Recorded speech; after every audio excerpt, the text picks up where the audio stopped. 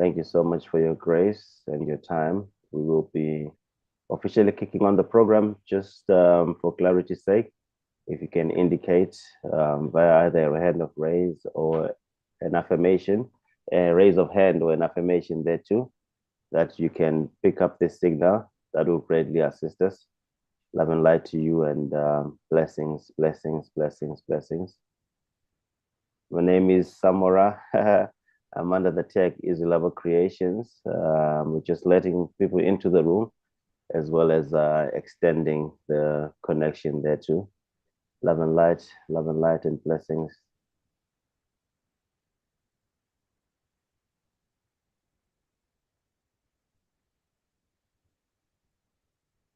Okay, we give thanks. We'll start officially the opening in the next 5 minutes. Well, give the overview and the introductions. Thank you so much for joining us. Just as you are here, just be aware that this session is also being streamed onto the YouTube platform, which is our YouTube page at 7LKXPX Media. It's available live with the delay time of about 20 seconds in between the conversations and the transmissions there too. We give thanks. Just do affirm that you can pick up the transmission and that you can see or hear. You've got visuals, you can pick up the audio. That'll be great from us. Thank you so much for joining us. As the room continues to fill up, we give thanks, we give thanks, we give thanks.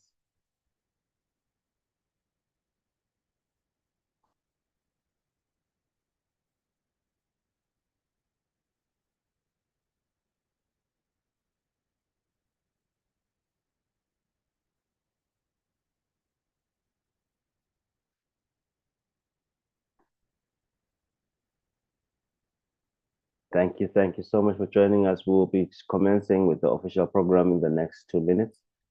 We've ensured that we've got transmission on both our platforms. That's on our YouTube page, 7LKXPX, as well as the interactions right here on Zoom.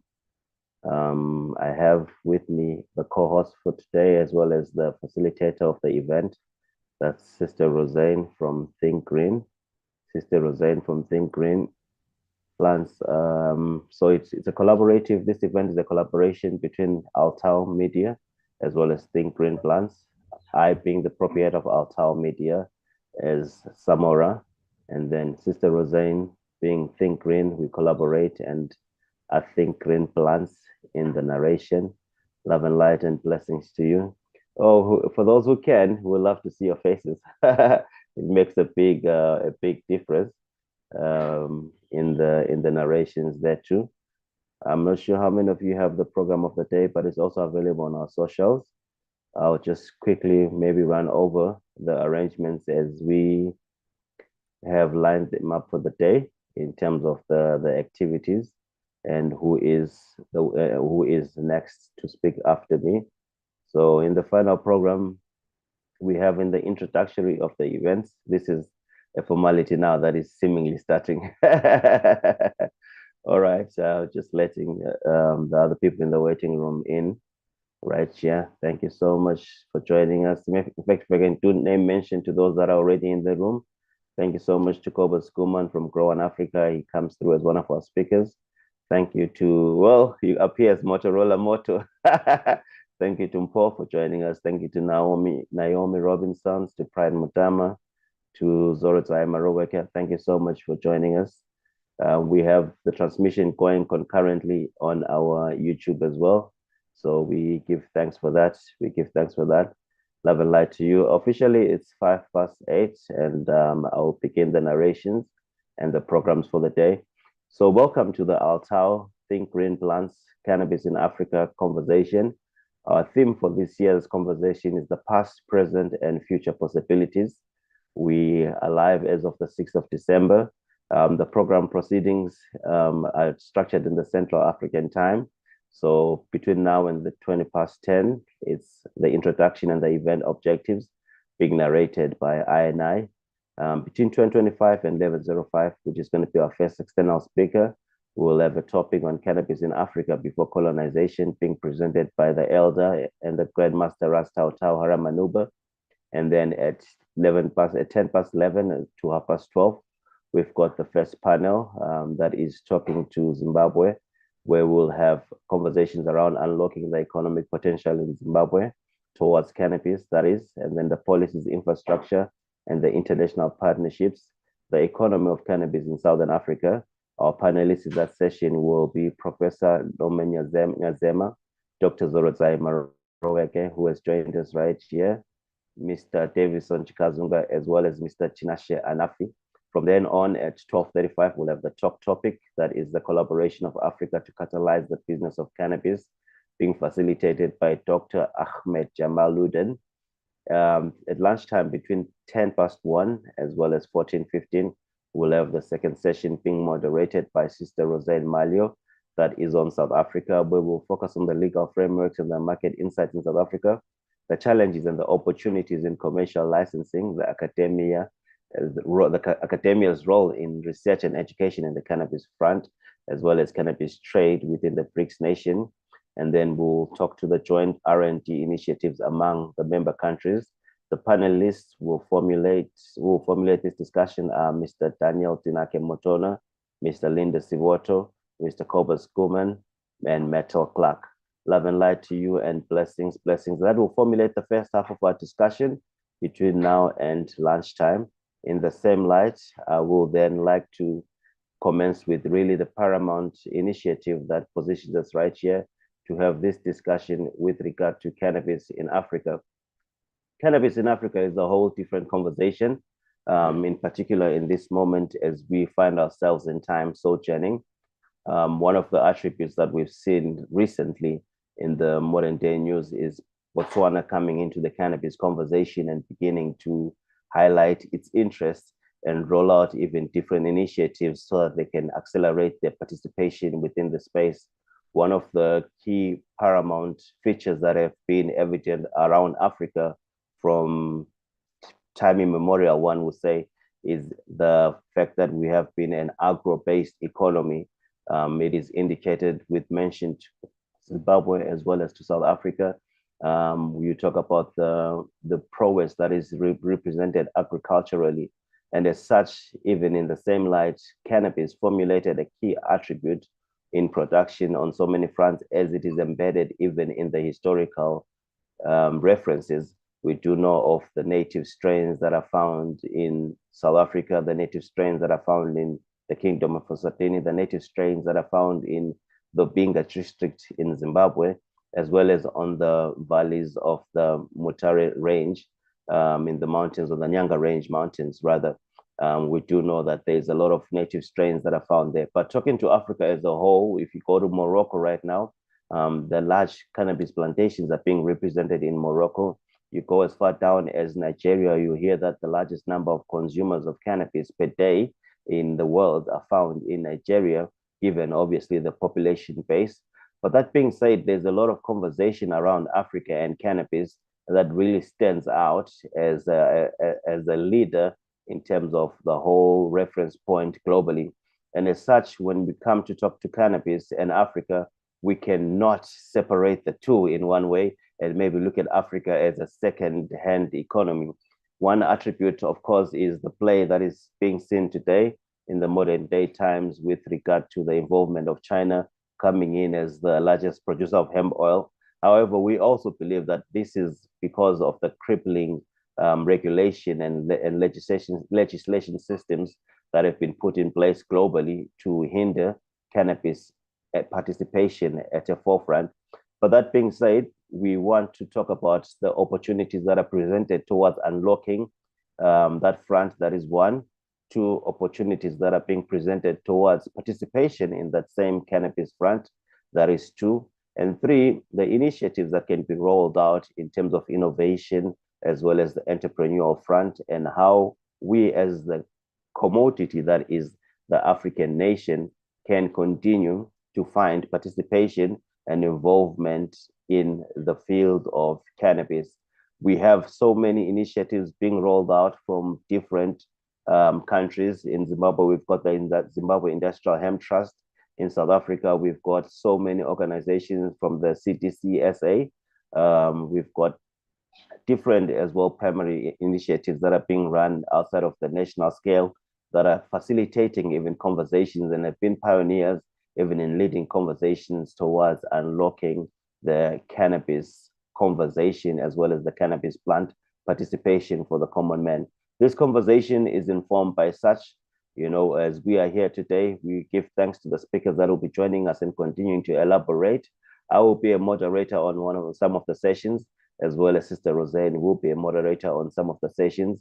And as we continue to talk to the cannabis attribute, we want to look at the future possibilities of what the cannabis strategy can present for Africa. When we look at collaboration, we look at innovation, and we look at fostering partnerships across the borders and engaging in joint research initiatives as African nations towards harnessing the full potential of cannabis. Africa's connection with cannabis is a vibrant tapestry that intertwines history, culture, and the modern economic opportunities.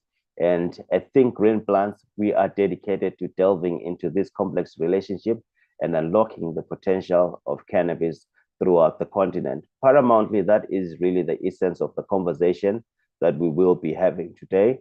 And in the same light, we give thanks to the speakers and the facilitators that will continue to expand on that and relay the different perceptions and the different narrations there too with regards to that conversation. In the same light, we will be joined shortly by Ras Tau Tau, who will talk about cannabis before colonization. However, in the same light, it's to break down and give an awareness to the community that there is a conversation on cannabis before colonization, because in so many fronts or in so many books, when we begin to tap into the attributes of Africa, our baseline begins at the form of colonization. Even historically in the academia, when the narrations are presented and the iterations are put forward, we always put colonization as the baseline. So as such, today we want to go back and dig into the underground and look at cannabis before that era of colonization, whereas Tao Tao will begin to give points of reference as well as narrations as to what the journey has been for the cannabis plant in Africa. So looking ahead, we really give thanks for today's conversation, and we thank you for joining us in this transforming journey as we are honoring the past, navigating the present, and nurturing the bright future of cannabis in Africa. We thank you for connecting with us virtually on the fronts. We give greetings once again to the people on YouTube. We give greetings once again to the family that is continuing together right here on the Zoom front. And a lot of participants as well as activists on the cannabis front are really joining and being part of this conversation. I did highlight the first half of our conversation today, and I will also take time in the moment to also highlight the later half of the afternoon, where in the program, after the session on South Africa, talking to the legal attributes, we will have a continuing attribute where we will have a session that is focusing on the role of women empowerment as well as the indigenous knowledge in the cannabis industry. One common attribute about the cannabis plant, especially in consumption, is that we basically, that's on the recreational side, on the THC side, it is the flower of cannabis that is most likely, in most cases, consumed. And that flower of cannabis in one end is the feminized flower. And as such, we honor even the queens in the cannabis space through this conversation that is going to be moderated by Sister Roseanne Malio, where we'll look at the role of women in cannabis in the value chains. We'll look at the challenges, the opportunities, as well in the cannabis ventures. We'll look at the cross-border collaboration amongst the indigenous communities, as well as the incorporation of the indigenous plants into the cannabis efforts. We do know that one of the attributes that puts cannabis forward as the plant is its affiliation to almost accelerate what would be a baseline of any product when one couples cannabis into the play. So in most medical fronts or in most indigenous practices, we're talking women and the indigenous attribute. When there is an infusion of cannabis into the play, the whole activity seems to accelerate and to springboard even the attributes of that healing element or whatever functionality element in the plant that is baseline coupled with cannabis. So as such, we look at that collaboration and that acceleration and the incorporation of cannabis with other indigenous plants. Our panelists in this session will be Gogo Renata Rek, aka Gogo Makwaza. We will have Dr. Regina Halley. We will have Dr. Zorotsai Marobeke. And then we'll have a special feature as well from Jackie Ramej. We've received apologies from Gogo, Mike Chikoko. That is, we've received apologies from one of our speakers. Everyone is becoming a Gogo right here. But this is Mrs. Teberai Chikoko. She has relayed her apologies as she has faced a bereavement as of late last night. And as such, she will not be able to attend or become part of our conversations. But we do find grace in Sister Jackie Ramej as well, facilitating to bridge almost the gap in that conversation late on in the night. We give thanks to that. Our fourth panel will be moderated by Rosette Milo as well as I, Samora Maat. It will be a talk topic that is talking to the cross-cultural perspective on Zambia, Malawi, Uganda, as well as the Kingdom of Eswatini, where we'll have conversation around the emerging markets, the regional synergies, the cannabis regulations and cultivations, as well as the challenges and the legal frameworks and the policy harmonizations, and look at opportunities for cross-border trade and knowledge sharing. Our panelists in that session will be Mr. Prince Seleta from Malawi, Daniel Sichilongo from Zambia, Mr. Kadet from Uganda, as well as a reef feature from Ukoko Makwaza. At least this time it's the right Koko, right? From the Kingdom of Eswatini. We give thanks for those collaborations and we're looking forward to that.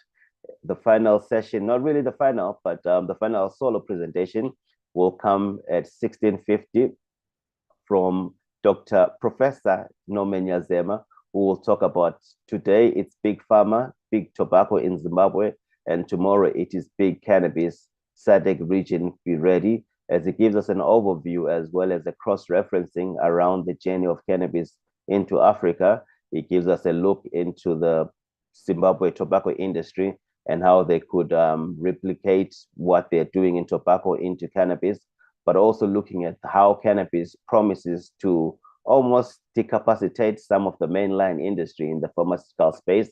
And the question that he puts forward is the readiness of SADC towards that end.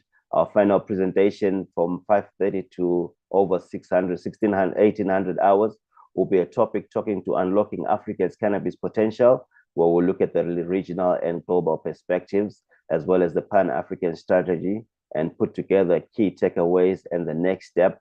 And I will give the closing remarks as much as I'm giving the opening remarks right now, where we'll look at the call to action and the overview over the day's activities.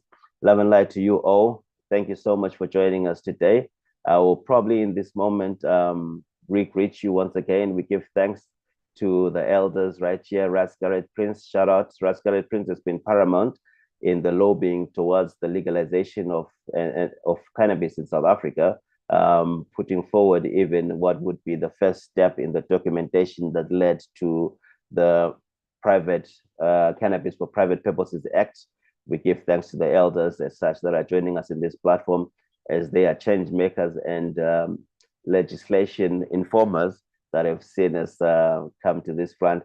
Thank you as well to Naomi Robinson for the bold act to unlock your camera and let us see your face. It helps to know that you're talking to more than just logos and symbols. No harm to everyone involved there. I'm just grateful to see a human face, on the other end of the line. And we give thanks for that. From UK and Ireland. Oh, that's fire. That's fire. That's fire. Give thanks, Naomi. Give thanks, Naomi from UK and Ireland right there, joining us. Maybe if we can take this moment to ask even the different players to inform us maybe where you're joining us from, and then we can give thanks to the session and hold on to the elder Ras Tau Tau, who will be joining us in the next 10 minutes and taking over the program there too, rightfully so. Love and light. If you like to unmute your mic, just send an indication or raise your hand, and then we'll get you to unmute your mic and then give us an overview.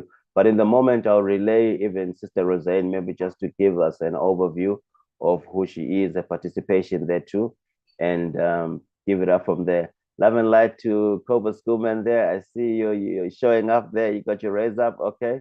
After Sister Rosane, I'll give you the opportunity to speak, Mr. Cobus Schoolman. Love and light and blessings. Sister Roseanne, you're on the mic. Blessings, and thank you, Brother Samora, and thank you to all that have joined us already. We're looking forward to today, full day session today. My name is Roseanne Malio, as already introduced by Brother Samora. I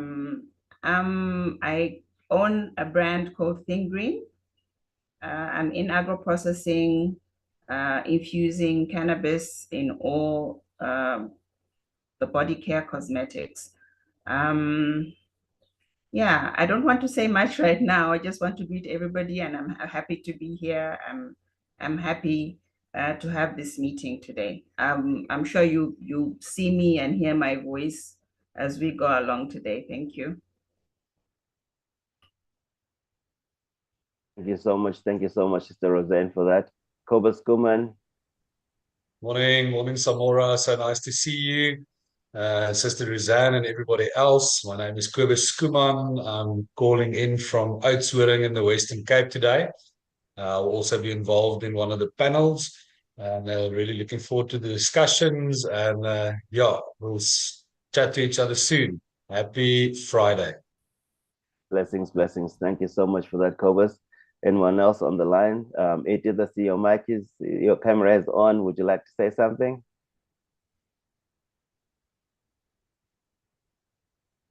Greetings and salutations, everybody. Just want to say I'm amazed and honored to have such an amazing group of souls here. And I'm looking very forward to the day of learning and sharing. I'm based in South Africa, in Gauteng at the moment. We give thanks, Edith. Give thanks. Thank you for that. Thank you. Love and light, love and light. Love and light. Blessings, blessings. Is anyone else? Richard, are you ready? Or Josh, I see you there.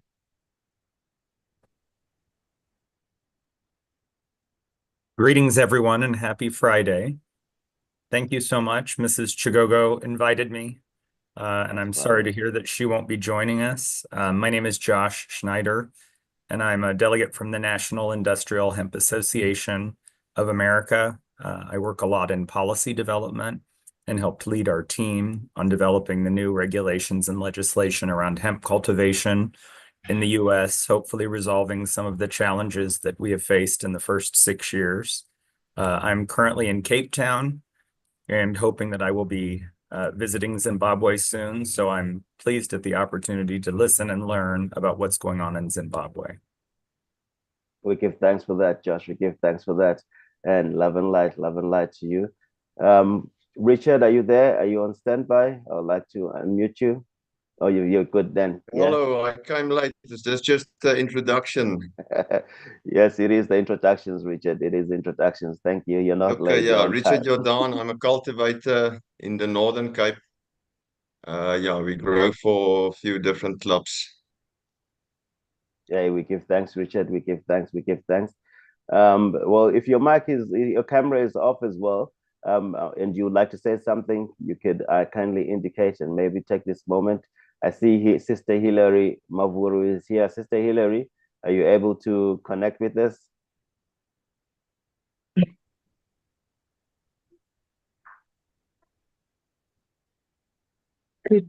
Good rising to everyone on the platform. My name is Hilary Mavuru. I won't say much too, just happy to be here. Happy actually that you guys have created this platform for information sharing. So congratulations to you guys already. Thank you. Yeah, thank you so much, Sister Hilary. Love and light and blessings to you. We do hear the young one there in celebration as well. Rascaret Prince, I see you're back on the line again. Love and light to you. I'd like to unmute you for salutations, Elder. We give thanks. One love to everybody on the platform. And I'm greeting you from a rainy Cape Town today. It's supposed to be summer, but we're having rain. We are living in strange times. And the whole cannabis situation is indeed a reflection of our times. But I'm very happy to be here. And might I say that today happens to be my Earth Day. So Wow. I'm very blessed to form part of these momentous discussions. Happy to be here. And one love and best greetings to everybody. Happy solar return, Elder. Happy solar return. Love and light for that blessing. It's always good to hear the iterations coming from the Elder. We give our humblest salutes to you, Elder. Give thanks, give thanks. Okay, I do, as we continue, we're almost in time now to connect with the other elders. I do see Mpo. Mpo, you're connecting here from your iPhone. Are you ready to connect? And maybe raise your salutations to the team. Yeah, no, thank you, Samora, and good morning, everyone in this platform. You can see that I'm traveling, but it's interesting to be in this platform. My name is Mpo Makado. I'm the farmer, the traditional healer that use this plant actually to heal people. So I'm willing to learn more also from other colleagues here in this platform. Thank you very much for inviting me, Samora. Dr. Mpo Makado right there. We give thanks to you, yeah. Love and light to the elders that are here. It's a great, it's really what Naomi said earlier on. Was it Naomi or was it Edith? It was Edith, I think, who said this amazing community of souls right there. I do see we've got one of our speakers as well, who's on the line here, Professor Norman Yazema. Professor Norman Yazema, would you be in a position to offer your salutation in this moment? Yes, good morning, everyone. And as I've learned from I call Samora Rasmat, Grand Rising. I'm looking forward to exchanging information with everyone. Good morning, everyone. And Prince, can we have some of that shared? Some of your shirts. Beautiful. Thank you. That's fine. That's fine. That's fine. Thank you so much, Professor Nyazema. I do also see that Prince Rascaret Prince is wearing a beautiful, beautiful shirt right there. We give thanks for that. As we continue our salutations, almost rounding up, we've got Dr. Zorotai Marobeka on the line. She's also one of our speakers today. Dr. Zorotai Marobeka, would you be able to offer your salutations in this moment, sister?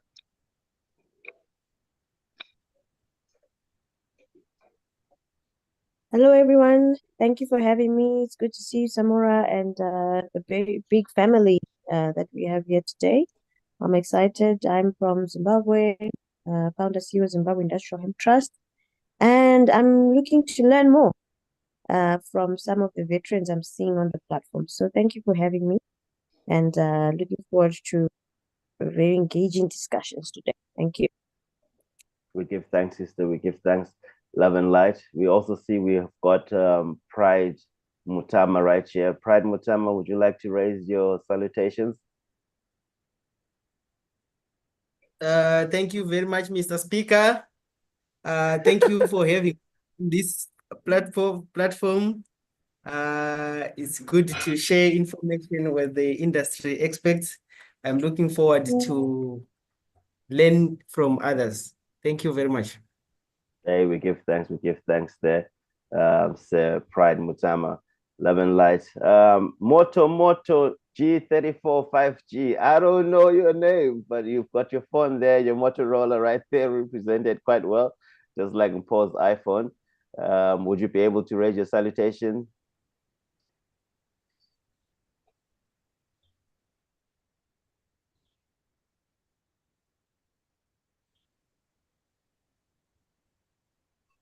Looks like we've got a dead end right there.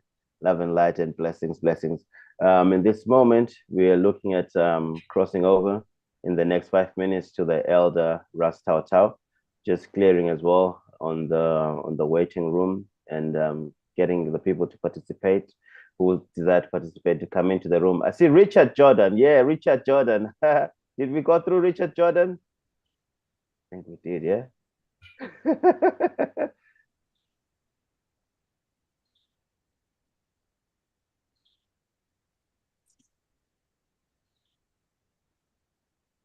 Yeah.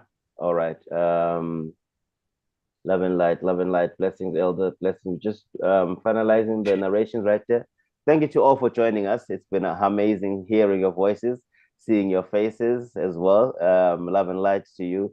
It's always appreciative to have a human attribute into these conversations, and to see so many industry experts gathered right here. I am an eternal student, learning always from the plant and from the people of the plant. In this moment, it's 8:31, and we will be crossing over in the narration and handing over the platform even to Ras Tao Tao. But in the same light, we would just like to cross-reference and give introductory basis even to the elder himself, Ras Tao Tao Haramanuba, who is on the move as always. That's beautiful. But in the same light, Ras Tao Tao is the National Communications Officer for the Cannabis Development of South Africa. Ras Tao Tao, welcome, Elder. I'm just running through and just giving an overview and an introduction to who you are, as well as the conversation that we'll have today. He is the chairperson of CTCSA in Limpopo. He is the president of the Rastafari United Front. He is a Pan-Africanist, a conscious information facilitator. He has numerous cannabis. He has been involved in numerous cannabis marches and has been the highlight of the movement towards legalization of cannabis. But he's also a decapacitator of the status quo through bringing background information into light. He really brings the highlight into what mostly is underground information that is known in the main line. He is anti-systematic in the display of his continuous information. And as such, today we have presented a topic that talks to cannabis before colonization, which is really an anti-systematic approach, one would say. We do trust Elder Ras Tao Tao, welcome to the platform, that you'll do justice to the topic. I will hand you over even to the mic right now and ask you to continue the conversation. Give thanks to you, Elder. Love and light and blessings. Blessings and greetings to honorable members on the platform. Am I audible, Program Director? Yes, Elder, you are audible, but I think because you are mobile, there's going to be some glitches here and there, but you are audible, Elder. Yeah, I'm currently actually in the Free State, Lekhalong la Nkgono Mantsopa, where they're celebrating the Basotho New Year.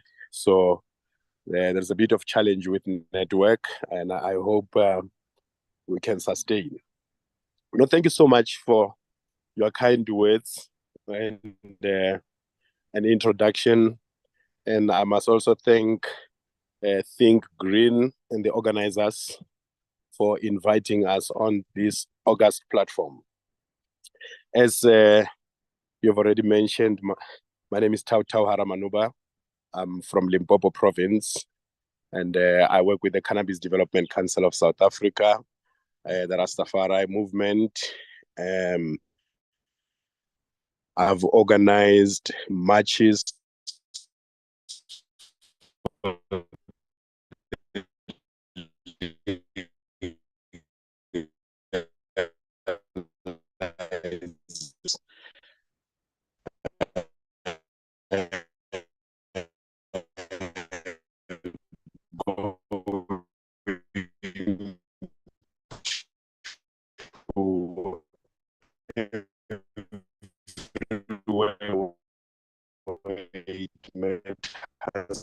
Parliament, Limpopo, Pacific, and very precise, without any what they will call, we talk about in terms of the medicinal aspect of cannabis, a lived experience. Also, we did not use only cannabis only for medicinal purposes. We use it also for spiritual purposes and also for textile purposes. What I'm currently wearing now, it is made of hemp, which is the industrial aspect of cannabis, the textile part of cannabis. I'm called upon to speak on cannabis before colonization.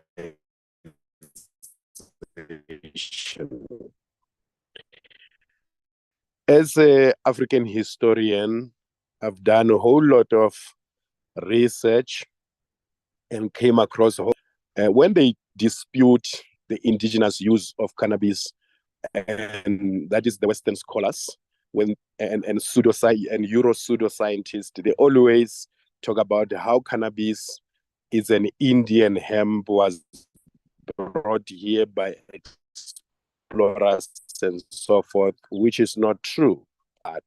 Meaning the tobacco of the Khoiks and San people, or Barwa, or Batwa, or Basarwa, according to our different languages and names that we refer to this African community.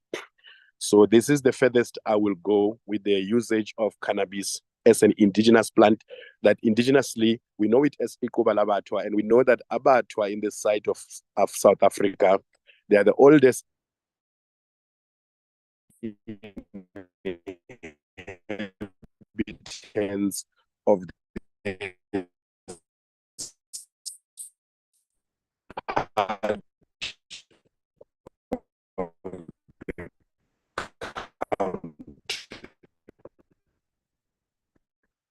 and their usage of cannabis has been going back many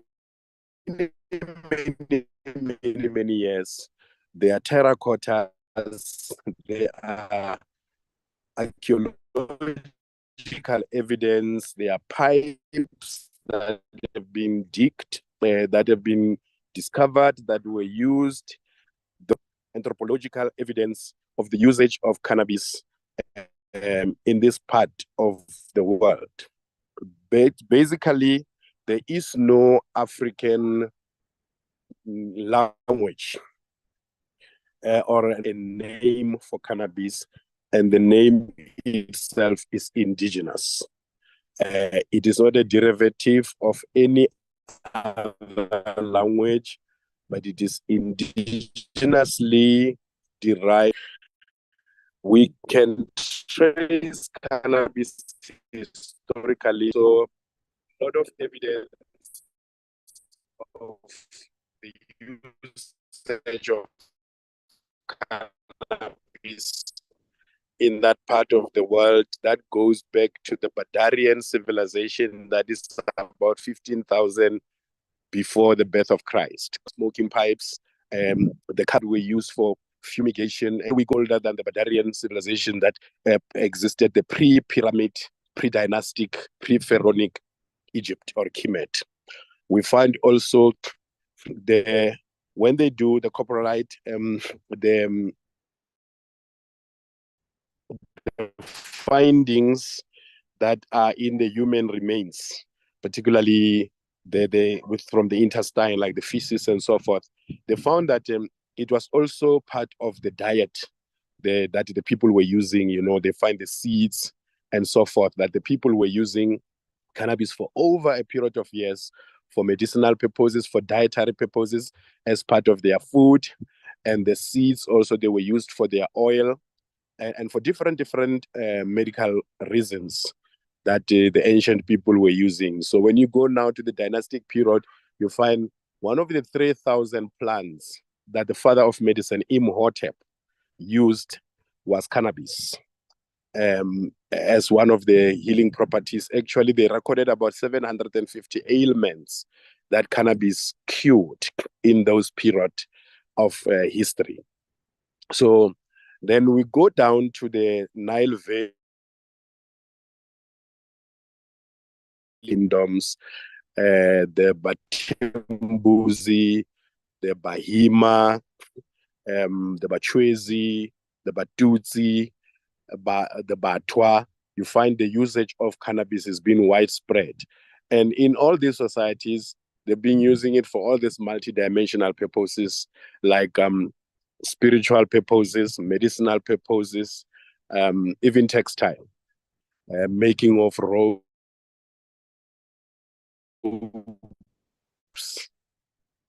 So, and then when you come down again to Southern Africa, there is a king called Sekhukhune. The people used to know him as Matsiva. Their kingdom was at Lulu Mountain. It is still today the cannabis mountains of Limpopo. This is where they established the kingdom of the Bapedi when they broke away from Bakhatla, Bamakau, or Makabu, originally Makabu, but as the historians keep on writing, they just say Makau. So we find that King Sekhukhune, you know, in Africa, we have about 10 different initiation schools. We call them Mepato. Now, in one of the Mepatos, when you are a son of a king, you have a group, your peers that you were initiated with. Your peers that you were going through initiation with. These are the people who are going to form part of your council when you become a king. These are the people who are going to form part of your military regiments. They were actually regiments that was established through initiation. So the regiment of King Sekhukhune was known as Matuba. This is where today we derive the word, one of the words they use for cannabis is Mushwangwa Matuba, because this regiment was known for smoking cannabis a lot. So therefore it is, and it gave birth to this name, among other names that the Bapedi use for cannabis is Homuya Fatsi, you know, Mushwangwa Matuba. Matuba is the regiment of King Sekhukhune who were his peers. From their initiation school who were notorious for usage of cannabis. And now when we go into the periods that involve now the anti-colonial struggle, it is said that King Dingane, in that fateful day where he killed Peter Diff and colonizers. They gave the colonizers a lot of alcohol while they themselves were consuming a whole lot of cannabis. And then from there, that is how they then declare war on the forming the banning of cannabis. The prohibition of cannabis, that one of the things, and all of that, it makes them behave in a particular way, you know, define certain African behavior in a very funny way, you know. They'll talk about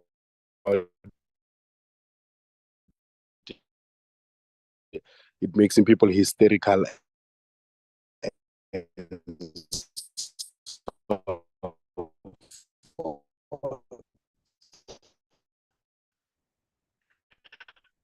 So while we are still at that period, but basically I need us to just focus on the pre-colonial history of cannabis and it being an indigenous plant to Africa, which by extension, I will say it is indigenous to every continent. Hence, you will find different land race, different strain. South America among the Olmecs, the Mayan. You move around the continent, whether you go to West Africa, you find that within the West African nations that were pre-colonial, that they found from the Nok civilization in area. They also find the remains of cannabis usage, evidence of cannabis usage. The remains that is in the form of clay pots, that they will use pipes,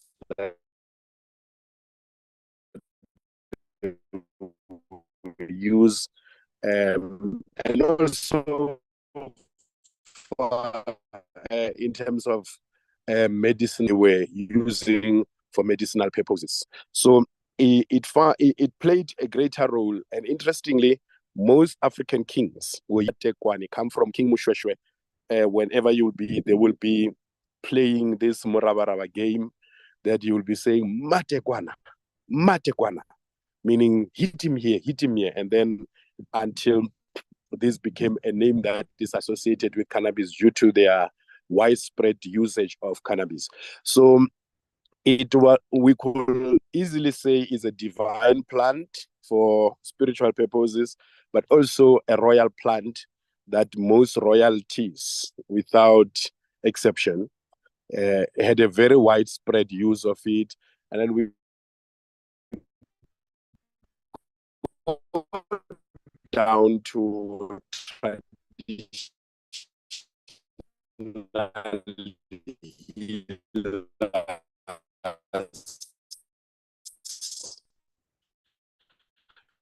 also they use it a lot, as I've also mentioned, South Africa, indigenous name we have in South Africa. It was widespread smoked to purposes.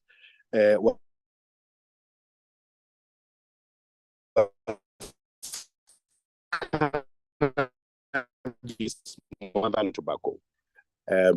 They used it in so many ways that today even certain traditional healers, when they are burning impepo, they will ceremony for this event that is taking place in Manyatsing. What I did as fumigation, as an incense offering for the ancestors, because one of the properties that it contains is that it invoke the spirits. It is one of the good instrument or plant for invocation, spirit invocation. So it's what is still widely used, and it's been used throughout, in spite of the prohibition. It's been used throughout the periods of history, throughout the annals of history. It's been a plant that is widely used by the people. So we have quite a lot of documentation pertaining to the pre-colonial usage of cannabis. And for all purposes that today we are battling with, or to bring it to the attention of the authorities, that in a form of a drug, as they would want us to believe, play a very small percentage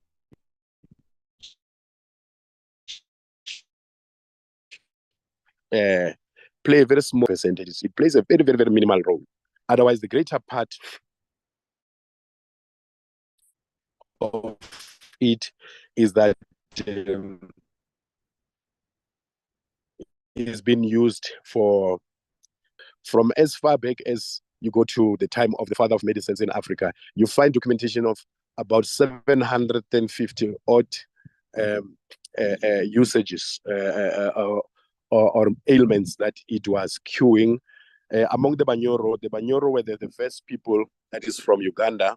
They were the first people to perform a cesarean birth 800 years before the Europeans discover the cesarean birth.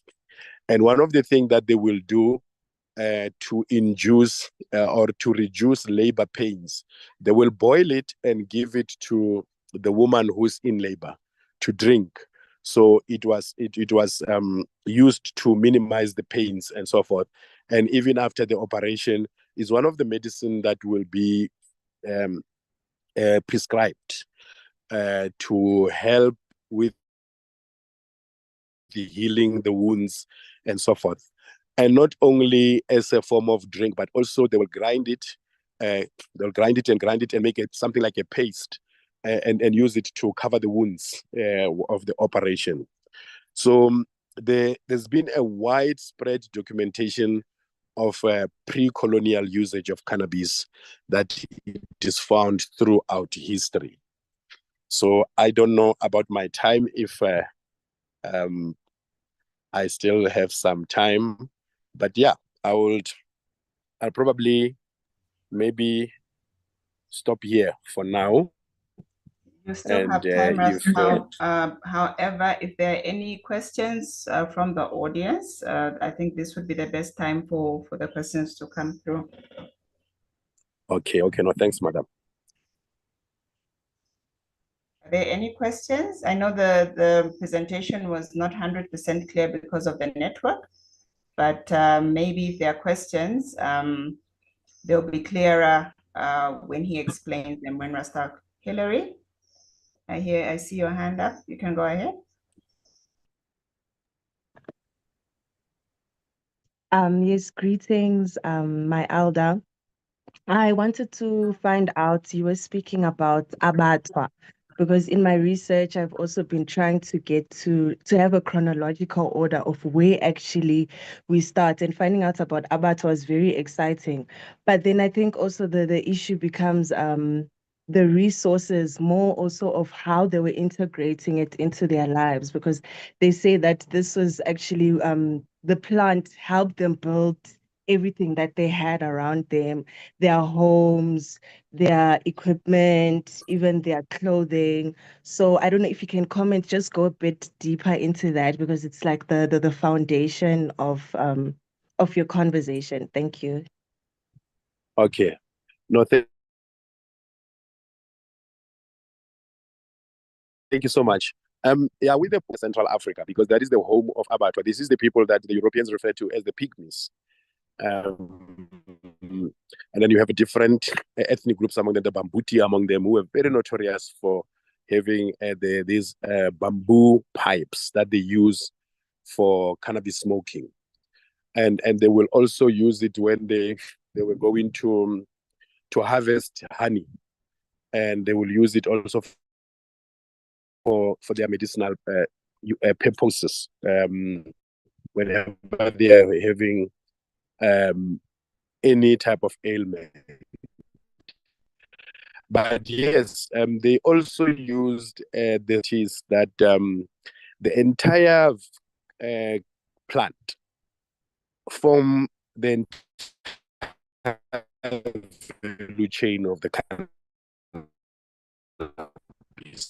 The stock, they will use some of the stocks to, and then they will also things like things that needed them to tie them up with a rope. So it's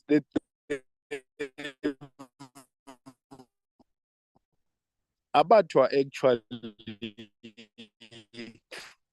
used it for almost everything: diet, medicinal, and then there are some documents, and even within their own cosmology, whereby it features.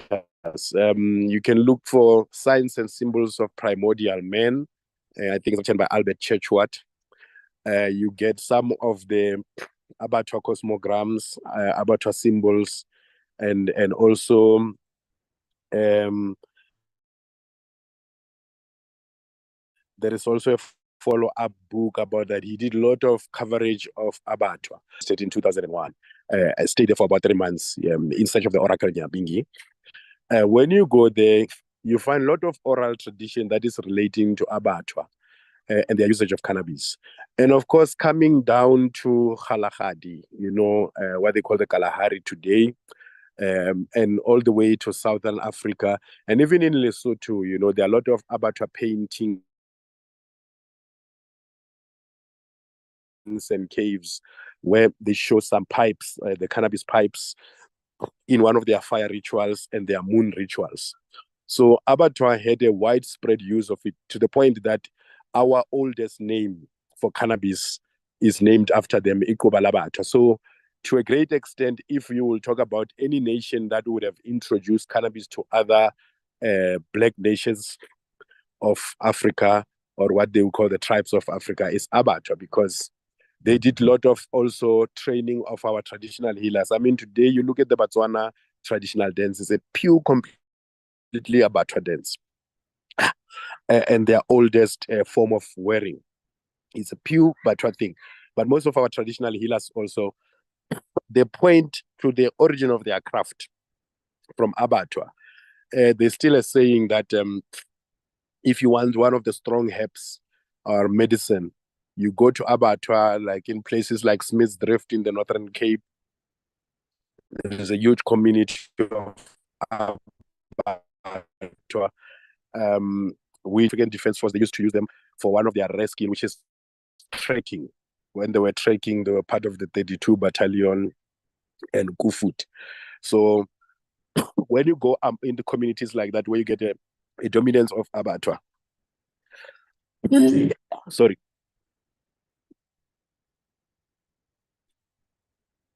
I have a throat problem, so if I talk non-stop without drinking water, it starts to dry up and I cough. I'm sorry about that.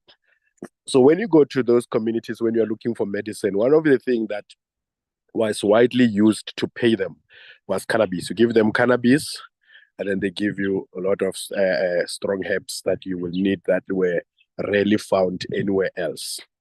I mean, we know one of their powerful medicine, which they gotten in court cases with, which the Europeans came and stole, was the hoodia. So when people wanted plants like that, they would go and offer abattoir cannabis. I don't know if I did answer you, my dear beloved.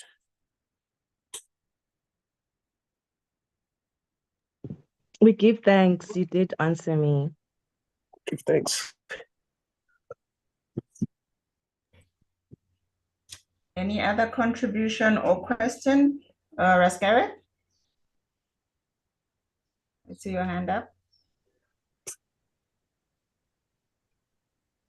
Yes, thank you, Madam Moderator.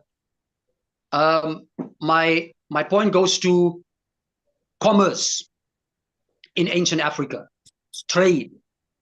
Now, we used to barter. That was the form of economy between indigenous or aboriginal Africans. So, because in the South, here with us, we have the greatest concentration of medicinal plants in the whole wide world.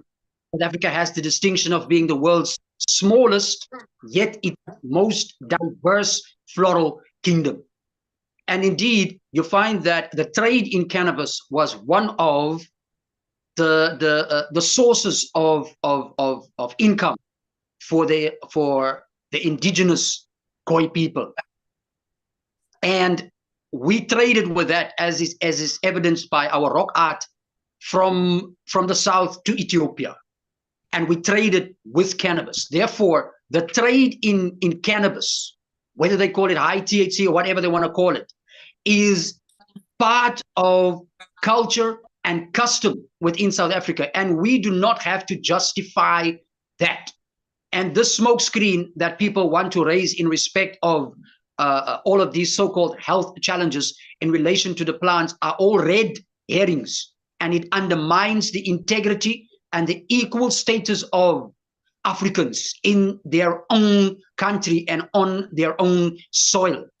We need to restore what was before the colonial advent, and we need to marry that with modern day advancements within the plant so that we can use what we have as a people in order to get what we want, which is economic stability and the restoration of the African dignity through international commerce with the wealth that we have been bestowed. So we must champion the narrative that it is cannabis, dacha, that we are promoting, and we must resist with the greatest of respect, that's my personal view, this distinction that they want to make between high THC cannabis, hemp, and medical cannabis, which is another red herring. African people stand for holism, the holistic approach towards law, towards plants, towards life. And that approach says that with what we have, our indigenous plant, the plant that our environment knows, the plant that our ancestors know, we are able to have industrial, medicinal, and recreational applications of this plant. We can strengthen our economy. So let us recognize our past. Let us be cognizant of where we find ourselves in the present in order to influence the future. Thank you. Thank you. I saw another hand. Naomi, you had your hand raised. Greetings, moderator and elder. We've just cultivated our hemp, and I was showing earlier, in my coffee, I have hemp honey. So we produce hemp honey here in Ireland, and I'm hoping to do the same in Zimbabwe very soon.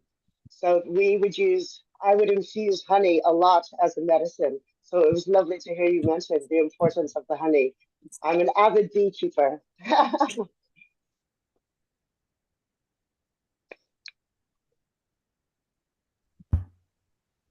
Thank you, Naomi, for that. Thank you, and Rasgareth, thank you so much for that contribution.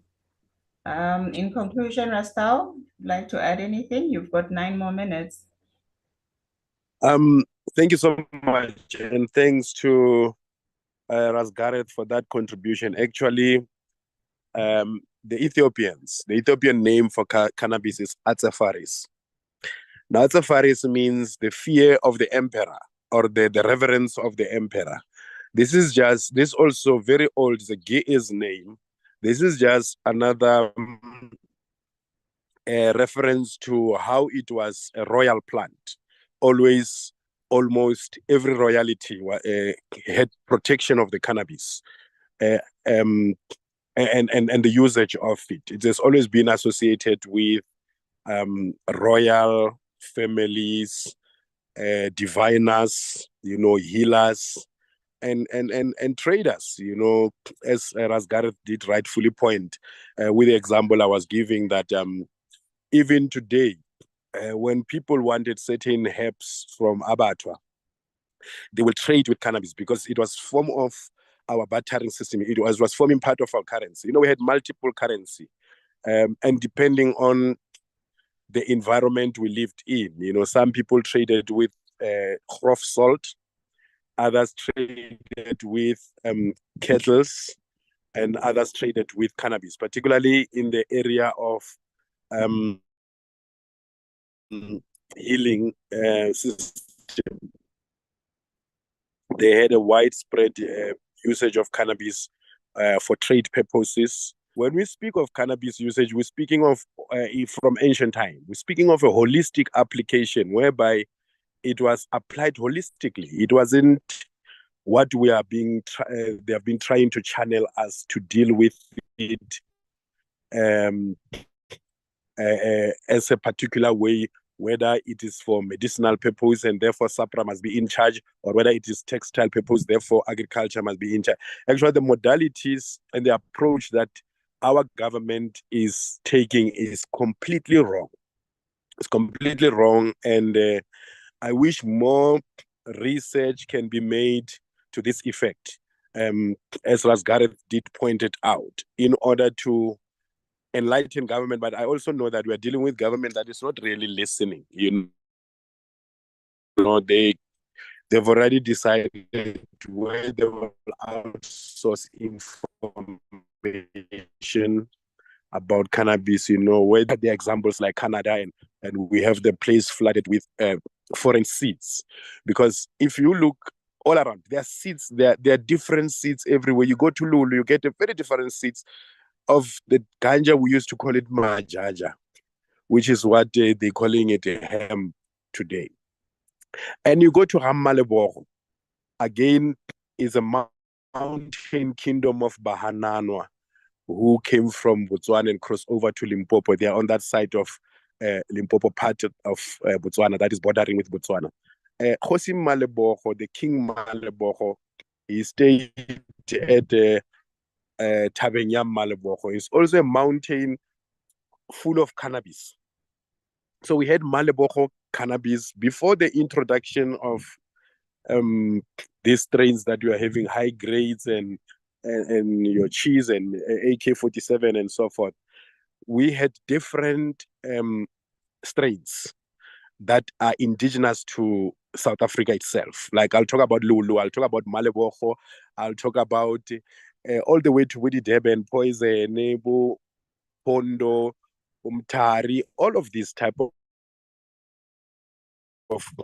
strains that we have. And what is constant is that it was for all purpose. It was used for all purposes. It was not only limited to smoking. Look at what happened during the COVID-19. People were mixing it with mhlonyane. Just like we indicated that people will mix it with impepo as incense. People will mix it with other healing herbs. They always find it to be a plant that is balancing in so many aspects, be it healing, be it textile, be it incense, fumigate. Saying today that and I grew up hearing this for forever, that if you smoke cannabis in the house,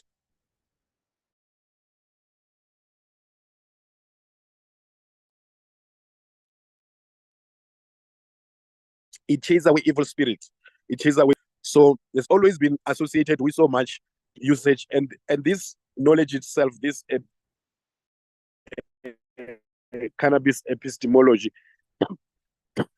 as far back as the people can remember, and it formed part of the cultural collective memory that that is so diversified. Hence, I said a lengthy research needs to be conducted on this. So we need to research the researchers. We need to come up with an antithesis of thesis as far as cannabis is concerned. Thank you. Before you leave, Rastau, Professor Nyazema's hand is up. I think he has a question or a contribution. Go ahead, Professor. Thanks a lot. I don't know whether the Elder Tau Tau, you remember, we met at Polokwane Airport some time ago and we exchanged contact. And what I'd like to do is to appeal to you that I'm glad you've mentioned the issue of research, but research can only be conducted if there are documentations that are in place. So I would like to appeal to you that if there is a way you can capture, I've not seen it, you can capture everything that you've said about the history of cannabis and so forth in some kind of a document, so that at least proper research can then be carried out in order to confirm or refute some of the things that you have said. So please, if it is possible, it would be nice if you can pass on any documentation that you have to people that may want to carry out the research. Thanks. Okay, no problem, Prof. Professor Nyazema is from the University of Limpopo. Yes, we met. Yes, we met at Polokwane Airport. One day we're coming from Joburg. Yeah. Okay, yes, I remember, Prof. I remember we met at the airport. Yes, we exchanged contacts. We had talks about problems. We will avail some of the research material to facilitate and enable a further research in this respect, and we will appeal also institutions like yours, like universities and so forth, to assist with research. You know, not just be the recipients of the research that we do with limited resources, but to come on board and assist fully, so that then we can come up with a very comprehensive research material.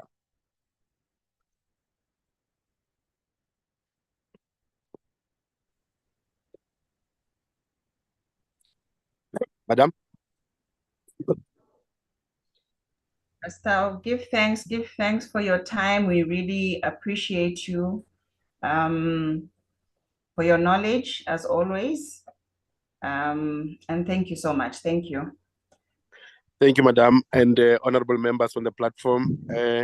Not out of disrespect, I'm going to log out because I'm currently attending an event which are supposed to make a presentation. We give thanks, Elder. We give thanks. We give thanks for your time, love and light, and very informative. Hopefully, the replay will be smoother.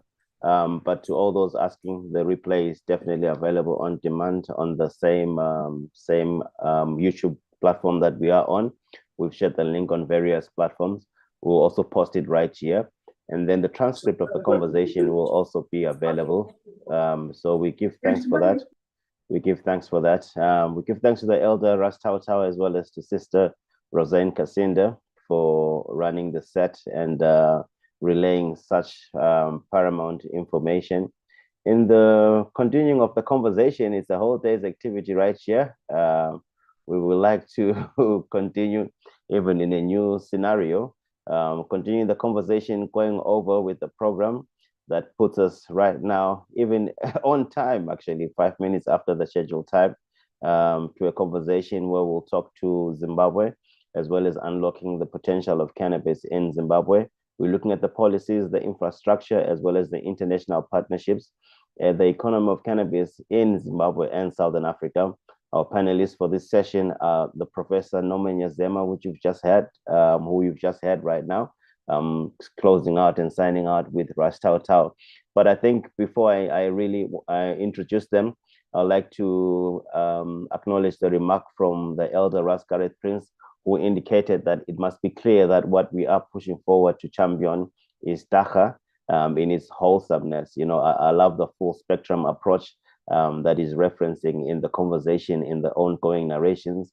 There too, even when we look at the conversation in Zimbabwe, we do know that in the moment the legalization in Zimbabwe talks to the hemp front, but when we then sectorize the discussion, we are looking at the economic potential of cannabis as a whole, and we trust that our panelists will do justice towards that.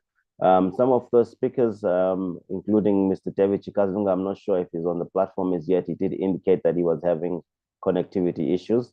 We hope that he aligns really well. But in the moment, I would like to put forward my welcome once again to the elder, Professor Nomen Yazema. We do see that you're already here, as well as our sister Dr. Zorotsai Maroveke.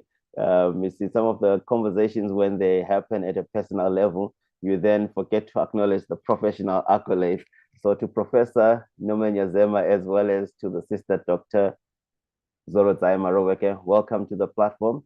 I would like to highlight you even as we bring to this conversation love and light. Blessings.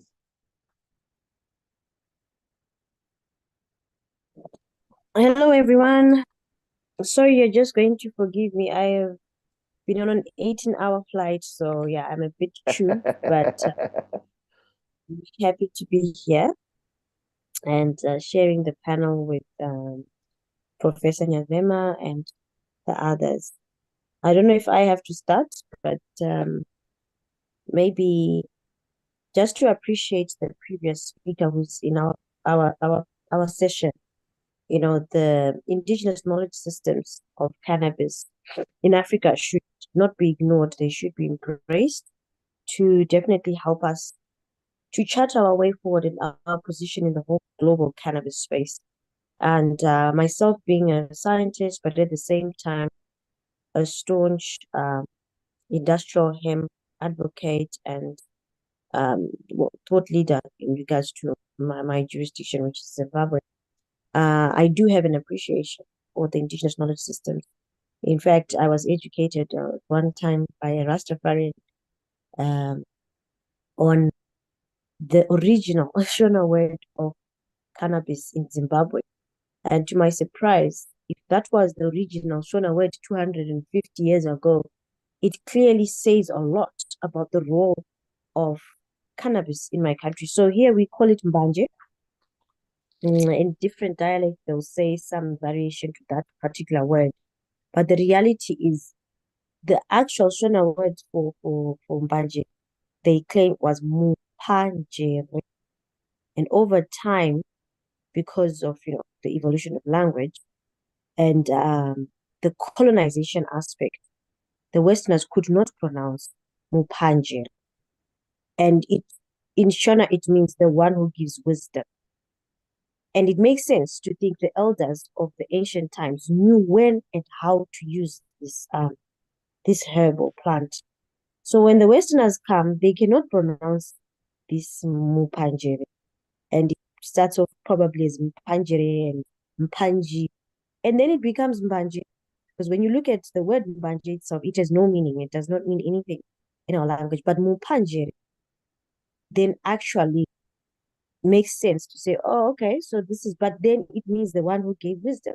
So it means it's got a very long and profound role in our culture and so on. So I just wanted to appreciate the first speaker, but coming to the topic of the day, which is, just hold on, I just want to refer to some notes that I was taking.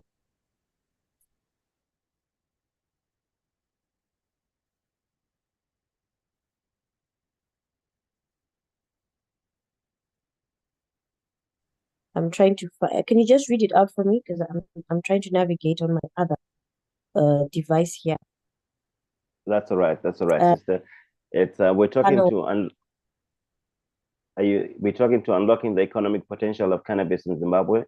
We're looking at the policies, the infrastructure, as well as the international partnerships, as well, and the economy of cannabis in Southern Africa. Okay, so maybe let me start with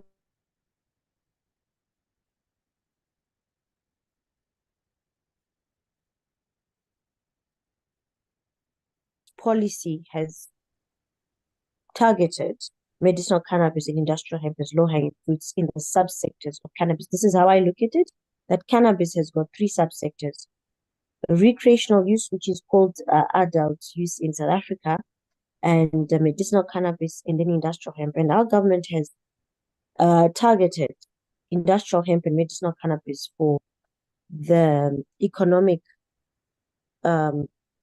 benefit, or to mainstream those aspects of cannabis for socio-economic and definitely environmental benefit. But unfortunately, when we speak of medicinal cannabis in the modern day, it's typically an agro-pharmaceutical business, according to the regulatory framework, which is not just an African thing. It comes all the way to the UN level and all these other international bodies that then regulate how pharmaceuticals should be managed, regulated, and so on. And unfortunately, then cannabis happens to fall under these dangerous drugs. So you find that the approach, once you mainstream cannabis into an agro-pharmaceutical, it's going to fit into the day-to-day framework of regulating pharmaceuticals, which creates the exclusion problem, which I think most people who are pushing for embracing cannabis in the indigenous knowledge systems have always raised. So in Zimbabwe, yes, we have done that. It has not been very successful, in my own opinion, because people jumped into it thinking they will simply just grow cannabis and they can sell it. But unfortunately, if you're growing pharmaceutical purposes, the buyer, the market dictates what you're going to do. And I think that has affected the Zimbabwean players massively, also because our government was strictly looking at export, which is problematic because you can't export something that you don't trust to be used in your own country and expect to be successful and grow a whole economy around that. The other problem is obviously we have an illicit cannabis industry, which is valued at about $57 million to $200 million. And that is a sad thing, because if government was able to also mainstream that, they would then be able to realize the full economic benefit. But these are just my opinions. As a lobbyist, as an advocate, and I have no side really. I am just objectively looking at both sides, what government could do and how the people where they can meet each other. So in regards to medicinal cannabis, I do not consider Zimbabwe a good example in terms of the approach we've taken. We have issued 60 licenses to date, and we only have about 7 companies that have survived, which is a serious indication that something is not right. But also this goes beyond. It's also issues to do with the market. It's not as big as people thought, that you can export. Every country can grow its own cannabis. There's nothing special about Africa, unless it was diamonds, where you say they are found just in Botswana and Kimberley and Chiadzwa. But with cannabis, Canada, USA, they can actually grow their own product, even though it might be more expensive. But eventually, it might prove to not be that expensive because of the shipping costs, which have terribly affected us. Although I appreciate that South Africa is way more.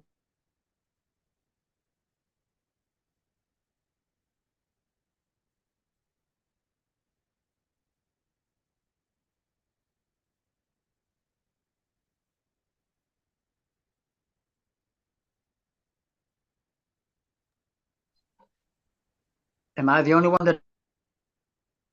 No, you're not the only one, Elder. You're not the only one. Sorry, the line is freezing there, Dr. Zorotai. Sorry about that, Elder. The line is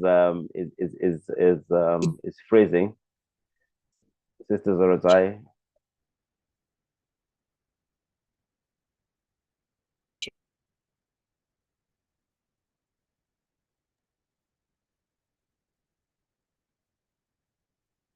All right, we seemingly have lost Sister Zorotai right there.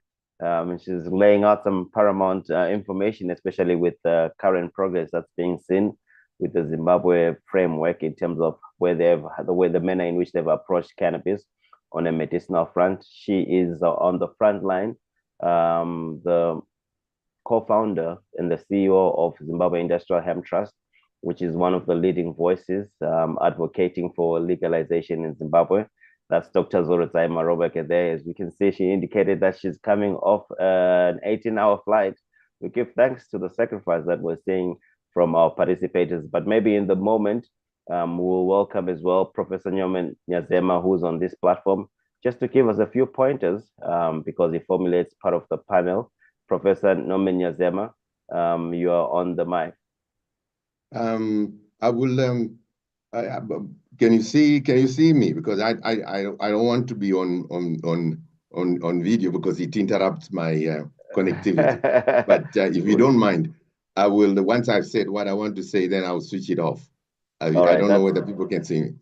Right. Yeah. I'll just take off from where Dr. Mawereke had mentioned. As someone from Zim, and who is doing some kind of research in this area, let me deal with the issues of policy. I think there is a problem. She mentioned something like, we've not been successful.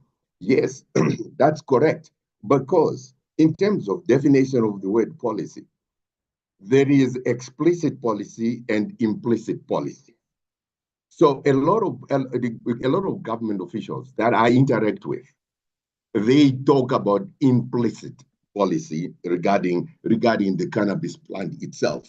And I can tell you that if people are aware of UNCTAD document, cannabis document of 2022, a lot of government officials don't know about that document. And yet that document gives an idea of how every government, any government in the world, has to approach, particularly in the South, particularly in less developed countries, that you approach cannabis sativa from a whole plant approach. You approach hemp from the whole plant, from the flower to the root. And in terms of policy, there is that lack of understanding. That's number one. So when you want to come up with policies and so forth, if you don't understand that, you're at 6s and 7s. That's what I found in Zimbabwe. And the second thing is, when you talk about infrastructure, I'm not so sure, when you said we should talk about infrastructure, you mean here.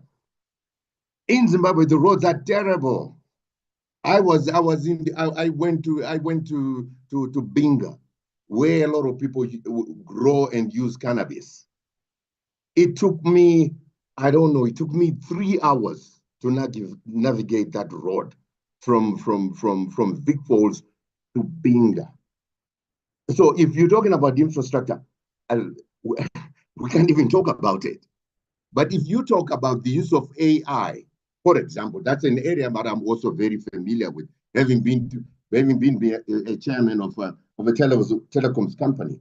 Yes, we can use the telecoms. The telecommunication is now there. We now know who grows what, where in Zim.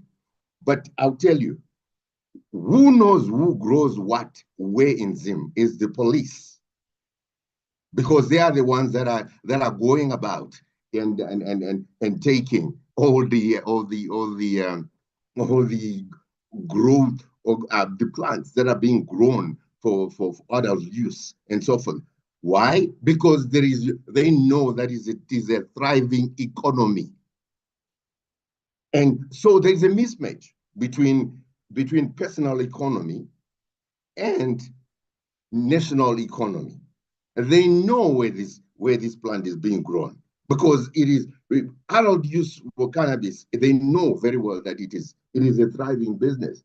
So it is only those who are privileged that have got access to this kind of information. So when it comes to infrastructure, yes, telecoms is being used to kill indigenous economy in Zimbabwe, as far as I understand.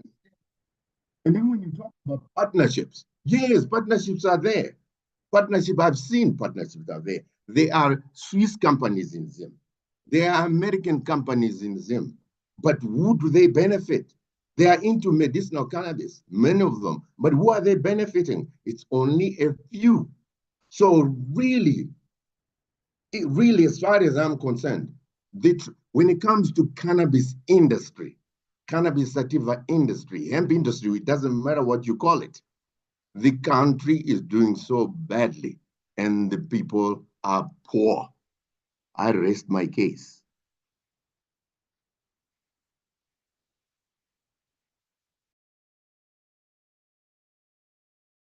It's very exciting. That's on the industrial front, yeah. On the infrastructural aspects, we give thanks to that Professor Nyamen Nyazema. We see Dr. Zorudzai is back in the connection. I'm not sure if you managed to catch. We've got a hand raised there from Ras Gareth Prince. Maybe Ras Gareth Prince, you may proceed. Thank you so much.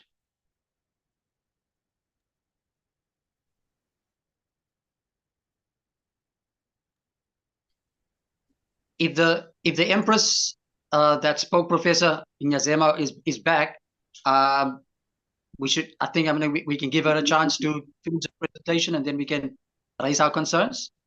Yeah, that's all right. She's back. Yes, she's back. Yeah, but yeah. Before she comes in, can I just also add something that may also be considered in our discussion? That is the interpretation of the international laws. The single convention, the narcotic convention, and so forth and so on. I can tell you, I've been trying to engage lawyers in Zimbabwe. Not many are keen to discuss those conventions and really understand what they mean in terms of what we're trying to do in terms of developing this industry. Again, I rest my case. All right. The Empress Dr. Zorudzai Maroweke, she keeps coming in and out, but I think she's back now. Dr. Zorudzai Maroweke, are you there? Apologies, I don't know. I'm having some technical challenges with my internet here. Sorry about that. Maybe you can just help me if you need me to come back in where we left off. Yes, we definitely need you to come back in. Actually, we had Professor Nyazema come through and talk about the state of medicinal cannabis in Zimbabwe, as well as looking at the infrastructure where he indicated the state of the economy, looking at the roads in towards Binga district where cannabis is grown, but maybe on a medicinal front, as well as the policies as to where we are with regard to the moments we are in today in time. You can proceed from there. Okay. So, whilst realizing the mistakes that Zimbabwe has made on the medicinal cannabis side of things, the government has decided to relook at the legal framework in a way that is proactive to support the survivors of the industry. So there are some amendments that will be announced that should be expected in the year of 2025. We've been part of the processes, the consultations they've been making, and I think they're very progressive. So it might change the landscape in terms of medicinal cannabis in Zimbabwe and probably re-attracting funding, capital in this direction, and also maybe encouraging those people who had kind of given up on their projects. So yeah, we should expect some news in that regard. And then on industrial hemp, I was saying, I think Zimbabwe has the most competitive legal and regulatory framework on industrial hemp. Maybe it boils down to the fact that we do have a strong pedigree in agriculture and our experience with the big tobacco industry. It was easier for government to it was more palatable, if you put it that way. And they know every day how to probably run a high volume, low value, large vast of, the wheat and stuff. So it's something more familiar. And I think that's why the legislation was much easier for them to come up with. And there is a lot of political will to see the industrialization of industrial, but unfortunately, to then unlock the economic value, there is a lot of work that should be done and it cannot be ignored. And unfortunately, in Africa, we don't really finance. I can't say we don't value research because people, they value it, but it's what they do about it. So the problem is for us to get to the full commercialization of, and unlocking the economic value, we have so many knowledge and information gaps that need to be bridged. And I'll give an example. We have identified 4 areas that need that need knowledge and information gaps to be bridged. And number one is the agronomy or the agriculture of industrial hemp in Zimbabwe. So we have great agronomists in Zimbabwe, but they've never actually grown hemp. And you'll find it boils down to the questions of which seed, which area, which climatic regions, which planting seasons. And of course, it's the agro-technical stuff, the post-harvesting issues, or the harvesting issues, because the plant is so tall, our infrastructure, our equipment, our technology is not maybe geared for that. So it's all those adjustments. And then you have farmers who are just excited, like we are going to grow hemp. You have banks that are interested and are looking at this, but then there's not enough information to justify their participation. That's one area. The second area is the industrial processing to make fabric, like the one the gentleman there was wearing and looking good in. There is technology. We already have a very mature cotton industry, but we have actually done research and looked at the current infrastructure in Zimbabwe. Is it adaptable for hemp fiber to then make fabrics? And we realized that no, it's not, because what we have in Zimbabwe is obsolete cotton technology, and you need a whole new outfit for the spinning aspect. But even before you get to the spinning, hemp is not like cotton where you just go in and pick and separate the lint. You have to then cottonize the hemp. So all those gaps, you'd find that the existing industries will not easily accept to diversify or to start using that raw material because of the level of investment and then the lack of localized expertise. So that's another aspect. So the industrial processing after the agriculture of hemp. The third aspect is the business and economics. Is this viable? It's nice to talk about industrial hemp, but when it comes to dollars and cents, which is the economic part, commercialization part, does it make money? For you as an individual who's doing this as a business. And then when you look at it at a national scale, is this going to be a viable value chain? That is hemp textile, that is hemp wood, that is hemp construction, and so on and so on. So the fourth aspect then comes, what is the climate impact of industrial hemp? Once we know conceptually that it's got these environmental benefits, we have to actually then see, can we unlock value in terms of the climate economy through hemp? What's not our core business? I don't think a lot of hemp people here grow hemp because they want to earn carbon credits from it. No, we grow hemp because we want to make food, because we want to make these clothes and medicine and so on. This carbon thing comes as a positive externality. But again, how do you do it?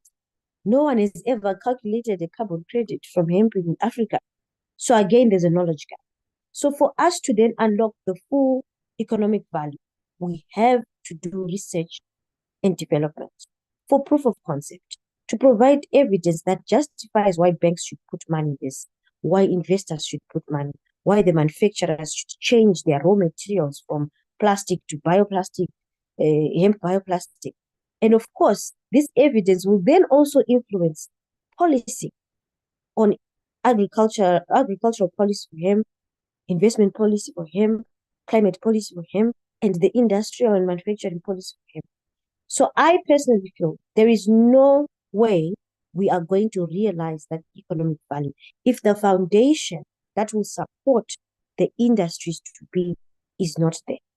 And unfortunately, it boils down to research, innovation, and development, which needs funding. So this is where we are, and government has adopted the strategy because we've said other countries have done some of the things we are trying to figure out. You can benchmark, but only to a certain degree, because Zimbabwe is not Canada. South Africa is not Netherlands. So there are things that you can copy, but there are things that you have to modify and then paste. So in that regard, we are saying we have to have homegrown data. We have to contextualize, because our ecological, like in Zimbabwe, we have about 4 or 5 ecological regions. You can grow a variety in the capital city. It might not work, but it doesn't mean it doesn't work in Zimbabwe. You need comprehensive studies to then grow it in the eastern, in the north, everywhere, and then you then make conclusive positions about that variety in regards to the different regions. So I think the key thing, my response to unlocking economic value, is not without research and development to create strong foundation for such huge industries which are competing with existing legacy industries like tobacco, cotton, sugarcane. And we are saying farmers are tired of being ripped off in the tobacco industry, in the cotton industry. What would be so different when we introduce industrial hemp? What would be so different about those models that would empower farmers, that would empower the people and support a whole economy? So thorough research has to be done so that we have confidence and all stakeholders can then participate. The second aspect is obviously infrastructure. And I think Prof was touching on it when I tried to come back in, but I think we are well positioned because we have these legacy industries like tobacco and cotton, which are decentralized. There's so much we can ride on, but there's still so much more that needs to be done because hemp is a different crop because of its myriad of value chains, which you find with tobacco is not like that. The processing, I think, is only like 2% value addition in Zimbabwe right now. So when you want to say hemp, we are going to need huge central areas for decortication to be able to then give the construction guys what they need, to give those textile guys what they need. Or maybe we need to have small units and promote farm gate processing, farm gate level processing, which then actually empowers farmers. So a lot has to be thought through, and that's why I brought the economics aspect and the industrial. These are pillars of research that need to look into all these things. And then when it comes to regional and international partnerships, like I said, we can benchmark. The global north, what they have is IP, technology, expertise, right? And obviously capital. Here we have the land, we have the people. We also have expertise in how to grow things in our own countries, you know. But we need to have strategic and mutually beneficial partnerships. So I think when we look at international partnerships, let's try to stop and think about what are Africa's competitive advantages? How do we leverage? I think you know the controversy around Africa doing deals with China and how people feel that Africa is always being shortchanged. It's because we are not focusing on our strengths and leveraging on saying, okay, we are good at this and we are going to leverage on that. So I'll give you an example. The whole of Europe, the total hectare of industrial hemp production in Europe is about 50,000 to 60,000 hectares only. The whole continent. A country like Zimbabwe does 300,000 hectares of cotton. Can easily do 300,000 hectares of industrial hemp in the next 5 to 10 years. And you can imagine if all the other African countries come on board. So already we've got a huge competitive advantage, but we have to find a way to say, how do we leverage on what we can do? Because that obviously puts us on the global map. If we can produce that much quantity at a lower cost, of course we can go on the global map. But these things cannot be done if there's no cohesion and agreement of the vision and the steps that need to be taken. And governments need to understand this. Stakeholders need to understand this. So sometimes you find this excitement. People will say, we are going to do 1,000 hectares of hemp. And I look and I watch and I laugh and I say, how? How are you going to just wake up and do 1,000 hectares of hemp when we don't have all these fundamental issues to then back a bankable project? Because banks will not put their money on things that are not making commercial sense. And unfortunately, someone has to do that donkey work to then have this foundation and all this information that everybody requires to participate. So I think I'll leave the other aspects for the other panelists to touch on, but that's my contribution and I hope it's helpful. And if there are questions, I'm willing to take them. Thank you. Oh, love and light, sister. We give thanks for that. We give thanks for that. Very thorough presentation indeed. I'll see if I can shift you from the highlight right here because you're still on the spotlight. You've raised your hand again, sister. Yeah, you want to continue? All right. No, we give thanks. We give thanks. We give thanks for that. All right. Love and light to your family. Very, very important contributions right there coming from Dr. Zorotai Maroweke. I'm sure from her offering, we can actually tell that she is a fundamentalist in terms of the foundations that have informed what is the hemp conversation in Zimbabwe in the moment. One of the attributes that she talks to is the attribute of R&D, which is research and development being rolled out, which really is a foundation that is paramount for any industry. But we've got a raised hand there from the elder Prince Aleta. Prince Aleta, if you may go ahead, elder. You formulate one of our speakers later on in the program. Okay, yeah, thank you so much. Where I am, I'm near the market because I'm just coming from another meeting. So I don't know if you're able to get me clearly there. Can you confirm? You're clear, elder. You may proceed, yeah.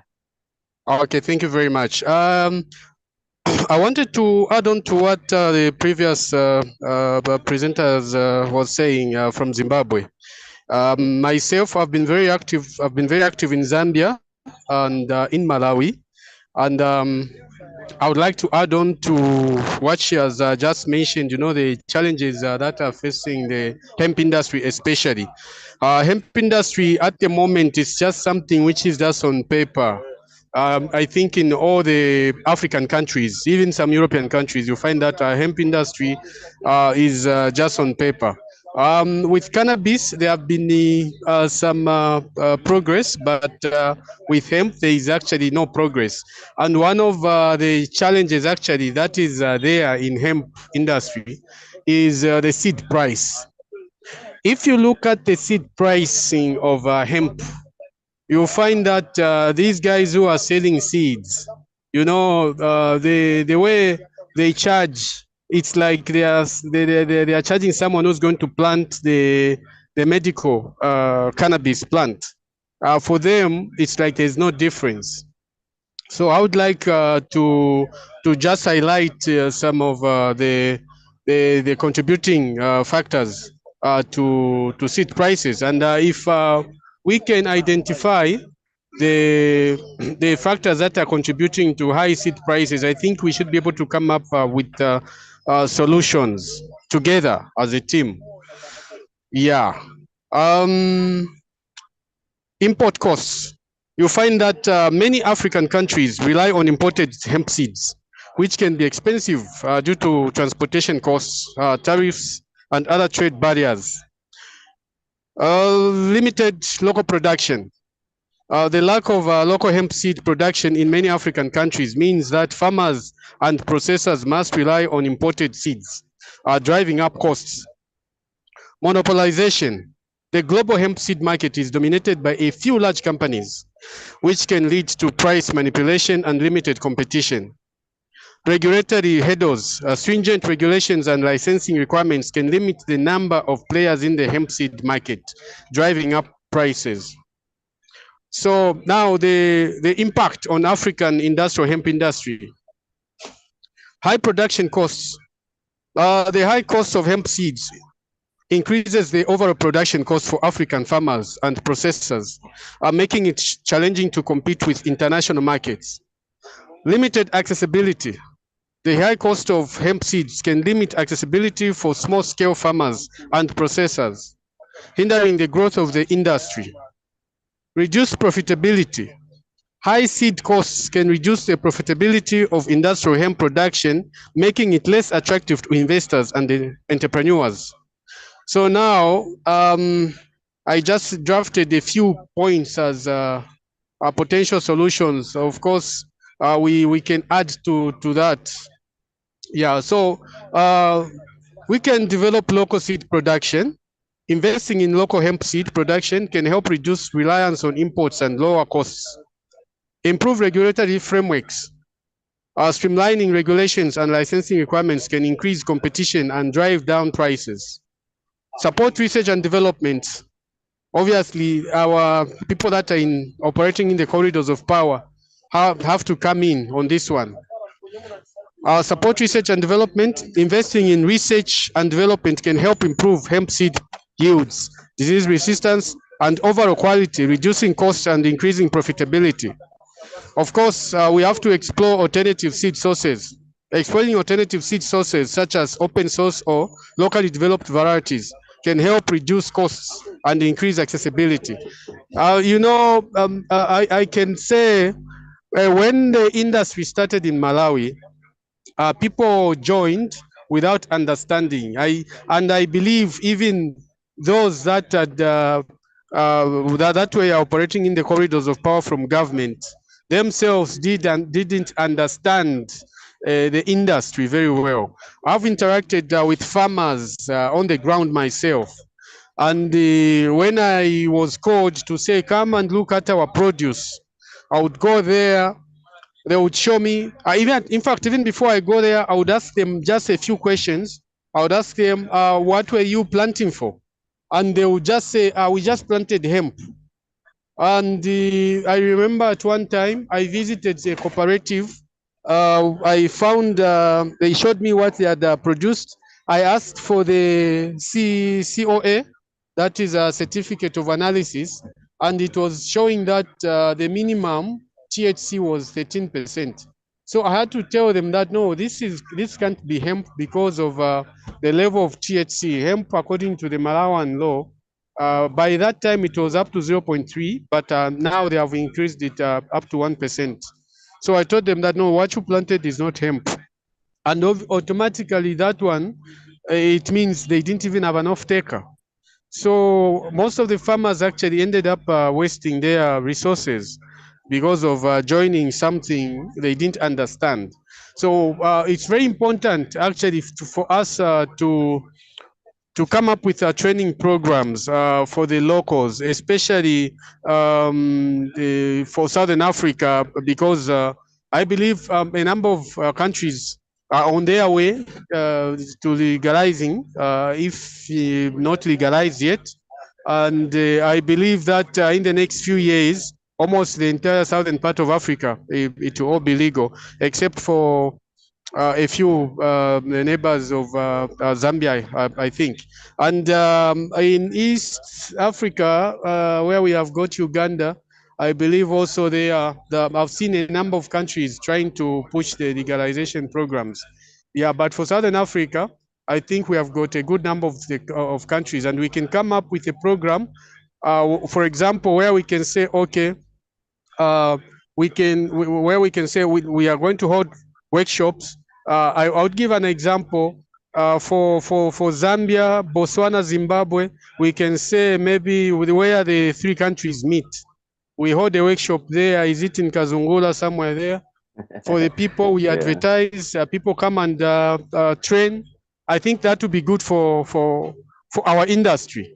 And what we really need is to come up with action plans.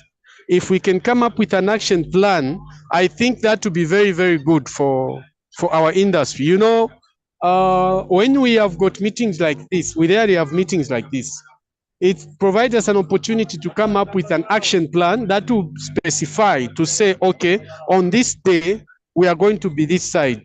On this day, we are going to run this program on, if it's radio programs or TV.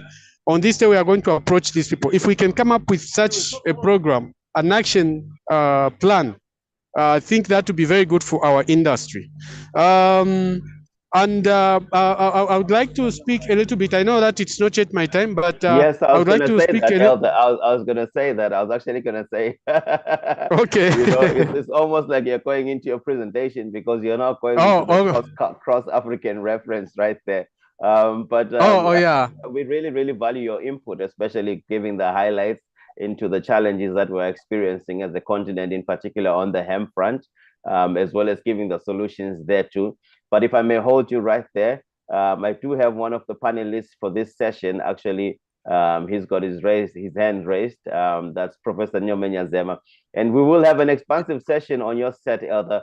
Please be gracious with us in this moment. Thank you so much for your input. Professor Nyomenya Zema, you're on the line. Thank you. Thank you, Ras. Just a quick one. You know, if people are focused in terms of why they are growing hemp, then the issue of the 13% THC would not be a problem, in the sense that I can tell you, I don't think if you want to develop biochar, which can be developed, which you can manufacture in a kiln without carbon without oxygen, you develop biochar, which is then required by the pharmaceutical industry, number one, which is also required for water purification. Or if you don't get a market, you put the biochar back into the soil. So don't worry about the percentage of THC. That should not be an issue. And that's what's stopping us from developing this hemp industry. Thank you so much, Professor. Thank you so much. I did have another hand raised up.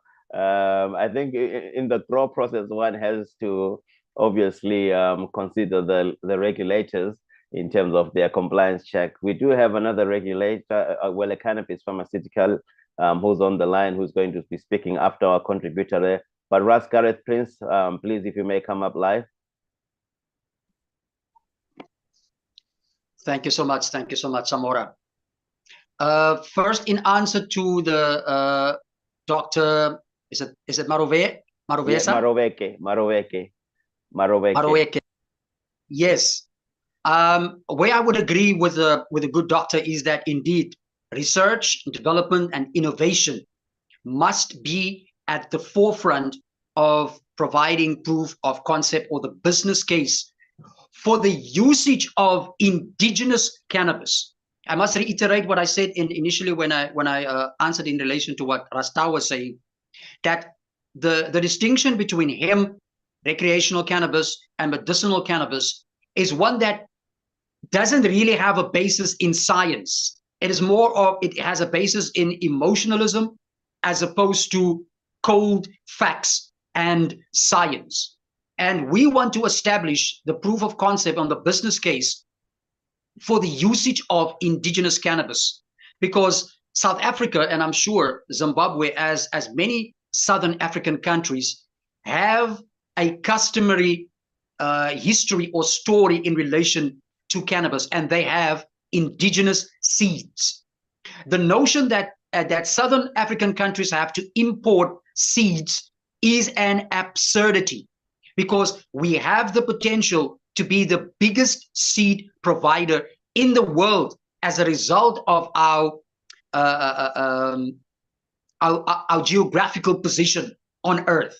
That is one of our competitive advantages. So where I have to differ with the doctor is that indeed our cannabis has certain things which distinguishes it from other varieties of cannabis within the world.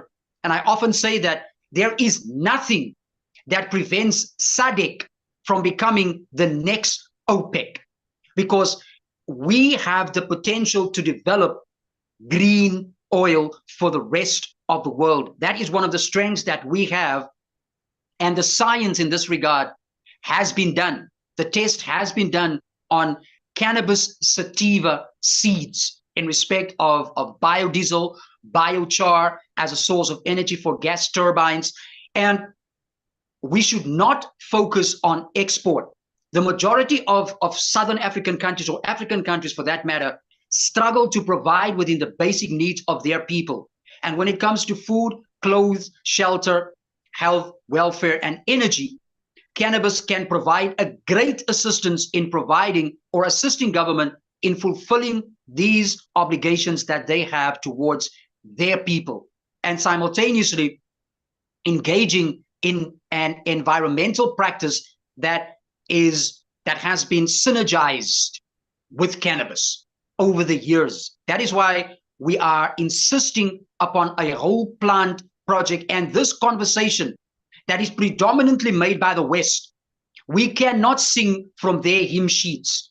Our research, development, and innovation must allow us to chart our own course when it comes to the issue of cannabis. And we have something valuable, which is indigenous cannabis, high THC cannabis for that matter. And that is what the West is afraid of. And that is why they are insisting upon hemp. But the greatest flaw in that argument is that no environmental impact assessments has been made in respect of these hemp varieties that Southern Africans are just importing into our country for that matter. And that is reckless. In terms of our National Environmental Management Act, there has to be detailed environmental impact assessments before a foreign seed can be brought into our country. We don't even know the impact that that would have on indigenous land-raised varieties of cannabis. So what most legislators are doing in pushing this hemp narrative is actually it is destructive towards the African cause around cannabis, and it only strengthens and loudens a conversation that is not African but Western, and we specifically need to guard against that. And then finally, I'm going to, in answer to the question that was raised by the professor from Limpopo in relation to international treaties and its effect and its ability to limit Southern African countries in adopting progressive cannabis policies, is something that was very adequately discussed in what is called the Plantz 2. That was the second constitutional court hearing that I had in South Africa in the 2002 judgment. And this aspect is discussed in the judgment of Justice Sachs, where he said without contradiction that, as a matter of fact, South Africa, by virtue of the fact that we have what is called a cultural history of economic uses around cannabis, these treatises does not apply to us, or rather, the strict provisions in respect of criminal provisions does not apply to us. So we have the strength in terms of these international treatises to develop a cannabis policy, number one, that is favorable towards our conditions.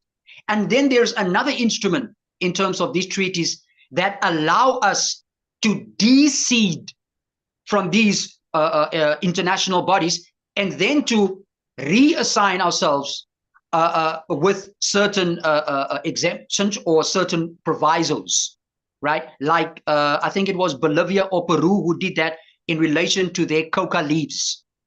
They de-seeded from the single convention, and then they rejoined with that caveat that their people should be allowed to use that. Now, that same provision can be used between countries in Africa to facilitate trade amongst ourselves, because providing within the basic needs of Africans, that should be our first priority when it comes to the issue of cannabis. And it is in that respect that cannabis provides the greatest impetus for the revival of Southern African economies based on something that is reliable, renewable, and sustainable.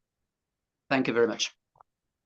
We give thanks there to the elder Rascaret Prince there, giving us a whole lot of insight. Looks like the conversation is shifting from Zimbabwe into Africa as a whole, primarily because the issues that we face are not isolated, you know, in the whole general conversation of cannabis. When we face these challenges, we face them as a unit. But that being said, Dr. Zorodzai Marobeke, you're right here. After Dr. Zorodzai Marobeke, we will have our elder, Tinashe Anafi, who is a practicing cannabis pharmaceutical regulator in Zimbabwe, just to continue to bring the conversation back to Zimbabwe. Dr. Zorodzai, you are on the line. Okay, thank you there, Samora. I just have a question for my brother who spoke earlier on. My first question would be, why is South Africa considering putting industrial hemp and medicinal cannabis under the regulation of the Ministry of Industry and Commerce? I just saw an article recently.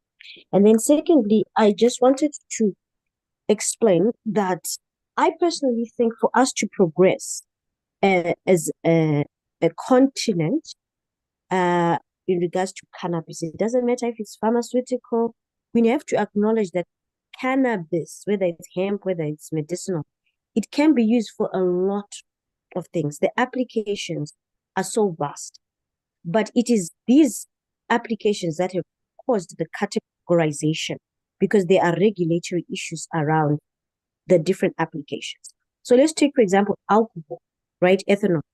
Ethanol is used in the pharmaceutical industry. It's used in industry, right? And then it's also used as alcohol to actually, just enjoy yourself, right? And you see that in those different applications, it's regulated different, but it's the same thing. So we should have a tolerance and acceptance that there are people who are interested in cannabis who are not interested in just smoking it, who are not interested in the spiritual or cultural. There are people who are not interested in that, but they are interested in the allopathic medicine that they are used to, right? They are interested in just making shoes from hemp. Maybe they're not even interested in medicines. They're not interested in smoking it. They just want to actually make textiles and full stop. So if we don't have an appreciation of the different interests, because the applications for cannabis are such that it's so vast, we are not going to progress, because we are going to think we should have a silo conversations and around cannabis should be full throttle. And I don't disagree. It should be full throttle, but we should accommodate stakeholders according to what they are interested in, and then appreciate the intersections between medicinal cannabis, industrial hemp, and recreational cannabis. But let's not force those who might not be interested in one subsector to then be interested in that, because they're not. But let's accommodate everyone and make sure that everybody's happy to manipulate this crop as much as they want to, and exploit it for opportunities for economic growth in every country in Africa. And I must agree with the previous speaker, Prince Seleta, to say, look, let's try to have a harmonized approach to the strategy, because SADC is the most active region in Africa, and it will push for. So that's just my contribution, just to respond to my brother, that I think the categorization just comes from the different uses. It's not that we are separating the plant. It is cannabis, whether you call it hemp, whether you call it what. But what you want to use it for then causes all these different regulatory aspects. But my question is, why is South Africa putting everything under Ministry of Industry and Commerce? Maybe explain to us what is happening, because I just saw an article and I don't understand it. Thank you. That's very exciting. On that whole different thing, Dr. Zorotaima Robeke. The classification of cannabis and the whole movement in terms of, I see Prince Rascal, Prince, there, you're ready to respond to that.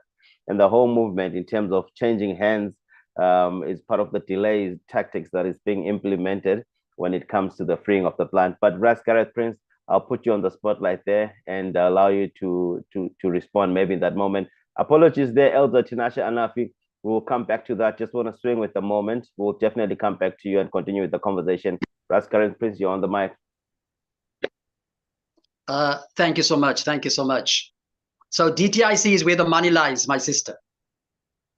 We are campaigning for a holistic approach towards cannabis regulation, which, for all intents and purposes, start with the legal regulatory framework.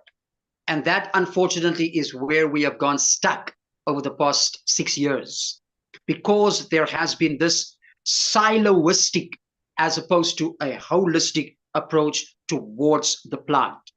We have always been advocating the whole plant approach towards cannabis, because, as the previous speaker correctly said, there are different applications for the plant.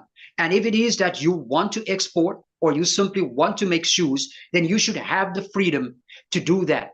What we are campaigning against is the high level of entry into the industry, because currently these are barriers for legacy farmers as such. But a short answer to the question as to why DTIC is now the lead department, I think primarily it's because they have to champion the commercialization, and because they are closely related to our Industrial Development Corporation as the ministry that has oversight over that. That is why they have been put in the lead in this regard. Previous to this, it was the Agriculture Department.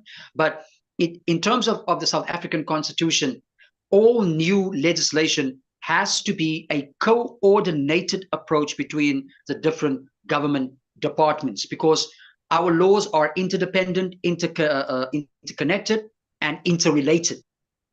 Therefore, the whole silo approach is destructive for building a sustainable industry. And it is really unfortunate that thus far we've only been singing from the Western hymn book, and we don't seem to have the courage to chart our own course and our own path in relation to cannabis, when we have all of the tools available in order to do that. Once again, I must just stress that in the Southern African region, we indeed have a variety of cannabis that has been proven to make some of the strongest cannabis in the world. So whereas they might have, and as the good doctor from Zimbabwe also said, Europe has but 60,000 hectares or 15,000 hectares.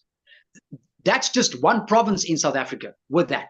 So if we coordinate our policies through SADC as such, and even just focus on oil, like the Saudi Arabians, they only export oil, and that has raised their economy to the extent that they are a major force within the world.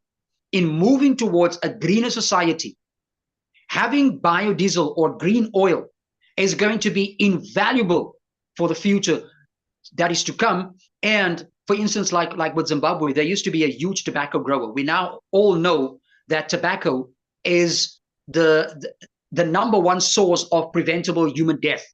So Zimbabweans have to switch from cultivating tobacco, and they can easily switch to growing cannabis, and then use the expertise that they have developed around developing a strong tobacco industry, and use that in order to develop a strong cannabis industry. But they are only going to be able to do that if they have the courage to dance to their own tunes, as so to speak. Thank you. Thank you so much. Thank you so much for that. We have 13 minutes left procedurally within this discussion. And without responding much to the elder, thank you so much for addressing even what informed the move to there. I do see Dr. Jamaluddin, you've got your hand up there. If I may hold you just for a second, Doctor, and allow even our panelists to take over in the moment. Mr. Tinashe Anafi, he's a regulatory cannabis pharmacist practicing in Zimbabwe. Mr. Tinashe Anafi, are you there? We'll ask you even to show yourself and then continue the conversation, love and light.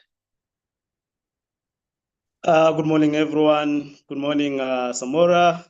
I don't know if you can hear me. I can hear you, Elder, and I can see you too. Oh, thank you.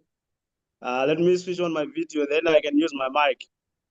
Yeah, I know the video is on and we do see you clearly, yeah? Wonderful, wonderful, wonderful. Thank you so much for coordinating this kind of an exercise, you know, this kind of how I wish these are the things that could have been done before we crafted all these regulatory frameworks in Zimbabwe, in South Africa, in Swaziland. 1 second, Elder, before you go on too far. When you said you're going to switch on your video, you actually switched it off because it was on when you're speaking previously. So I don't know what you can undo, but you are very audible, Elder. Thank you so much. Thank you so much. Okay, you may proceed. Let's just continue using the audio side of my conversations and my submissions here. That's all right. Okay, thank you so much. No, so I was saying, look, I think this kind of platforms and this kind of exercises, like where South Africa, Mozambique, Zambia, and all these other countries in Southern Africa could have set before these regulatory frameworks were introduced in different countries. I think that could have been inform well the regulatory frameworks that we see today, and we see the negatives in those kind of regulatory frameworks in Zimbabwe, in South Africa, and elsewhere. I wish one thing that can come out of this is to try and then how do we come up with a platform where we can have people lobbying for different changes in regulatory frameworks in their respective jurisdiction, not necessarily from as South Africans only or as Zimbabweans only, but basically as a platform where Southern Africa is being represented as a whole. I think like the nature of what they're doing in pharmaceuticals, like where they have Zazibona now, where Zimbabwe, South Africa, Zambia, and some countries like that are sharing information. But well, let me try and go back to our topic for today, which is the unlocking the potential, the economic potential of cannabis in Zimbabwe. I think I will try and get to Zimbabwe specifically because I understand the Zimbabwean one better than any other Southern African countries and their economic potential in terms of the cannabis sector. So I will touch on the industrial hemp and also on the medicinal cannabis around Zimbabwe. And thanks to Dr. Zoro, I think she's one person that we really look up to in Zimbabwe because of her work to try and get us to where we are today in terms of coming up with the regulatory framework that we see today. We critique it today, but like any other industry in the Southern Africa and in the world, there's an infant stage to that industry. And we want to thank Dr. Zoro and part of her team that worked very hard for Zimbabwe to actually adopt the legalization of cannabis, the medicinal and even basically the industrial. So Zimbabwe basically has been governed by two SIEs, which is differently, one for industrial hemp and the other one for medicinal cannabis. I think Dr. Zoro is touched on those two. So these two are informing what then is, what do we say this is industrial hemp and this is medicinal cannabis in terms of the levels of THC they expect in those products. And yeah, obviously Zimbabwe is positioned in terms of climate at a place where, in terms of growing hemp, growing cannabis, I think Zimbabwe is one of the best environments in terms of climate. We used to laugh with my friends here in Zimbabwe to say, I think Zimbabwe has been blessed to be one of the, in fact, not one of the best, but the best place to grow cannabis in the planet, on the planet actually, because of its climatic zones. I think Zimbabwe has different regions, like you have regions 5, and now talk of, we have now regions even 2As, region 1B, region what, all these climatic zones and climatic regions, they are trying to actually say, we can define it and actually try to get to do farming in different regions in Zimbabwe. So in terms of growing cannabis in Zimbabwe, I think Zimbabwe is potentially one of the best places you can grow cannabis. Yes, there were so many licenses that were taken earlier on in 2018, 2019 by different players in Zimbabwe. Yes, a lot of players, I think up to date, if we go to MCAZ, they tell you that there are almost 64 licenses in terms of in terms of medicinal cannabis. And if you go to AMA, which is a board that regulates our industrial hemp, there are around 44 licenses on industrial hemp, which is huge, but not much has been moving in these areas. Like currently, I think doctors already touched on that before, maybe I get in. There are only around 8 or 9 players that are still surviving in the medicinal cannabis. And I think in the industrial hemp, I think there's a lot of carnage also there that we see today, because basically there's a different reasons why our industry has not been really ticking the way we anticipated as a nation.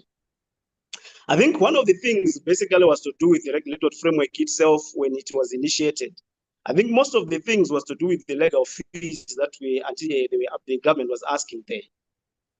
I think when you want to get the license, the import permits, the export permits, and all these other things, I think the charges were too much, like for many players that went into this industry earlier on in 2018.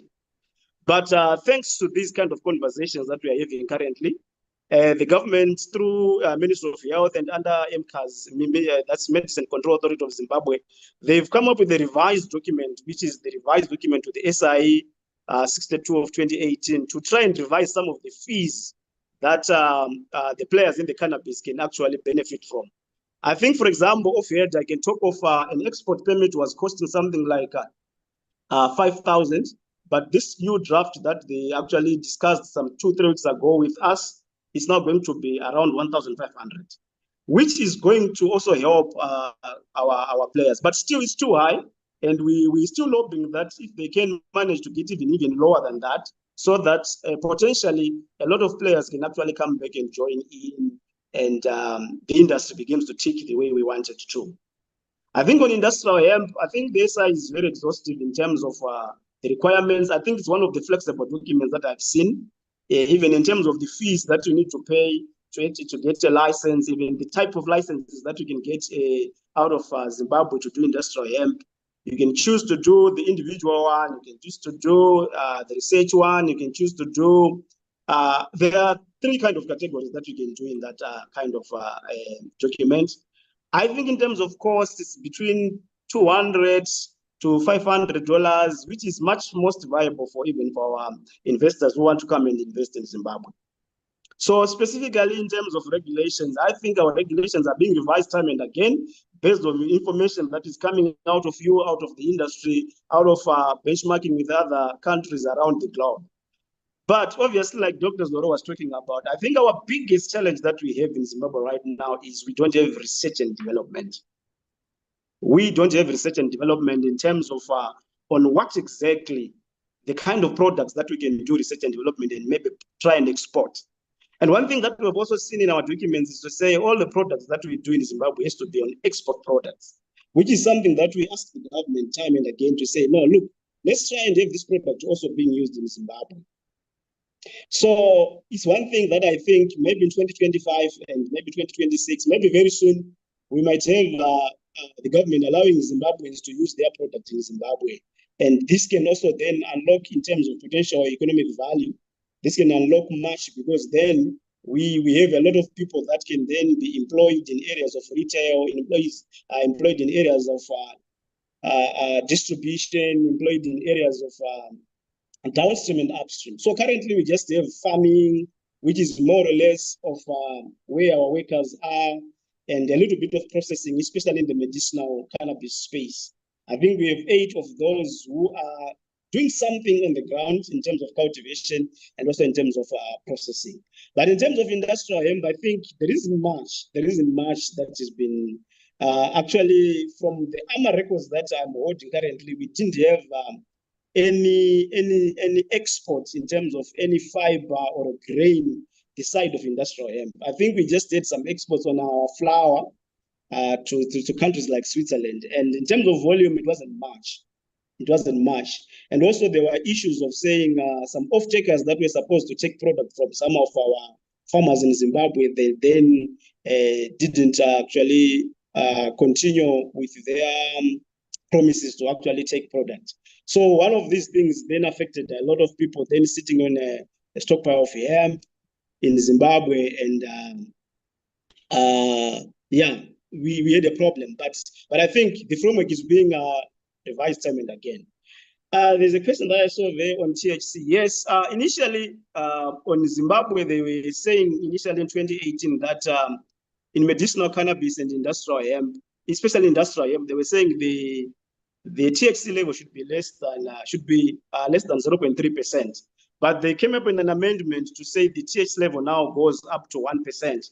So as we are talking right now, the THC level in terms of industrial hemp in Zimbabwe is now sitting at 1%, which is still a bit low. And I've seen South Africa, they are now going on 2%.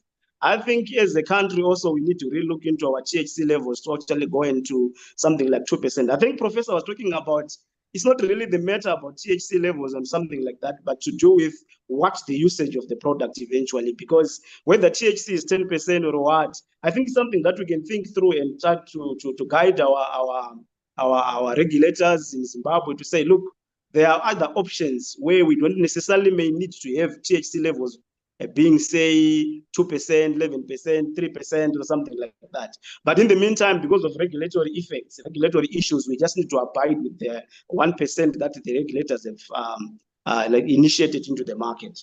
So currently, yes, potentially economically, you can do something in Zimbabwe. You can do something in Zimbabwe. Like what Dr. Zoro was saying, this is the opportunity to actually do a proof of concept. You can actually do your proof of concept right now in Zimbabwe in terms of whatever is happening currently in Zimbabwe. You can come up with whatever you want to do with your product. If you want to go into, say, fiber making, this is the time to do it. So that eventually when the industry takes off, you have the IP, you have the information, you can actually make money out of it. You can make money out of it. We don't have infrastructure in terms of testing in Zimbabwe, which is one of the biggest outdoing that is happening currently. Because right now, as I speak, our only regulator in terms of medicinal cannabis, MCAZ, can only test, I think, for the profiling of the cannabinoids only. They can't test for heavy metals. They can't test for micro.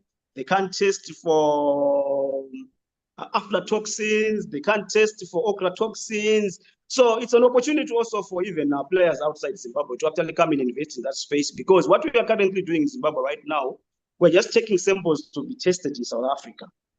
So to come up with a COA, you have to actually send your samples to South Africa for testing, and your customer is waiting in that case. So say if your customer is in South Africa, is waiting for your product here, you just have to actually apply for an export permit for your samples to be tested in South Africa. Then they get tested in South Africa. Then you pack your product into South Africa. And also you pay an export permit for that. So there's an opportunity there in terms of coming up with an infrastructure, in terms of the testing laboratories, the testing facilities. I think if there's any partners that we can partner as a nation, maybe private players, we can have an opportunity to partner in that space so that testing can be done in Zimbabwe and everything is speedy. So for example, I can send my samples to South Africa and they test my samples for at least 21 days, and I'll get my COA after 21 days. So imagine that time that we are losing as an industry. So potentially, if there's infrastructure like testing facilities, I think that would be far much good for the industry players in Zimbabwe. Even for hemp, they want you to test your hemp to say if you are exporting flour, it has to be less than 1%. So you also have to test your flour again, and you have to send your samples to South Africa and test your samples, then bring them back, then pack your product into whatever country we are sending to. So I think in infrastructure, those are the things that we think need to be done. In terms of international partnerships, yes, you hear of people who are partnering the Swiss, people who are partnering the Germans, people who are partnering different countries, different nations into doing whatever they are doing in Zimbabwe, in the industrial hemp space, also in the medicinal cannabis space. I know for sure that there are Swiss guys that are actually doing the proper farming in Zimbabwe in the medicinal cannabis space. I hear also there are some guys who are doing industrial hemp who are also Swiss in Zimbabwe, who are partnering farmers in Zimbabwe. So yes, but they are not enough. They are not enough, because the problem that we have right now, if you go out there and talk to people, the first question they ask you is, where is the market? Where is the market? So we need partners. We need big partners to say, when you do our products in Zimbabwe, may it be flour, can it be ropes, can it be whatever categorizations that you want to do in your product portfolios. We can have international partners. We can then pick our products into those countries easily, so that we actually include a lot of people into this space of medicinal cannabis and industrial hemp in Zimbabwe. And that space needs to be manipulated. So once we have international partnership of that level, in terms of also technology transfer, best engineering, in terms of equipment, if we can have those kind of partnerships, I think Zimbabwe potentially can be sitting up there in terms of economic value of hemp and cannabis in the industry. I think we can diversify well. They've been doing it with the tobacco industry. I think you understand in Zimbabwe, they also do what is called contract farming. I think they can actually do this in Zimbabwe once the regulatory framework, the markets and international partnerships and the policies, the infrastructure is there. Once these things are there, I think Zimbabwe can be sitting economically, can be sitting up there in terms of the industrial hemp and cannabis products. I think in the meantime, I can stop here and get questions if there are any questions. That's fine. Thank you so much, Elder. We give thanks for that narration. Love and light. And then also, I think we've got our doctor still in the house, still remaining in Zimbabwe. Dr. Zorotai Marobeke, you would like to come forth on that front? It's just a contribution. Thank you to Mr. Nafi.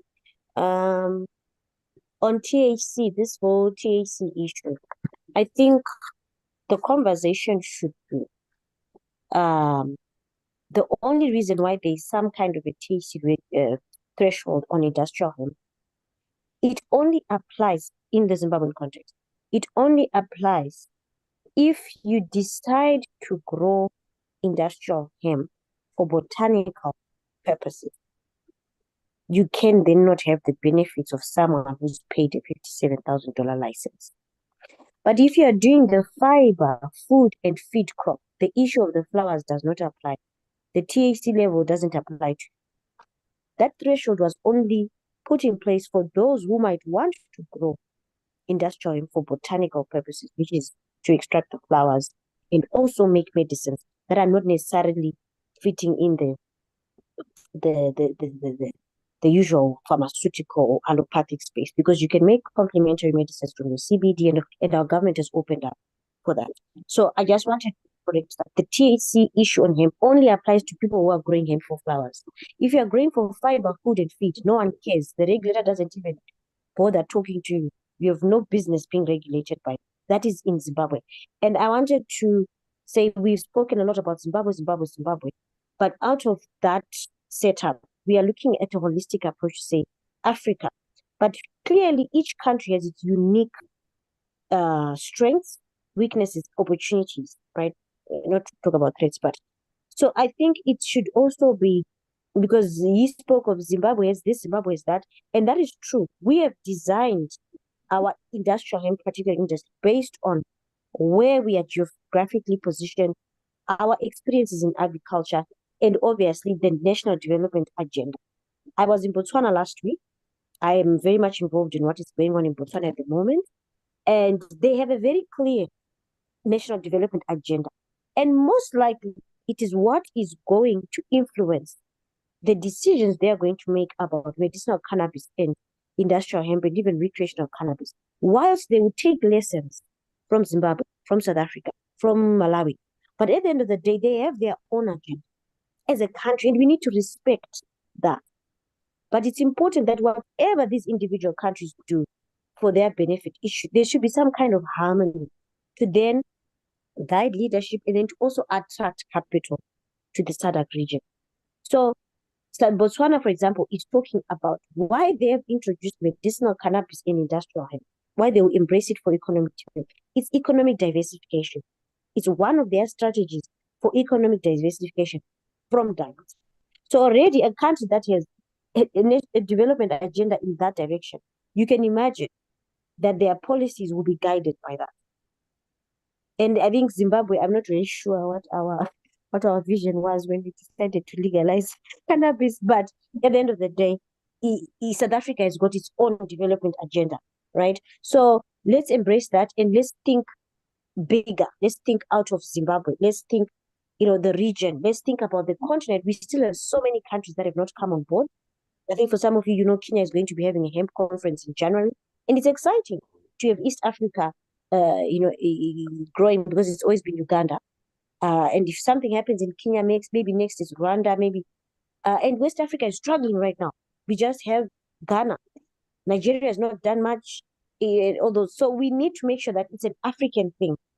And whilst I appreciate my brother saying the SADC region has got this special cannabis, I would love to know what is this special cannabis in West Africa and in the North.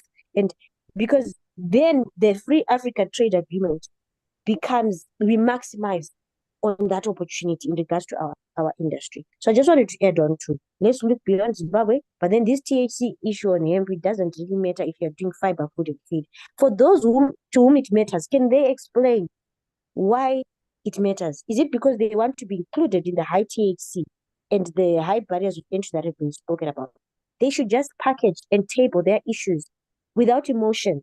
I'm telling you, governments can listen.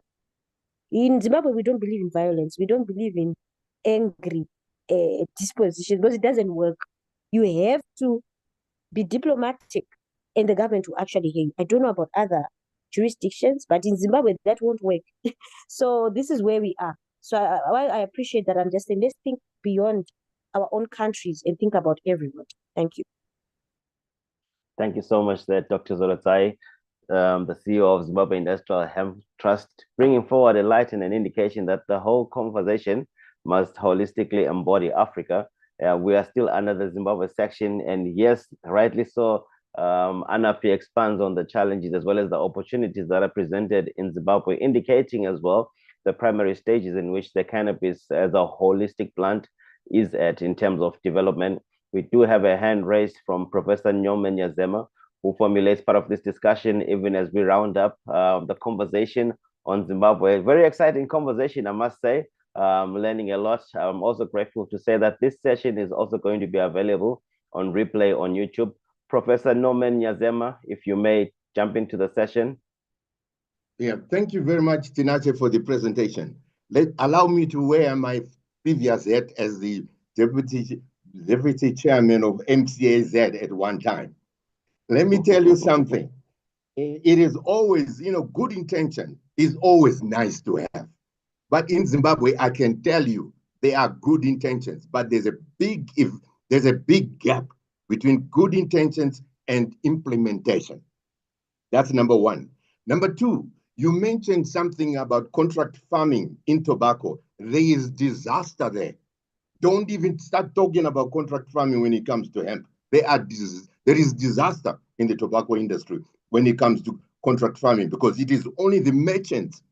The merchants were benefiting from tobacco growing and not the growers in Zimbabwe. That I can tell you.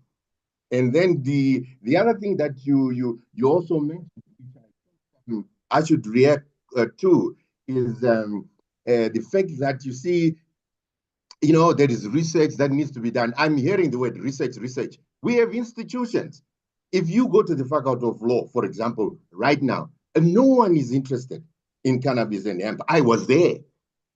So I would like to appeal to MCAZ, take on the bull by the horns and run with the research that needs to be done in order to come up with the evidence, whether it is about economy, whether it is about the laws. We have also got research and specialist services in Zimbabwe. Go to them and have a chat. Take off your head as a regulator and start talking about this thing from a holistic point of view. Let's talk about the whole plant, THC or no THC. Thank you. Thank you so much. Thank you so much there, Professor Nyazema. Very exciting conversation on Zimbabwe, I must say. And I would love to have it continue, because there's so many valid points. I guess it's an indication that these conversations need to go on and be more expansive, because there's so much to put into as we are building what would be perceptions, but also permutations towards the formulation of regulation. One of the things that Tinashe Anafi uttered when he began his presentation was that when we should have had these conversations earlier on in time to inform what would have been the regulatory basis in Zimbabwe. I did see a hand raised there from Prince Seleta. I will jump you in the moment, Elder, and ask you to pardon me, because we still have a longer session together, even in conversation and in continuing narration. In this moment, I'd like to relay my gratitude to our elders, Dr. Zorotsai Marobeke, for your time. We do know that you are coming up from a very long flight. We give thanks for your grace.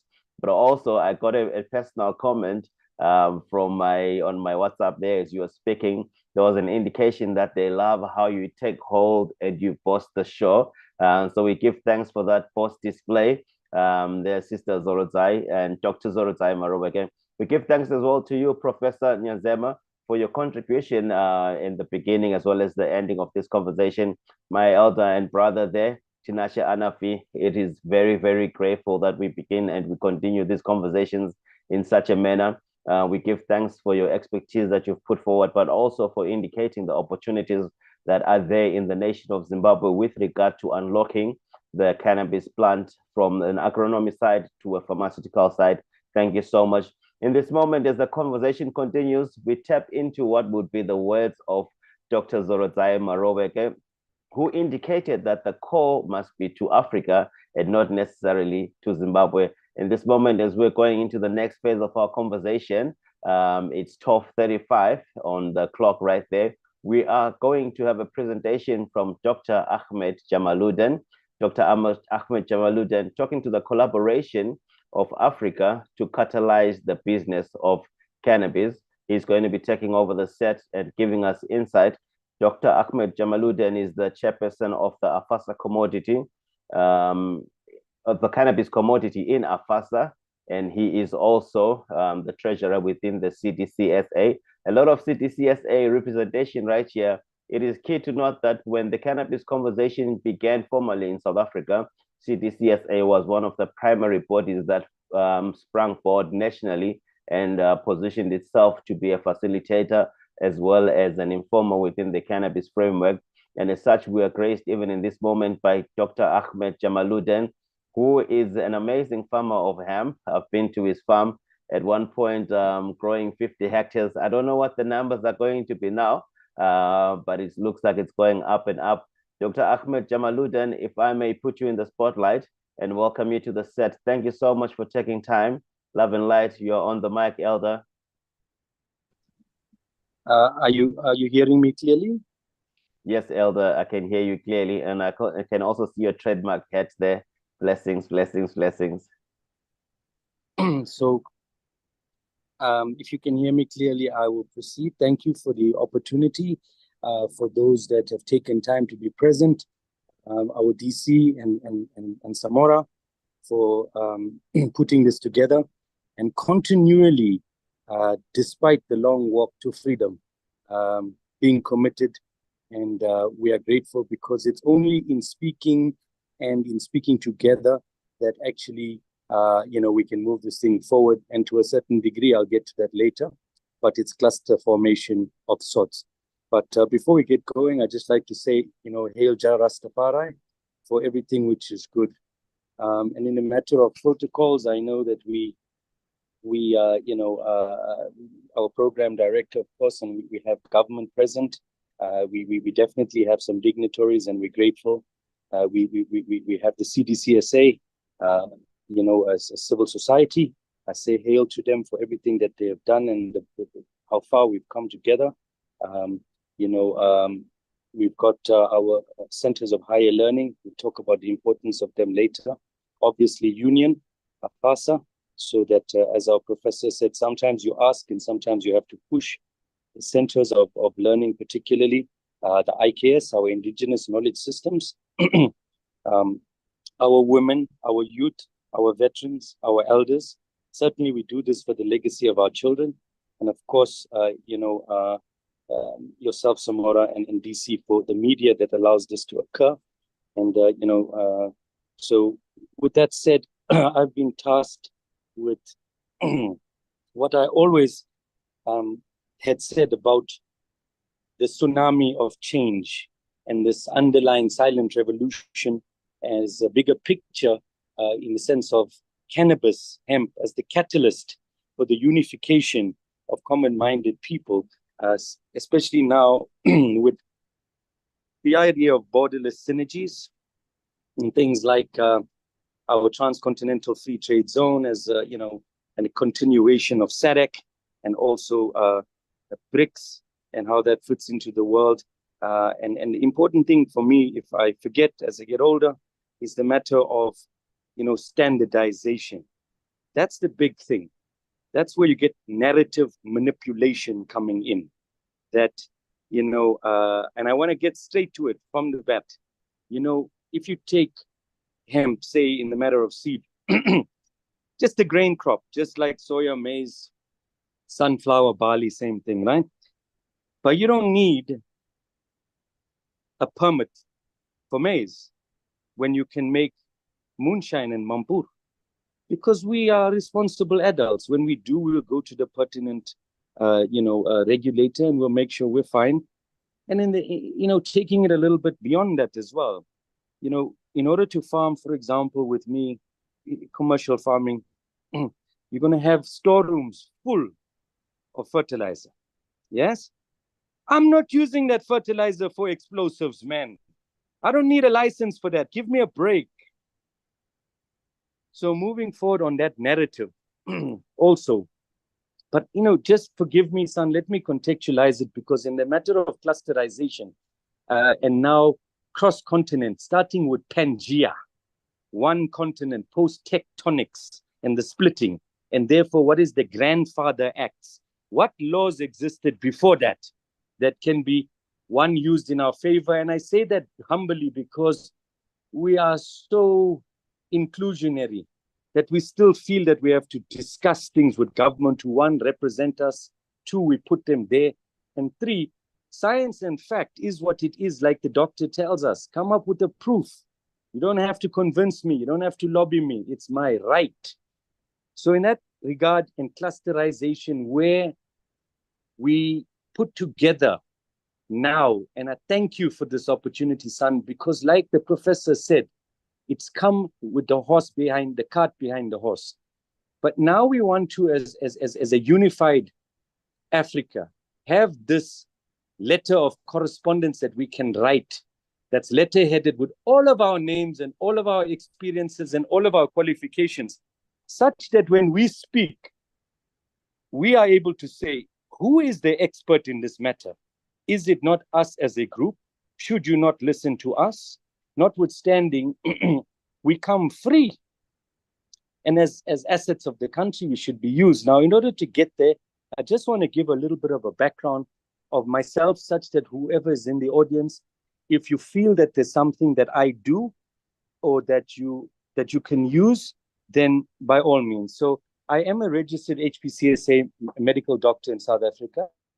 My experience, obviously, in the family office and over time in the long walk to freedom was to get to know what it's going to take. So from export, import, logistics, automotive, into management of all sorts, from property to investments, which is a very big part of the hemp business and international business. I am a farmer.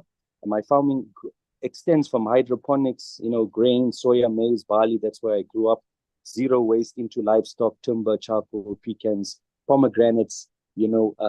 Just zero waste. I am an international liaison promoting and enabling global cannabis and hemp and joint ventures into the local economy.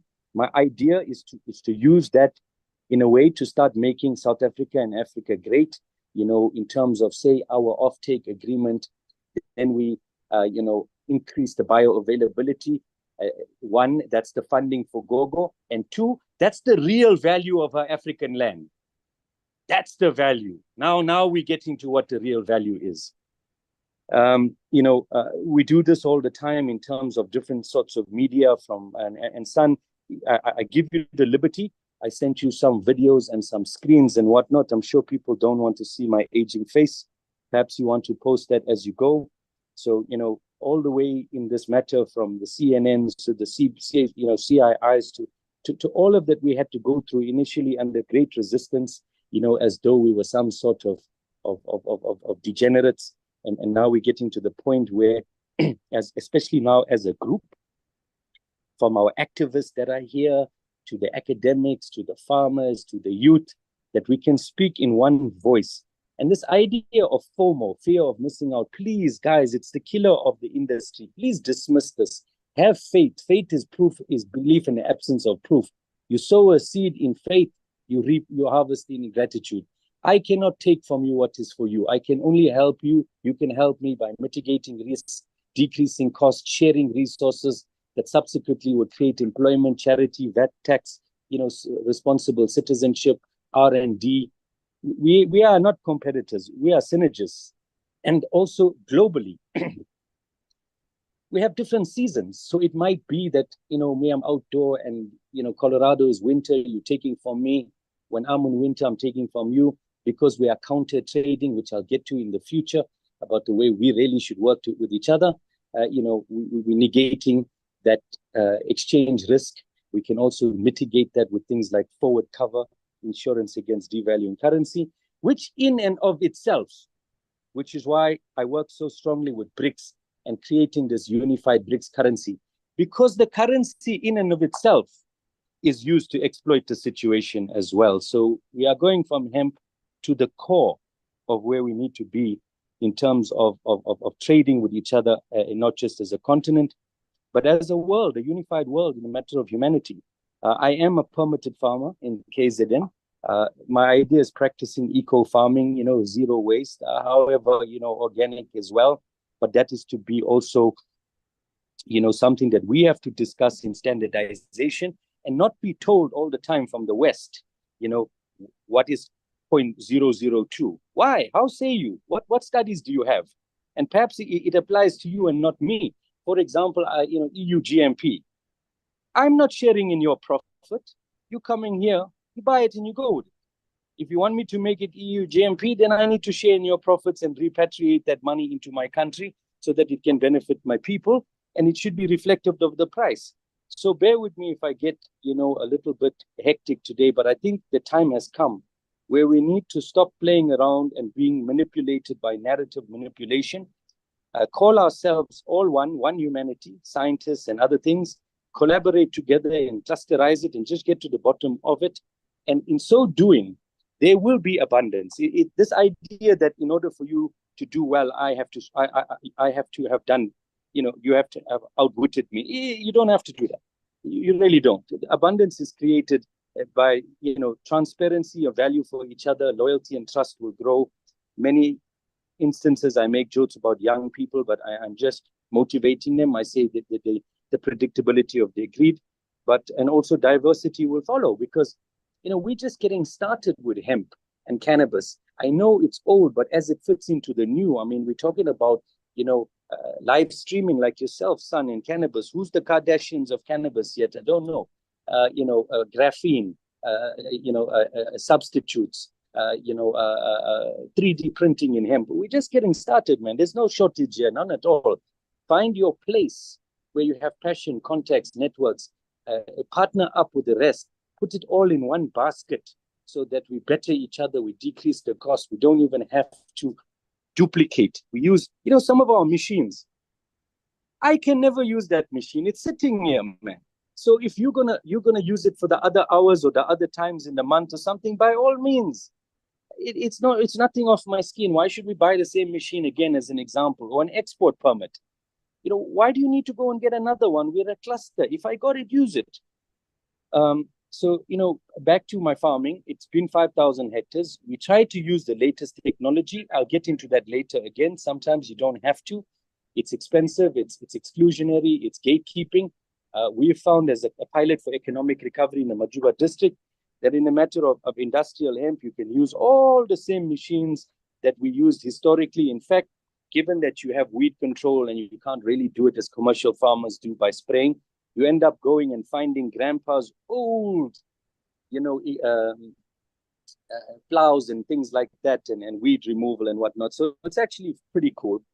However, we do use artificial intelligence. We practice no-till farming and crop rotation, alternate, complementary crops. Our priority, of course, on hemp farming is education. Job creation, poverty eradication, zero waste, down to a farm school, feeding schemes in our farming operations. And the reason we're doing that is we're being able to show that there is a copy, paste, and stick model here, that it is duplicable, replicable, equitable, and exportable. We as the initial pioneers, and most of us here on this group are the pioneers, we had to show seed to sale. We had to show government, feasibility. So in order to do that, and it's a fallacy, it shouldn't be done that way. You should partner with people and let them, have their day, their expertise, their area, and mitigate the risk. But in so doing, we went on to agro processing, which is Africa's dilemma. You must agro process. That's where you get to keep the waste. That's where you get to release the pure equity. So for example, it's not very complicated when you plant soya beans to buy a little extraction machine and convert it to oil and oil cake and sell the oil cake for cattle feed or other things. And we've done that, and most of them are inexpensive. We show the model, and then it's a matter of scaling up, and obviously food health and other things that are very important. And we can argue about who should do that and why are we subjecting ourselves to standardization from the West. But that's also, like the professor was saying, opening in Zimbabwe for testing. There's a big opening over here in the matter of standardization. I mean, I took that at BRICS because nobody wanted it. It sounded too nerdy. But it's very important. Standardizations that fit us, that work for us in our country, that benefit us, and someone needs to pick up on that standardization, because up until this point, the standardization is driven by the West, which of course is going to be in their favor and somewhat exclusionary and gatekeeping. So, for us, that sort of education all the way down to extraction techniques, the various uses of hemp. We have a very special interest in seed technology, cloning, tissue culture. Let's talk about it. The exponential propagation of viable germplasm that is real world assets that can be tokenized and can collateralize and thereby release, which we had to do as well, get a public trading company to show government that can it be done. My God, do I like it? It's something I like very little. But in order to be able to show the viability and open up cannabis for South Africa and Africa and our children, then sometimes you have to do the things that are not something that you enjoy, or maybe that you're the best at. And now that's the time to hand it to somebody who does enjoy it and who is the best at it. So, hand over time has come as well.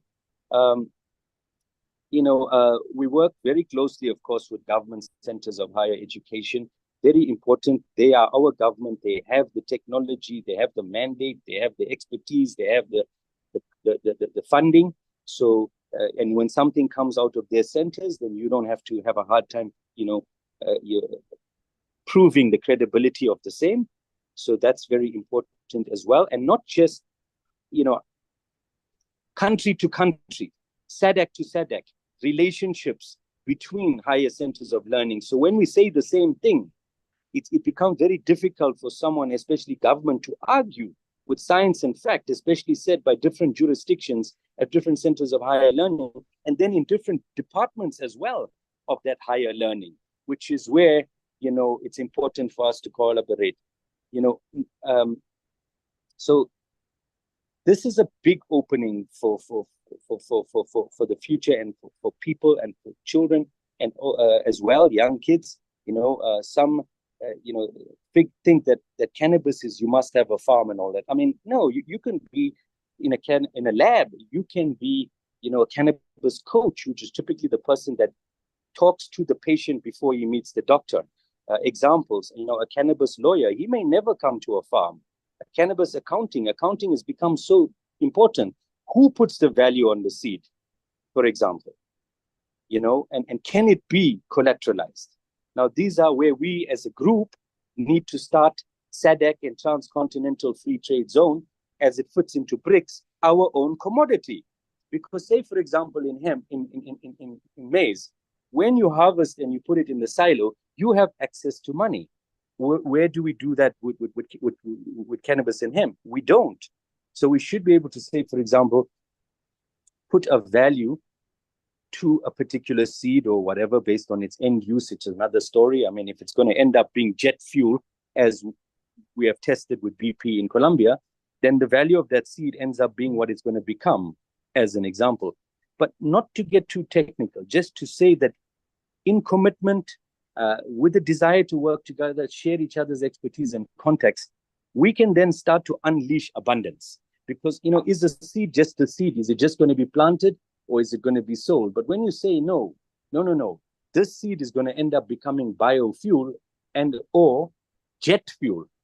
Well, now the seed has got a different value, and therefore there's abundance and money to share and build up the next structure to get us going, or to boost by input cost a newer farmer or farmers in the cluster, including female. So what I'm saying is we need to take our responsibility in this matter, and we need to also stop blaming other people. If someone is standing in your way, yes, it may be the wrong thing for them to do, but it is your job to get past them in the right way. So we also now need to own this thing together today and say, what is our collective responsibility as we traverse now with bigger opportunities of counter trade, for example, in Africa, that what are we going to do, and how are we going to strengthen this unified group such that when we go to speak to government, we say, hey, listen, you said in 1994, the Constitution, of the freedom of religion, or for example, the freedom of cultural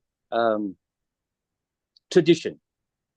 Well, son, you can post that article written in 1861 when the Indian settlers came on the Truro boat, and it was said by the colonialists that they are smoking this cannabis. What does it mean? It means they came with the cannabis. It is their right.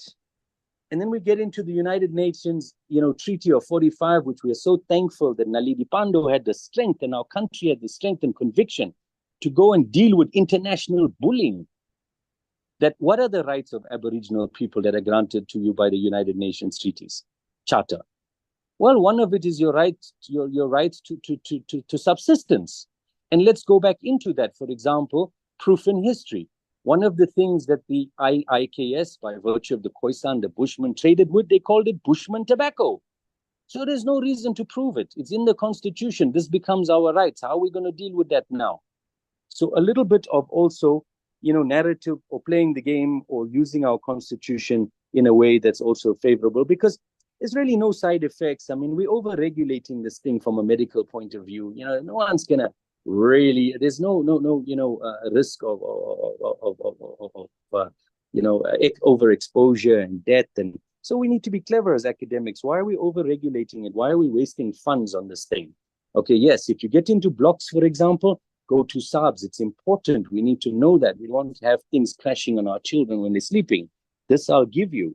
I am the national treasurer of the CDCSA. I want to highlight that because the CDCSA, in terms of how it fits into civil society, these are the numbers. This is the numbers that you need, such that whether it's government or anyone will listen to you because you have numbers, somewhat of an organized. And I am not saying CDCSA only. No, find your tribe. And if at that time it makes sense for your tribe and our tribe to meet on a certain matter that we agree on, such that we can convince government or whoever else, then yes, by all means. For example, I also sit on CTAA. I'm the National Cannabis Commodity Chairperson for AFASA. There's a reason for it. I'm saying sometimes government is not listening to you. You have to shake them with the union. Of course, in the matter of the IKS, Khoisan, we do advocate, and this is what I'm saying about the future. And I'm not going to get into too much details in terms of Africa and the Transcontinental Free Trade Zone, SADC or BRICS. I'm going to get into the principle. The principle is collaboration and an honest desire to collaborate together with each other, and such that becomes the catalyst to unify common-minded people. And especially in the old days, for us, there was no YouTube, there was no Google, there was no fax machine, there was no cell phone.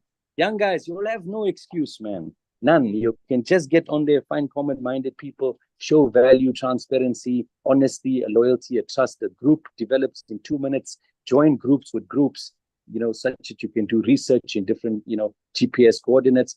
Come up with the information. Not only is it valuable for you and the country, but now you speak, one as an expert and two in the group as an expert. And therefore, these people, whether they be banks, insurance companies, in terms of the growth of cannabis and hemp, or the government, you are the expert on the matter. They have to listen to you. So this is the idea for me today, is to talk about the collaboration and to not just talk. We need to formalize these things. We need to share each other's emails with each other and telephone numbers and areas of interest, and then come up post this meeting with a unified, at least SADC committee on this matter, notwithstanding if it can also include the Transcontinental Free Trade Zone in time and BRICS. Now we can speak. And, I've had it before where, say, for example, in a matter of the percentage of THC, there is no scientific evidence behind that. Nobody can tell you 2 or 3 or why or whatever, just because somebody said it in the West. Now, in that matter, I want to congratulate everyone in the terms of Pakiza. Going to Pakiza, this is the type of things that end up happening. Now you 2%. Yes, it's a beginning, it's a start. But we are at the forefront of that percentage in the world as well. So yes, you're going to find sometimes that people, they rub you wrong. You don't like the guy, wears the cowboy hat, whatever. The point is there facts? Is there value from him that, and as part value from you, that cumulatively can be value for the industry as a whole? Because remember, it's a legacy for our children. African land is completely devalued. That's why we aren't able to collateralize it and create equity so that we can fund ourselves. We're always international beggars because we don't know how to collaborate. Our disunity and failure to pool. Let me put it into context.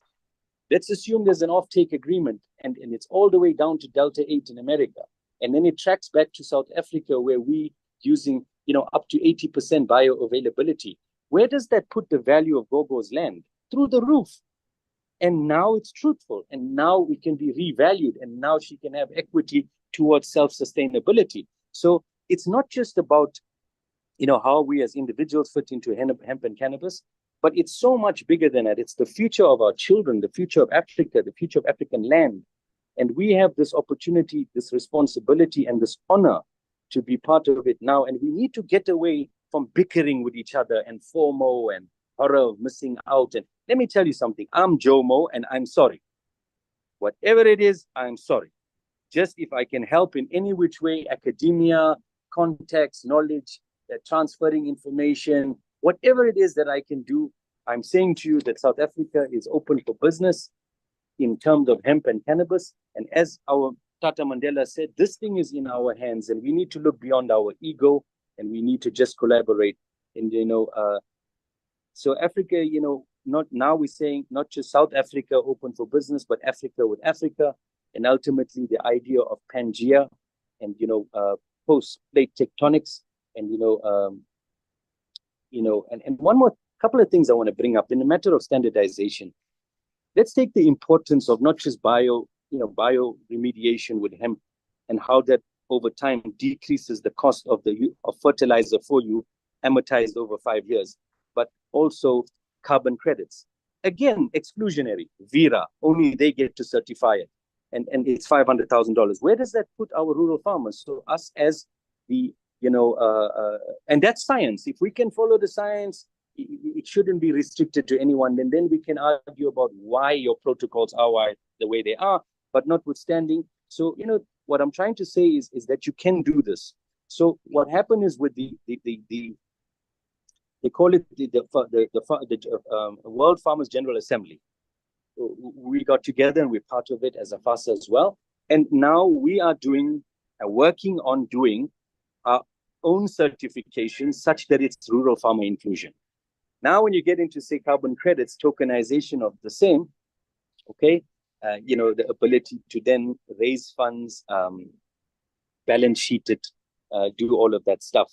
And, in terms of the future, as I'm leading into the importance of public trading companies and crypto and the Africa Free Trade Zone. I mean, a lot of us here were together 2016 when we were telling the government these sort of things, and they thought, they're just saying that so that they can get permits. But here we are, and it's rolling out, into, like I said, replacement to coal, 3D printing, live streaming, superconductors, rebar, substitute in, for steel in construction, graphene again, we're now into hydrodynamic live plant extraction, so you can nano-stabilize and increase, bioavailability, use different uptake techniques to the criboform plate bypass, things like the blood-brain barrier, and get into where you get better effect for less money, and because of that, track back to how much the farm is now worth because it produces more per hectare, things like blood plasma, and how does it fit into the metaverse? These are important things. We're talking about the future of, say, for example, counter trading and what is the currency. Historic currencies are all going to be changed. So now you want to underwrite by a real world asset, say, for example, a seed. Well, who values the seed? Is it insured? Has it been inspected? What is the end use for it? Can you, insure it by virtue of equity default insurance, things like that? This is all stuff that is done. Don't go and do it again. We're wasting time and money.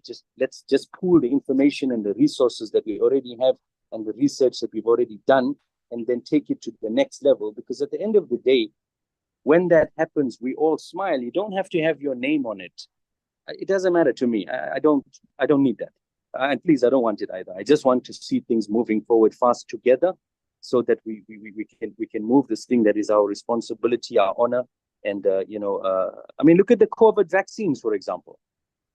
We did it here in South Africa, but the University of Oregon got the credit for it because our government wouldn't listen to us. We did it here. The study was done here. We did it here.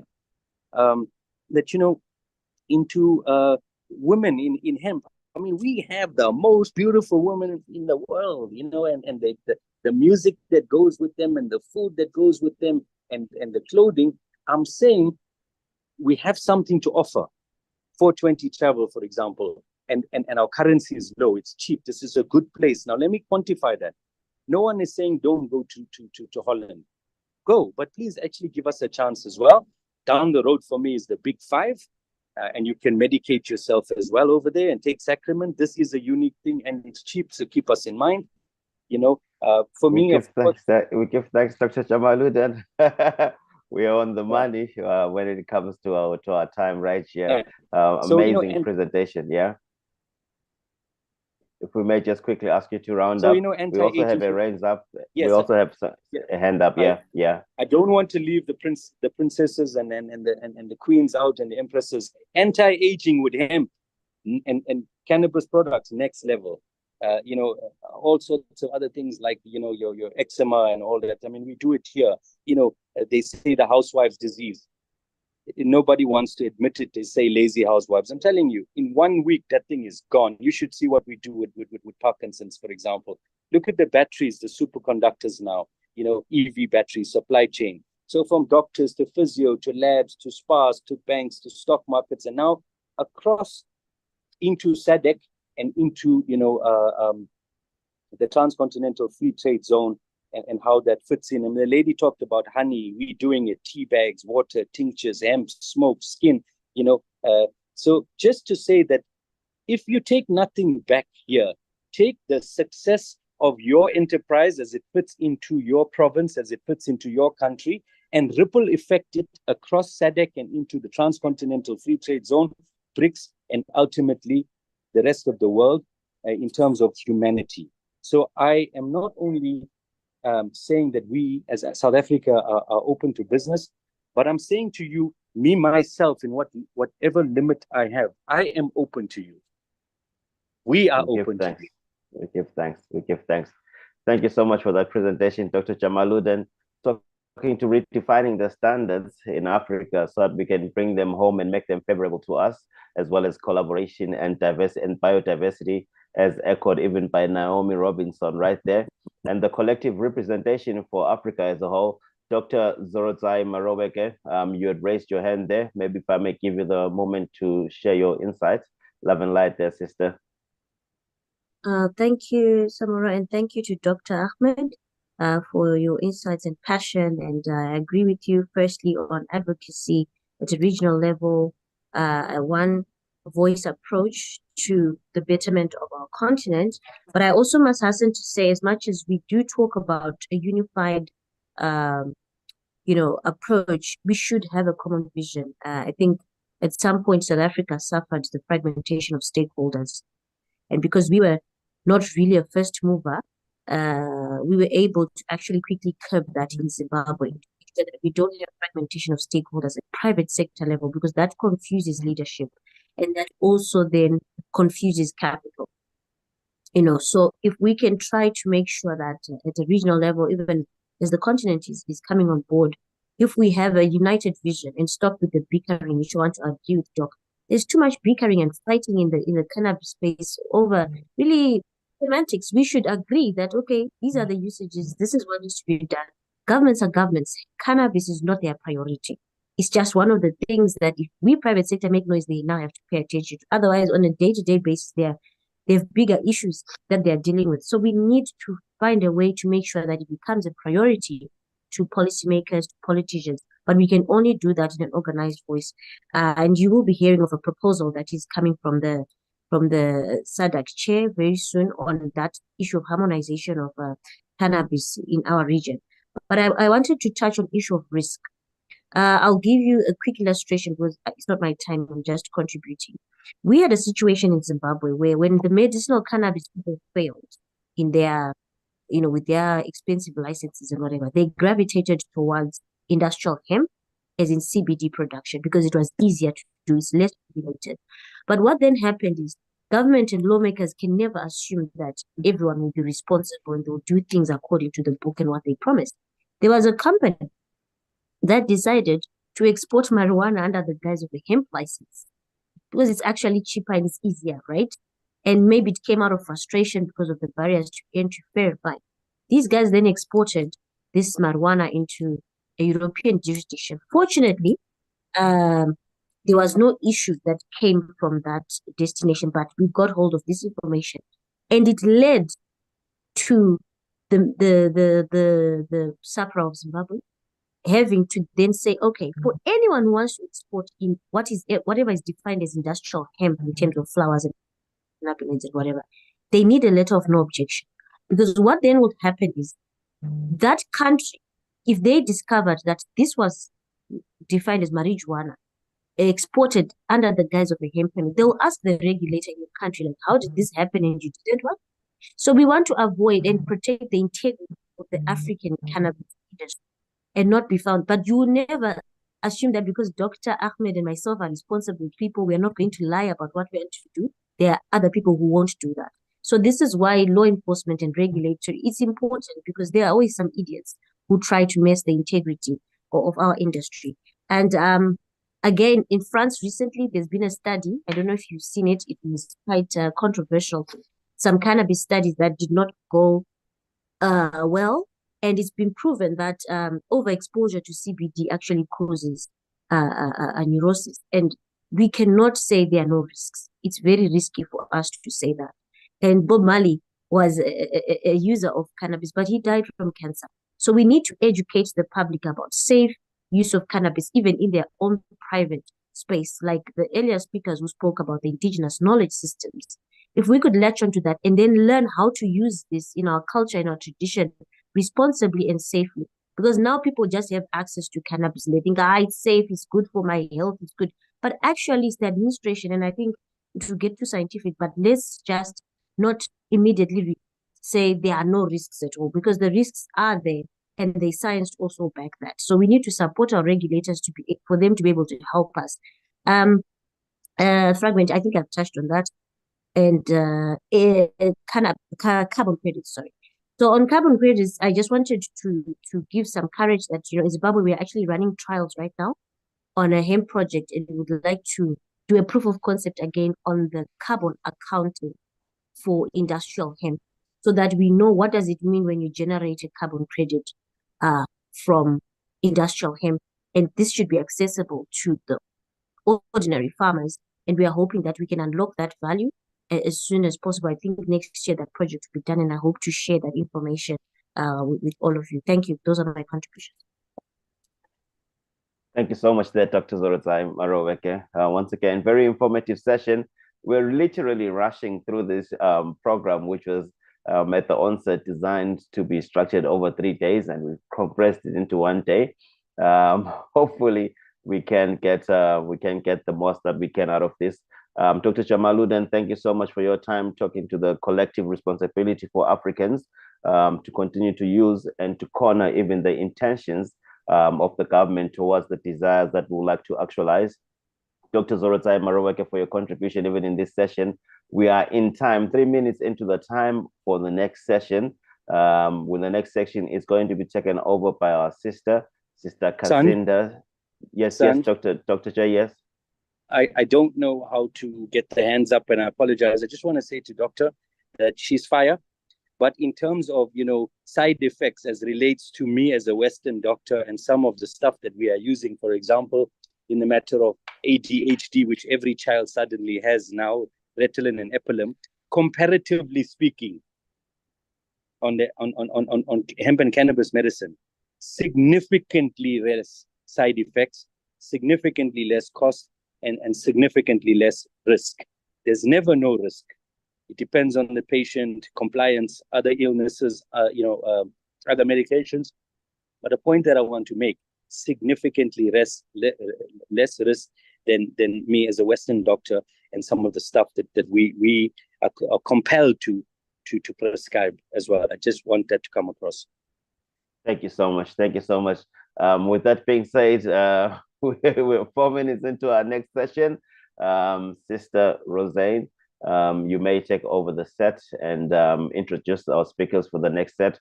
Grateful to see that most of them are already on the platform. Love and light and blessings to you, and gratitude. Thank you for joining us once again. Sister Roseanne, you're on the mic.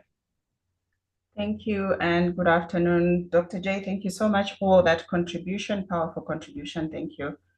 Thank you, DC. Thank you. Our next session is going to touch on the Cannabis for Private Purpose Act. This law was received by many ordinary cannabis users and growers as a law that actually fallen short of addressing our economic and cultural and legal concerns. And there has been a call for more inclusive policies that will benefit all. Today, we're going to look at key areas. We're going to look at the legal frameworks and market insights, the challenges and opportunities in commercial licensing, academia's role in cannabis research and education, cannabis trade within BRICS nations, and joint research and development initiatives among member countries.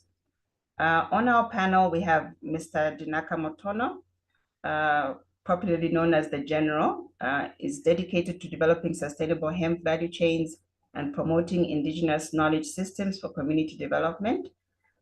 His work includes integrating hemp into innovative solutions, addressing food security, renewable energy, and eco-friendly construction. We also have Mr. Linda Siboto. He's the co-founder and director for Sheba Academy. Sheba Academy is Africa's first and leading cannabis educator. We also have Mr. Kobus Kuman. He's the founder and CEO of Grow On Africa. Grow On Africa is a self-regulatory organization that facilitates and regulates nonprofit cannabis social clubs around South Africa. And lastly, we have Myrtle Clark. She's the managing director of Fields of Green for All. I think we can start with Mr. Dinaka Motono. Please, you are welcome to take the floor. Thank you. Thank you, Sister Roseanne, and greetings to everyone. Yes, I'm very much grateful to all the speakers that were online. Very informative. I don't know if I'm audible. You are. Okay. Yes, I want to give thanks to the organizers of this event, the speakers that were online as well for valuable inputs in terms of they touch on many things like regulations. So I'll also look onto what is happening now in terms of opportunities and challenges in the commercial licensing, which we are very much as legacy farmers or rural communities, we have a challenge in addressing the issues or coming to the cannabis hemp space. You'll understand that in South Africa, for our legacy farmers or smallholder farmers, they were planting ganja actually. So now with the current licensing regulations or regime, it's not easy for them to actually come into the medical space. Looking at our traditional health practitioners and also our indigenous knowledge holders. So the regulation is quite hectic for them. The barriers of entry are high. And also in terms of looking into the West, how they plant the cannabis under controlled environment. So which is very costly for our people to do that. But we know that, ethnopharmacology is something that is very key to our indigenous people. So I think in this panel, we need also the leaders that are here, researchers and policymakers, to assist us as communities that have been using this indigenous knowledge for medicine, to find a way on how we can, work together by including ethnopharmacology into the whole application of cannabis, but also looking at, the complex state of the cannabis, of the hemp industry in terms of regulation. I see South Africa has at least reduced some of the regulations in terms of the fencing. We know there was a police clearance that was needed to comply with. We are happy now to say that all those things are off. We actually now looking at the THC level, which has recently been announced that it's going to be to 2%. So I also concur with the previous speakers in terms of the whole plant. I think that was Prof. Nyazema who spoke a lot on that. The approach should be actually on the whole plant use. So here we know that the Department of Agriculture is responsible for the cultivation, but we see a lot of hemp permit holders having a challenge in terms of the THC level, to say when you plant your landrace seeds, because of the seed challenge that we have to import. But what we've been doing as hemp farmers here, especially myself here, let me talk on myself, but I know some of the hemp farmers are doing that. We are embarking on an indigenous knowledge commercialization project, which we are pushing hard that we need to use land-raised seeds. So for instance, here in my farm, I've planted a combination of CBD and some few land-raised seeds just to see the compatibility, because I'm planting for industrial purpose. So for me, I think that is key, like what Zimbabwe is saying, to say, if you're using for industrial purpose, why the THC regulations don't have to look at that, but also looking at the, like I said earlier on, the accessibility of seeds, which is quite a challenge for us. So in the Northwest, what we've done here in collaboration with the Department of Agriculture, the Research Services, we've embarked on a seed multiplication program. This is just to ensure that we have a good seed bank so that we can share amongst our farmers, so that we can all plant for industrial purpose and also for feed, for livestock feed, animal feed. So I think it's a program that if researchers can work with us on this level in terms of ensuring that our programs, seed multiplication program, is a success. We can have a lot of farmers having access to seed, which is quite a big challenge with us as farmers, because the import costs, as many other people have identified, those kind of costs, the red tapes as well within that. So, but also coming on to the economic aspect of things. Job creation around there's a potential of job creation around the value chains of hemp. So if we can work on the issues around what Dr. J highlighted in terms of clustering, you find that the community, in terms of transportation, logistics and all that. So if a community can, in communities, if we can have those clustering approach, we can actually, you have one farmer being the aggregator and other farmers are just planting. So we can also make sure that we share the what you call the offtakes, so that we can build up as farmers, we can feed into each other. So basically there's a seat for everyone at the table around this hemp industry. So it's quite a great thing to see that both countries now, say the countries Zimbabwe and other countries are coming together in this kind of platforms, because we in Afrikaans they say yen drag mak mag. So that means actually unity is power.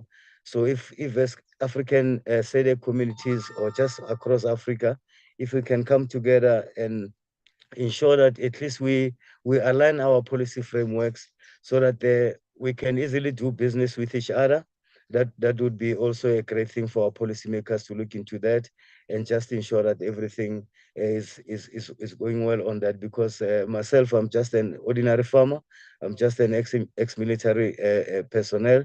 So it's very key to have academia, policymakers, and regulators assisting us in unlocking this great potential for cannabis. So when it comes to the role of academia in terms of research and education, this is very key. We've been working with quite a number of universities.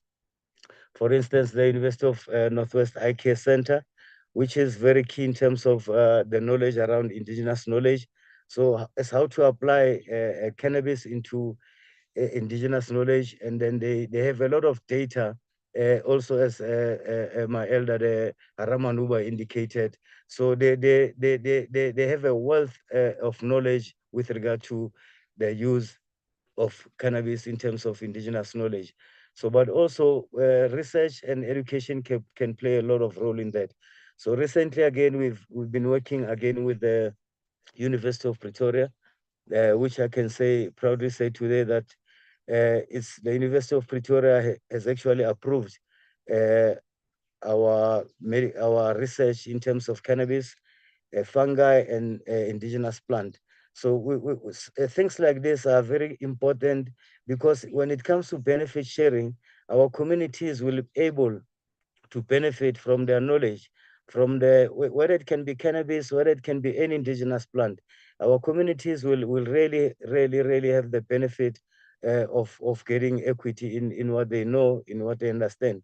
Even our traditional health practitioners, they will benefit from the knowledge they have from the medicines that they've been making or complementary medicines that they've have developed over years, and they will now be able to also make it to the shelf, which is a space that has been dominated by a big pharma.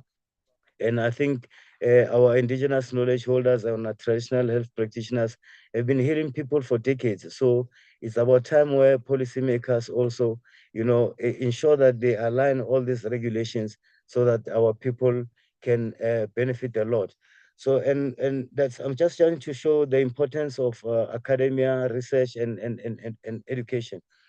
Also, we've just recently open doors or our doors we have been accepted within the University of Johannesburg at the Center of Ecology and Intelligence. They are also working on hemp research, and they're doing amazing work in terms of batteries, in terms of building construction, in many various ways on the application of hemp. So these are signs that once academia, once research is done, then we are able to give a scientific backing as well of what we're doing. But also we look at industries like your construction, hempcrete. There's a regulation again in terms of your building or HBRC in South Africa. We need to also be in line with such, and they must also inform us or maybe share with us, sit with us on the table to see if I want to build a house in a city, but this must be a hemp house that I need. So what regulations are there? Can I just build it? What regulations informs me? So that's where research and innovation comes in to say the regulator must advise and work with us as industry players so that we can realize the importance and the value of our crops. I don't know if maybe I'm still all right, Sister Roseanne, but I can go now in terms of the trade within the BRICS country. I think I've touched on that a bit. It is important. Dr. Ches highlighted it so nicely in terms of the free trade zone. So it's very key for us to work as neighbors. Botswana has just opened. Zimbabwe is there. I'm here in a very small village called Hopani in Zerast. I'm actually at the gate of Botswana. So Zimbabwe, Botswana, they're just my neighbors. So we can share knowledge, we can share experiences, people can visit each other. I can also say, I think in 2022, we hosted a very great delegation from Zimbabwe coming here to my small holding here to share information, share knowledge, which was very profound for me to have visitors, coming all the way from as far as Zimbabwe to come here. But I'm also blessed to be there to set my foot in the country of Zimbabwe, a very beautiful country, a lot of potential. So collaborations with other countries across SADC and even beyond SADC, that can be very great for us to share knowledge, to share expertise, and to share seeds as well. So that can be very, very key for us. Research and development, very key. All those kind of innovative and brilliant minds that can come together in this big table of the cannabis there's a seat for everyone. And doctors always said, we have to also understand both sides of the law, government, on how to work with government, and also we fought a long time. This is for our time now, not to fight, to just become and bring all the stakeholders onto the table and just make them to understand. But at the same time, the train has been going, so that those are not understanding so far, they will find us at the way. We're not angry with them like a tree shedding off leaves. They will always be our brothers and sisters until they understand, because some of the officials in their offices, they're still held up with the stigma issues and all that. Yes, we understand that there are harms as well. And as responsible people, we are not just advocating the good side. We're also highly involved in harm reduction programs, so that we ensure we have a healthy society.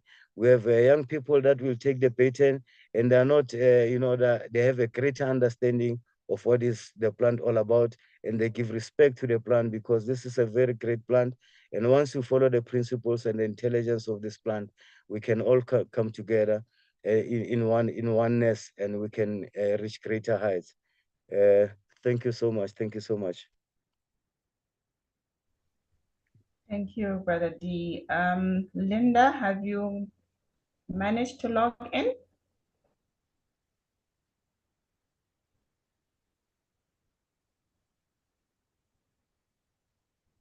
Cobus, are you in the meeting? I am, yes. The floor is yours, Cobus. Thank you very much. Thank you, Sister Roseanne, and thank you, Sam, for taking the effort and time to put this together. And thank you very much for all the other participants. It's always difficult to follow such an eloquent speaker as Danny, our Dacha General from the Northwest. I'm a much more practical person, and I usually just tell people what we are busy with and what we are observing in the industry.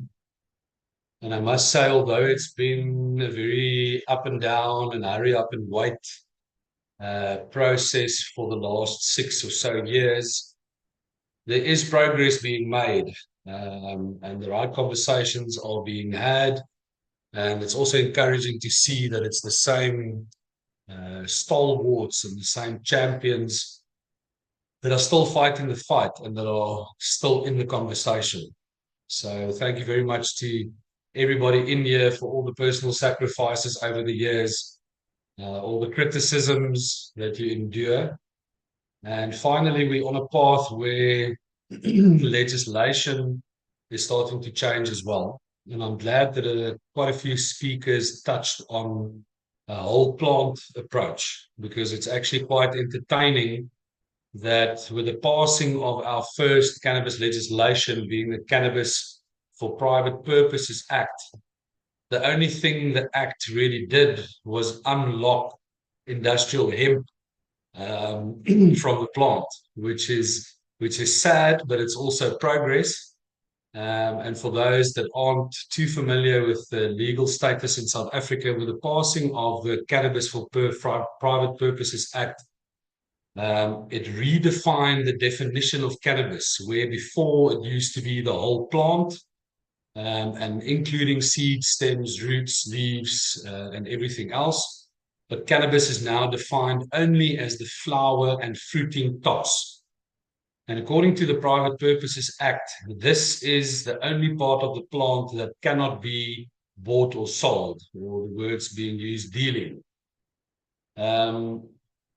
Now, the Act still needs to be enacted through the regulations being passed. So currently we are awaiting the minister to announce the regulations. And these regulations will then include if there are limitations on the number of plants that you can grow personally, limitations on possession of cannabis for private purposes, the transport of cannabis in public, and some other regulations that might inform better what a private area looks like for consumption. So it's still to be seen what those regulations are. Hopefully there will be a proper public participation process when these regulations are proposed, so that industry can give their proper inputs. But at least, as I mentioned, this now completely opens up the industrial hemp market and really permits us to now start trading in hemp. So as Danny, the General, mentioned just now, there's been some real progress in the market in terms of industrial hemp. There's quite a few permit holders. There's quite a few initiatives to get the right information over to these permit holders. And the clustering is starting to happen in industry, where individuals, businesses, and associations are starting to come together to make this whole machine work, to make the industry work.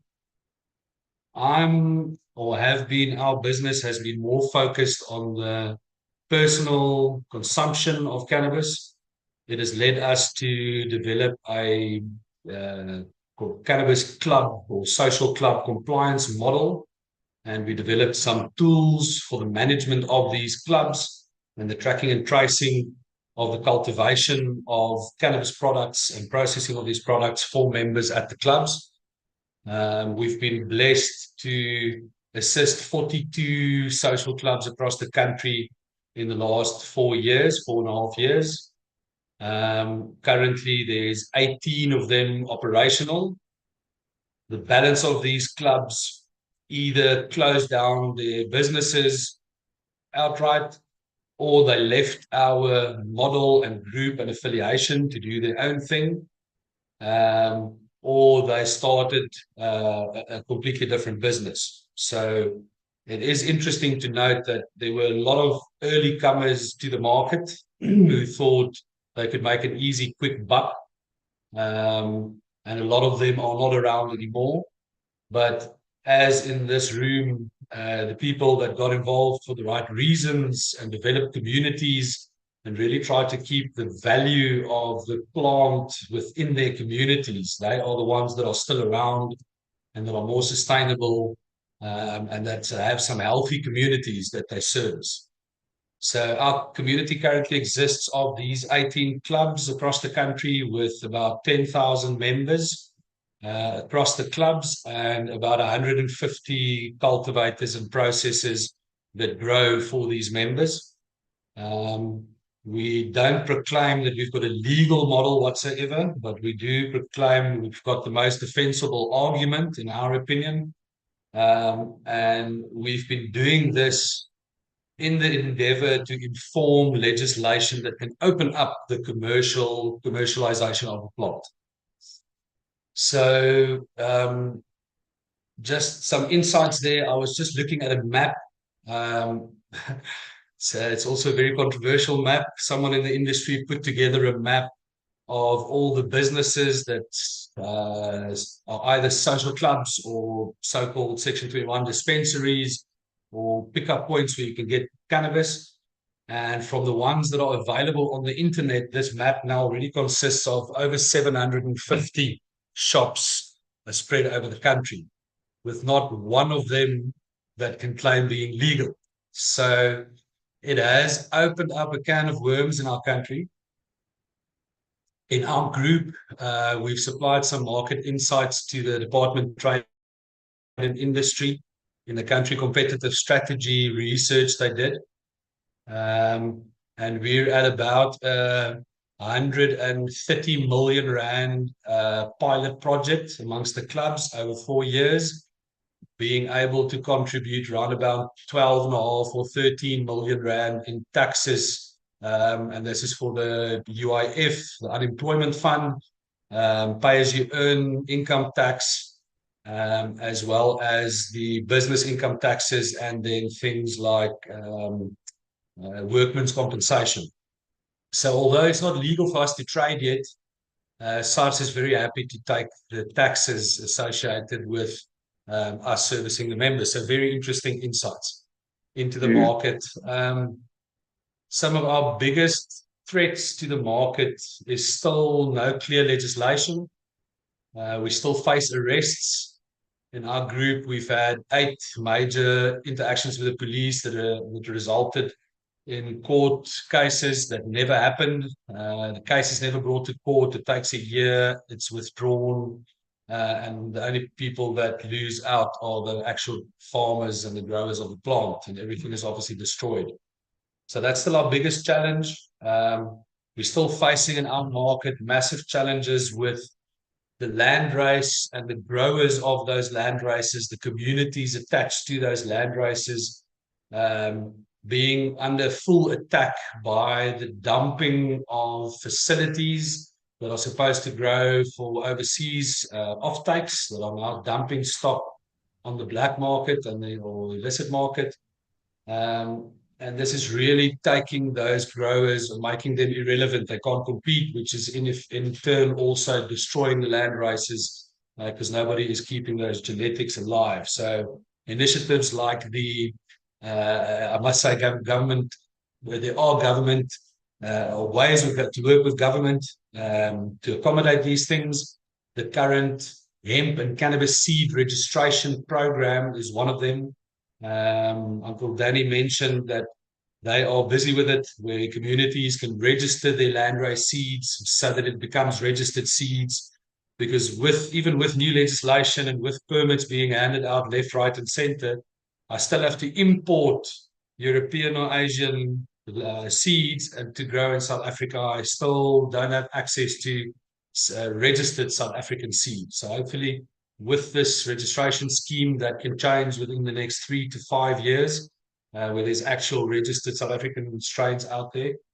But I think we all have to be mindful about those threats, and how legislation that's not clear or that's set up to favor export markets only result in the local market being shot down and the small guy not getting an opportunity, and us losing all of these beautiful land races and genetics that we are supposed to be looking after.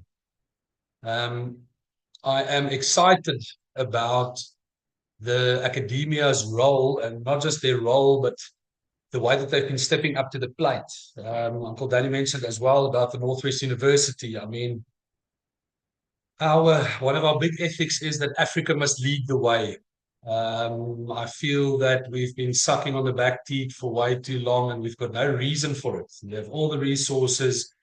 We are the basin of where everything started, and we should lead the way. So it was eye-opening at the University of Joburg Symposium, which will now become an annual event, to see an actual battery that is working with Dagga stalks. Absolutely incredible.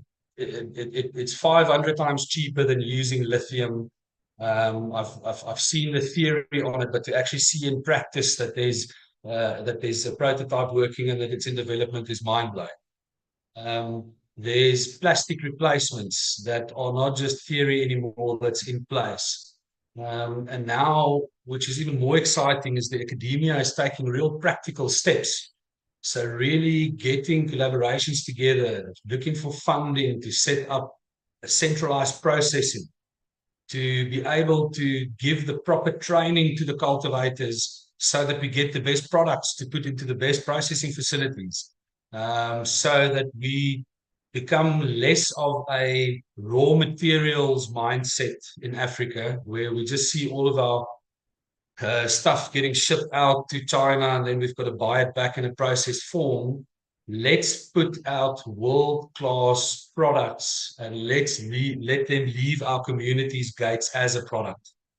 I think the slow start, not just to legislation, but also funding and to get the industry going, also gave us the opportunity to plan a little bit better, to understand that not each farmer needs all of the processing equipment, that we can share, that we can have these mobile processing plants and even big scale factories available for multiple communities, and that we can really do this together, because that positions us well in BRICS. I was in Durban with a conference, the M5 conference the other day, and I heard a lot of people talking about the new BRICS currency, and there were even some of the physical currency going around. And when I saw the demonstration through with CSIR, where they literally made a hemp t-shirt on stage and printed it and auctioned it off, I got excited and I realized that it's not so far-fetched when someone mentioned they want to print the new BRICS currency on Dagga paper. So I think there's huge potential and possibilities, but just like us not being colonized, recolonized, and captured by the West, we should be wary of not just supplying raw materials to our big counterparts in the East or to Brazil. We must really stand together and, like I said, use these academia especially to develop products of a world-class standard. Now, I think a day like today is ideal to kickstart these joint research and development initiatives among member countries of not just BRICS, but also SADC, which is very relevant to where we now. And I think we need to start giving each other practical tips and keep each other up to date. One of our main issues in South Africa is that the industry doesn't speak from one voice. There are plenty of associations claiming certain representation, but from government side, it's impossible to hear one voice. And I think it's important for us as the players in the industry to share with each other which associations are we part of? When are these meetings? Let's really not assume that anybody in the industry knows what's going on at all. And let's really rally behind these associations, start speaking through those one voices, and get it going even more. I think I'm running over my time, but I just want to wrap up by saying it's going to be a bright 2025. I think there's a lot on the horizon. And especially from the conversations I hear today, I think everybody is on the same wicket. It's all about collaborating, bringing those droplets together, bigger and bigger and bigger, and making it rain. So that's it from me. Thank you very much, Sister Roseanne. Thank you, Cobus. Thank you. I see there's a hand from Dr. Zoe. Before we proceed to our next speaker, Myrtle. Thank you so much, Roseanne. I just want to ask Dinake one question. He mentioned something about the part of the plant that can't be sold according to the current regulations. Could you just reiterate that? Can you just repeat that part? So the current definition in our Private Purposes Act is that cannabis is only the fruit and flowering top, so only the flower, and that the rest of the plant, the leaves, stems, twigs, roots, seeds, are not considered cannabis, and therefore it opens up the industrial hemp for us. So although we don't have legislation yet regulating the sale of cannabis flower, it does in effect mean that the rest of the plant can be bought and sold, but still under consideration of existing laws. For seed example, nobody can just buy and sell any seed. A seed must be registered, must have gone through the phytosanitary processes, and still has to comply to 3 different types of legislation: Plant Improvement Act and the Plant Breeders Act, and another one. So that the only thing is now that it is illegal to sell the flower, but by that effect that we can sell the rest of the plant. I hope it clears that up. Okay. Thank you. Sorry, Roseanne. So I can do a follow-up. The reason why I was asking to understand is I found this fascinating. I think all of us should be thinking about this. I attended the India Hemp Expo. I think Professor Kateri was there from South Africa. And what fascinated me was their laws are so strict because they haven't really moved much, but they've made amazing pharmaceutical, complementary medicines and supplements from just the leaves, because their government actually does not allow them to even touch the bud. All they're allowed to manipulate are the leaves. And I wanted to know if anybody in the region is actually doing anything with the leaves, extracting anything from the leaves.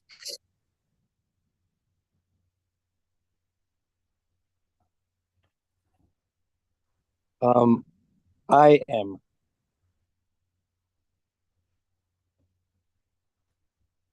Go ahead, Dr. J. You can say more. Oh, sorry, I have an issue with replying and putting my hand up. So please, everybody, bear with me. Apologies. I don't want to cut you off. I'm sorry. So we are using it, and we've run the studies and had this to double check our testing.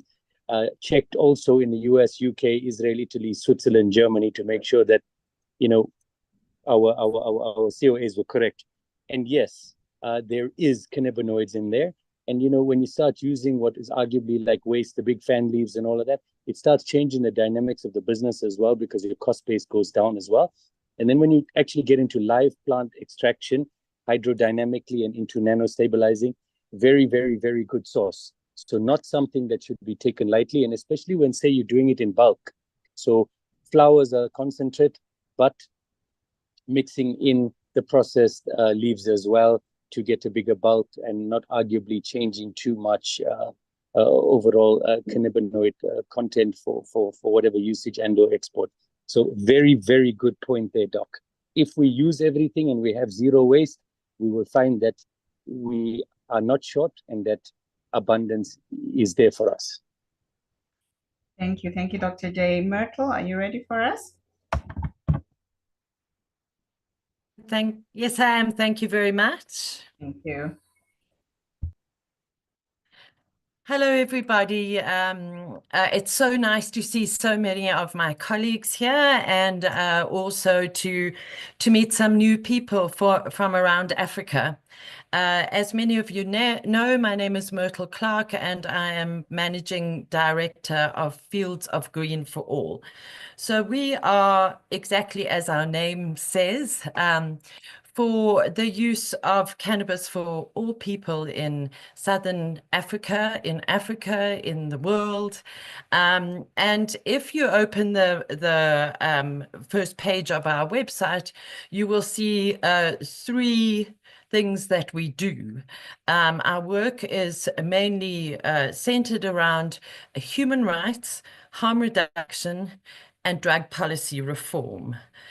So while a lot of the people in this audience have different interests and different specialities in cannabis, what we do is to fight for the rights of people to use, cultivate and trade in cannabis without fear of prosecution.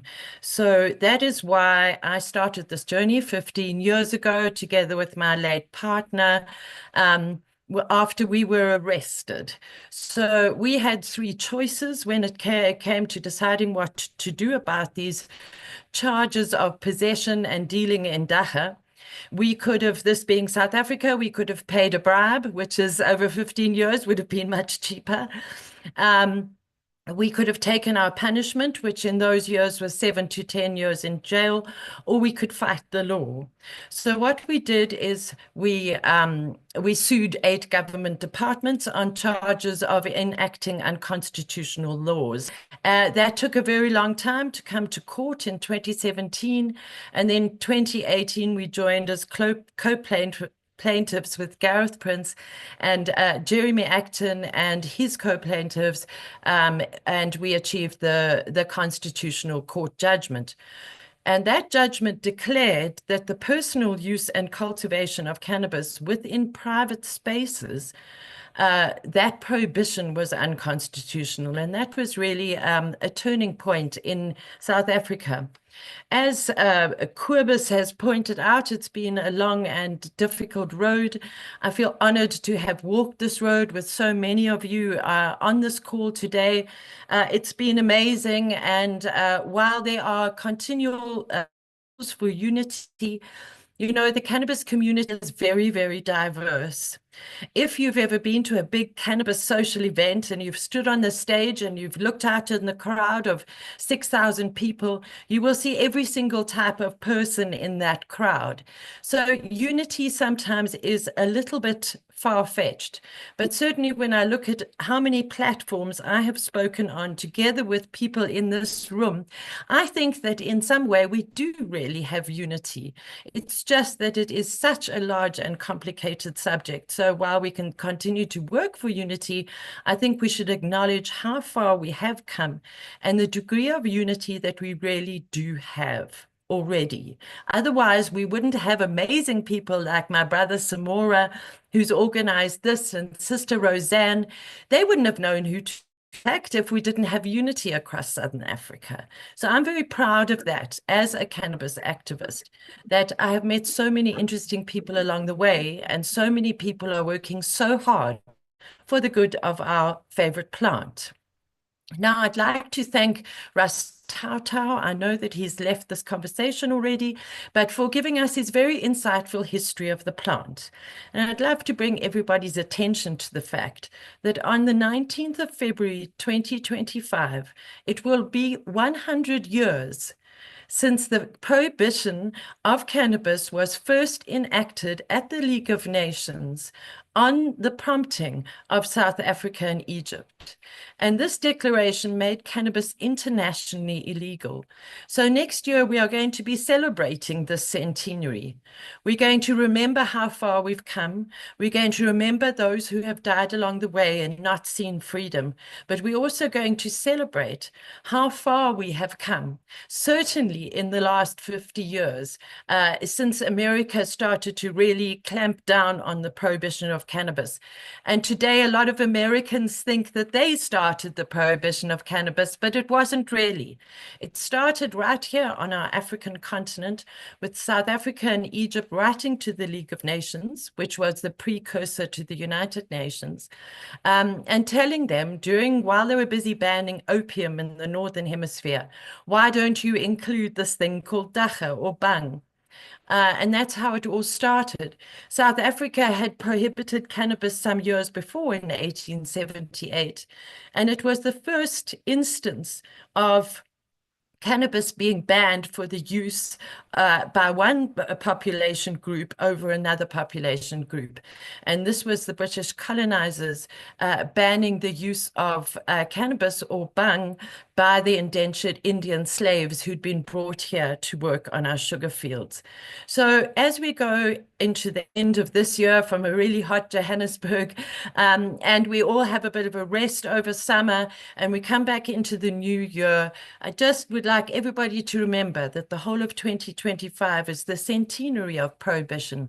And let's not forget that cannabis is still wholly 100% prohibited in many, many areas of the world. It certainly disturbs me to hear of talks with the BRICS nations, because the second country in that BRICS acronym is Russia. Be careful of getting into bed with the enemy, ladies and gentlemen. Russia are very, very strict prohibitionists. This year at the C&D, the Commission on Narcotic Drugs in Vienna, Austria, we had Russia being one of only 3 or 4 countries to wholly oppose the use of the words harm reduction within drug policy. So as South Africa, we cannot have, and other BRICS nations, you can't have your cake, eat it too. If you are getting into bed with Russia, you had better be really, really careful about what you are doing, because they don't like this conversation, ladies and gentlemen. And no amount of data and research and academic pilot projects and changes to the law in our countries is going to change the minds of that really big superpower to the north of the world. So just please bear that in mind. At Fields of Green for All, for the last year, we've been spearheading a grassroots international movement called the Cannabis Embassy. And this is attempting to connect all of the grassroots cannabis activists across the world with each other, so we can share knowledge, share our experiences, and generally encourage each other along the way. If you go to cannabisembassy.org and you have a cannabis small grassroots organization, you are welcome to join us and join the conversation on an international level. Fields of Green for All has got what's called ECOSOC status, which means that we have a special status with the United Nations Economic and Social Council, which allows us to participate in international conversations and treaties and conventions at the United Nations level, both in New York, Vienna, and Geneva. It's very, very important that organizations like Fields of Green make their voices heard. And I offer the services of Fields of Green for All to all of those who would be interested in joining the conversation, because it's not just us. We are part of over 6,000 NGOs with this status across the world, but we are the only cannabis legalization organization to have this status. So please do contact us via our website if you'd like to join the conversation. We'll be going off to Vienna again in March to participate in the C&D again. And in May this year, we participated, together with the Cannabis Embassy, we participated in a brand new treaty that was signed in Geneva. And it's called the GRATAC Treaty, which stands for Genetic Resources and Associated Traditional Knowledge. And this is where all of our concerns about preserving our biodiversity, preserving our traditional knowledge, and also preserving our genetic varieties, our land races, which are so precious to us all over Africa. So South Africa was the first country to actually sign this treaty there in Geneva in May. But just this week, Malawi was the first country to actually ratify the treaty. So first of all, the treaty gets signed, and then after that, each country goes home and they pass that treaty through their governments, and then the treaty becomes ratified. So we're very proud of Malawi. We know that they are having incredibly hard times economically, and we're proud of them for getting this treaty through their government before anybody else in the world. So that's just a short overview of what we do here at Fields of Green on an international level.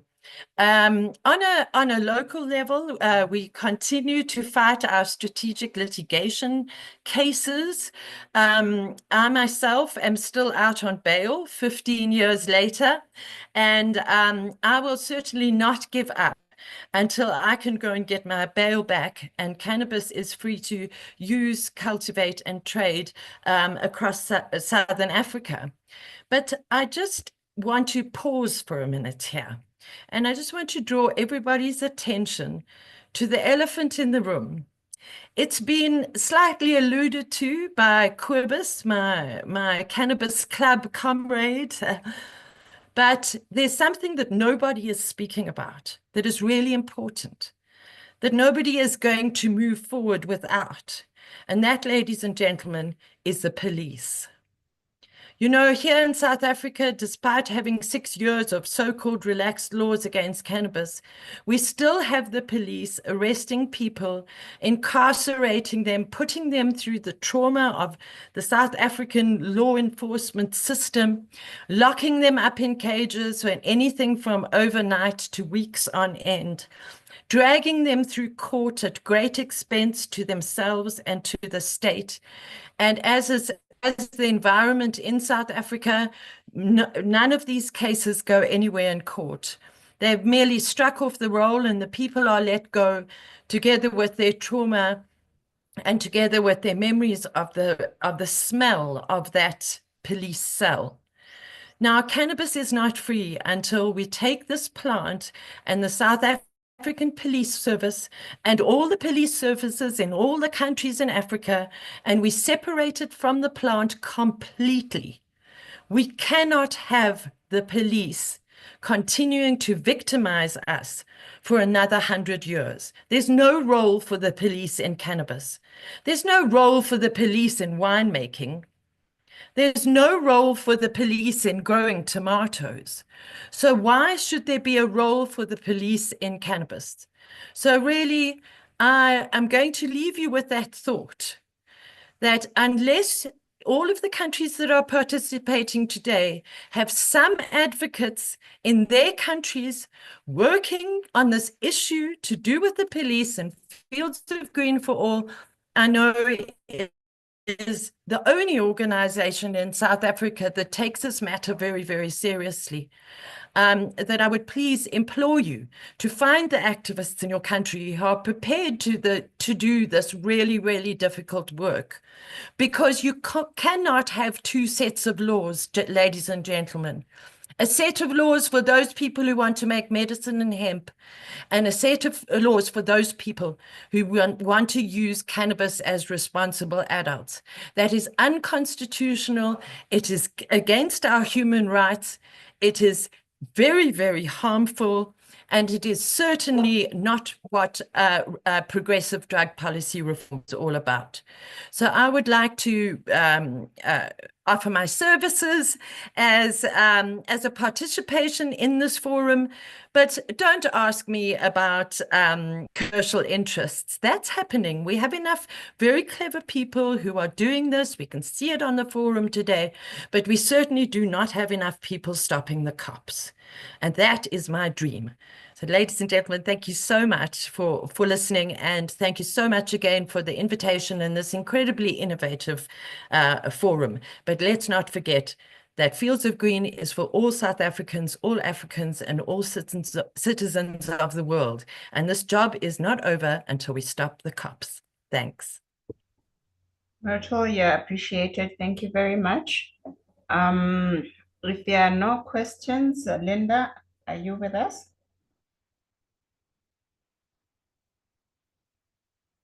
Oh, there is. I see a hand, Dr. Zoe. Yes, thank you, Rosane, and thank you for that, Myrtle. I like she speaks very passionately about the other subsector of cannabis, and I just wanted to agree with her that at the end of the day, even in terms of regulating cannabis as a medicine, they've never been fair. If they've said it's a dangerous drug, cannabis is they're not only dangerous drug. They regulate things like pethidine every day, and this is the argument we posed recently in the last 3 weeks to our regulator to say, okay, we've agreed that fine. Let's say we've agreed that it's a dangerous drug. It's a pharmaceutical. How do you regulate pharmaceuticals every other day? Pethidine, for example, to import and export a sample of pethidine is just $75 US. But for cannabis, it's $5,000 US. Where is the rationality? So I think even as she has spoken about the arrests and how the adult use is perceived, I think it's a matter of if we do not agree as players, and if we do not agree as players and the regulators on what is cannabis, we are still going to have this problem, because the only reason why police arrest is because to them it's still a dangerous drug. There's no consensus on what is cannabis. With tomatoes, we've all agreed tomatoes are food, full stop. So then you won't see the police coming there. So we need consensus to then agree as all stakeholders what is cannabis, and whatever we agree on is what's going to determine what happens with law enforcement and all of that. But my question to Myrtle is, who should be arrested in regards to cannabis, and who should not be arrested in regards to cannabis? I think that could help me to understand your disposition and how we can also support you. Okay, so that certainly comes down to where the harm has been done. So if somebody is selling cannabis to children knowingly, that I think can classify as harm being done. If somebody is adulterating their cannabis with other drugs, I think that can be classed as harm being done. But somebody being arrested for not having a permit, or, I do believe that licenses are a colonial construct and that only permits should be issued in terms of the regulations. But I think really one has to narrow down the harms that are being done. And that is often overlooked in the general big picture of cannabis. And I think the greatest harm that's being done across the world is the stigma against it, because the stigma is driving the ignorance. And here in South Africa, we have terribly ignorant police. And unless we change, and this Fields of Green is launching into a project next year to do this, a very difficult job, we change the police's key performance indicators. In other words, their quotas when it comes to cannabis. Unless we change the laws within the police, we're still going to see people being arrested.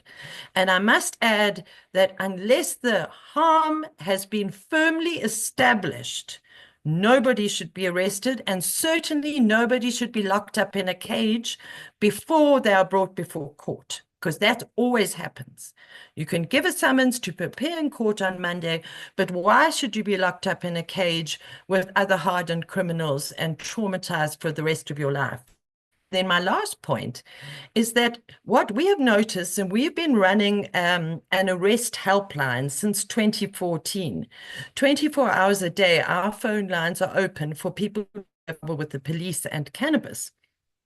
And what we have noted, the overarching trend in 95% of those arrests, and there's been tens of thousands over the years, is that those people are generally come from poor, disadvantaged, and vulnerable communities. It's not rich people that are being arrested. And I'm sure that my brother Gareth Prince would attest to this too. It really is. It's an attack on the most vulnerable in our society, and it's picking out of the low-hanging fruit, and it's profiling people according to what they look like. You know, I don't get pulled over by the police. I'm a white middle-aged woman. But ask Gareth Prince how many times he's been pulled over by the police. He's a brown person with dreadlocks. So it's a racial issue, it's an ignorance issue, and I'm sure my brother Linda Sipoto will certainly address this issue of education, but the education of the police is vital. Thanks for your question. Thank you. I'll allow Ras Gareth to speak or make his contribution, and then let Linda make his presentation. Thank you. Ras Gareth?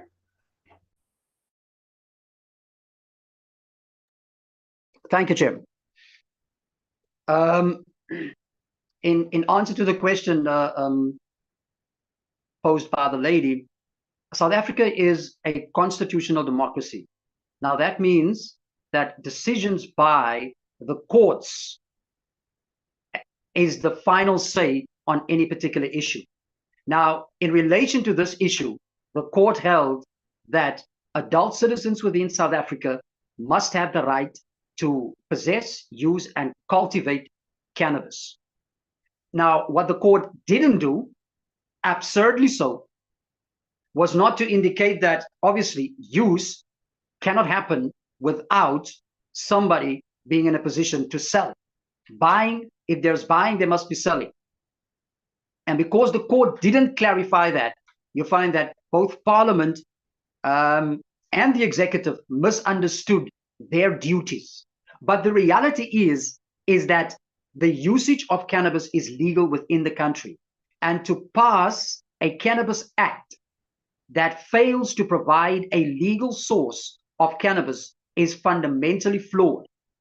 Now, the way the system works is that if the law is declared unconstitutional, you have to go to court, and the court will declare its unconstitutionality, and then Parliament must fix the defects. We are currently at the stage where we are negotiating with Parliament. But as Myrtle and the others can tell and attest to, the journey that we've walked with government in the past 6 years has not been one that's been in good faith on their part.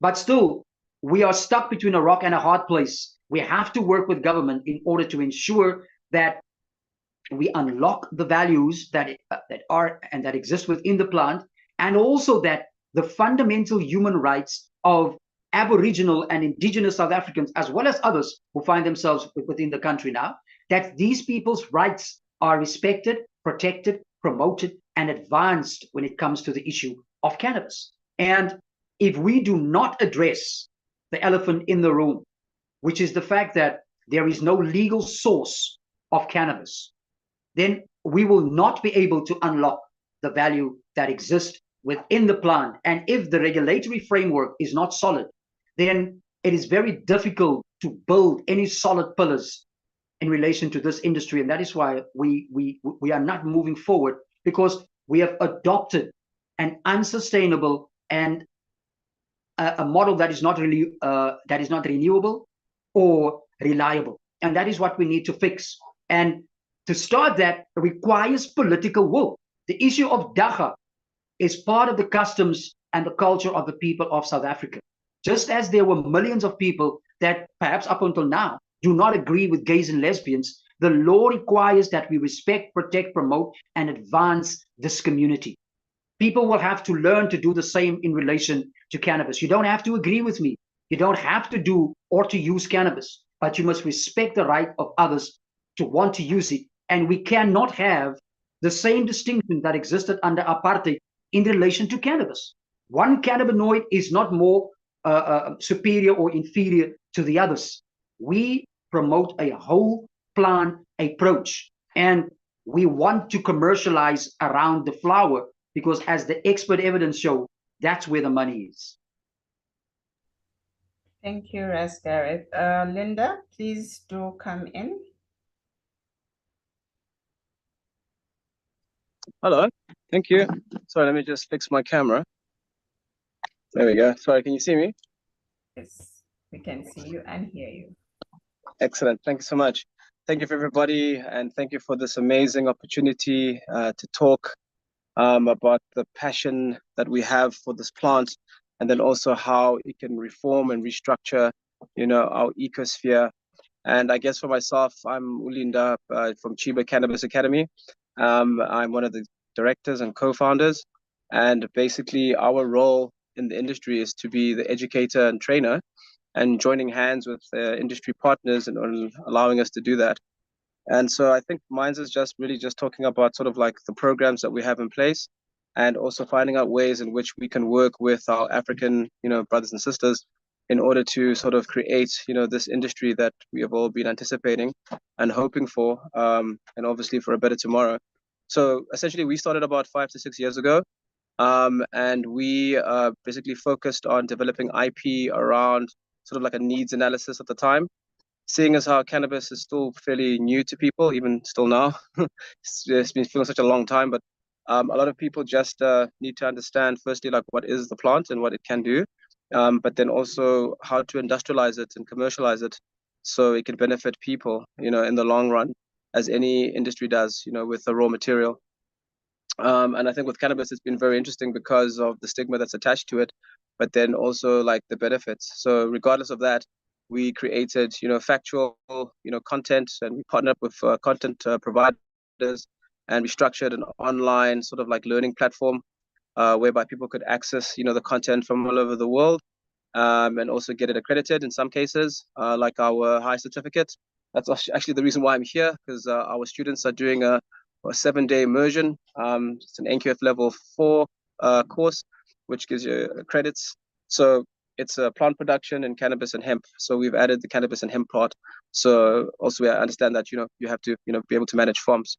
So anyway, I digress, sorry. And so, yeah, so basically the content that we have put together really speaks to sort of what the needs are. So essentially starting from the initial stages, of the plant, learning what it does, but then the history of it, and then going into a little deeper things such as genetics, etc., sativa, indica, understanding that sort of terminology.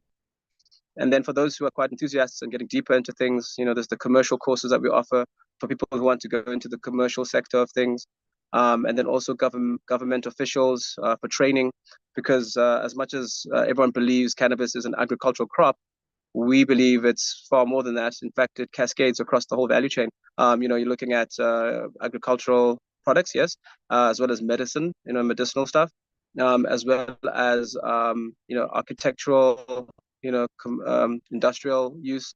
And I think it's been clearly said a few times here for those people who have already come on about the multiple uses of it. So we teach government, departments and officials, because then their mandate might be very closely aligned to what the cannabis plant can do for you. And I think also just to like sort of illustrate that there is a lot of demand, within government themselves for the training, because we do quite a bit of that locally and internationally, such as Malawi recently, twice actually, Lesotho, etc., and now hopefully the rest of the continent, because I think even Kobus, when I caught him, because I had issues getting in, he basically stated that we need an African plan. I mean, it's all very well and good that we allow, Western ideologies and rules and systems to come, and impact us, because obviously we want to not lose funding. But ultimately, we're sitting here on an opportunity to help emancipate our people, and we're not really taking full advantage of that. I mean, we had the situation of, gold, diamonds, rubber, coal, etc., but none of our people are processing any of that, and none of our people are beneficiating from that, and that's going to be for millennia. And not being part of this, value chain, and allowing such things as stigma and misinformation allow you to, judge the way that you're going to, go forward in this industry. industry, I think is quite ludicrous with all the information that's available. But also what I think is also quite ludicrous is the fact that the African continents and countries are not aligning and speaking from one voice. I mean, how often are we going to have to keep on playing the same, record twice and not learning from our mistakes? Is that there's so much power and unity, and this country has displayed that in allowing us to have platforms such as this, firstly, but then also to coalesce as people. I mean, I look at the students that I have here on my course, and it's a mixed bag. You've got people from the Afrikaans community, you've got people from the Xhosa community, Venda, etc. This plant is a unifier, but I find it quite odd and a bit strange that Africa has not yet, assembled their own plan, and we're not talking to each other. So I would really like to understand why. And Myrtle did mention also that police need to be educated. Also, I think they also need to be educated about the Constitution. As much as we love our Constitution, not many of us actually know what it means. And a lot of people who actually, have it don't know how to read it. And that's also a challenge, because as much as we have all these beautiful policies and, beautiful plans and strategies and investment opportunities, etc., they mean nothing to the person that sleeps, without eating every night. When you go out into the Eastern Cape and I get WhatsApps all the time from people asking me, Linda, please, I have 9 rand of cheese, that's a bucket of cheese. Please, do you have distribution for me? I need to sell this so I can eat tonight.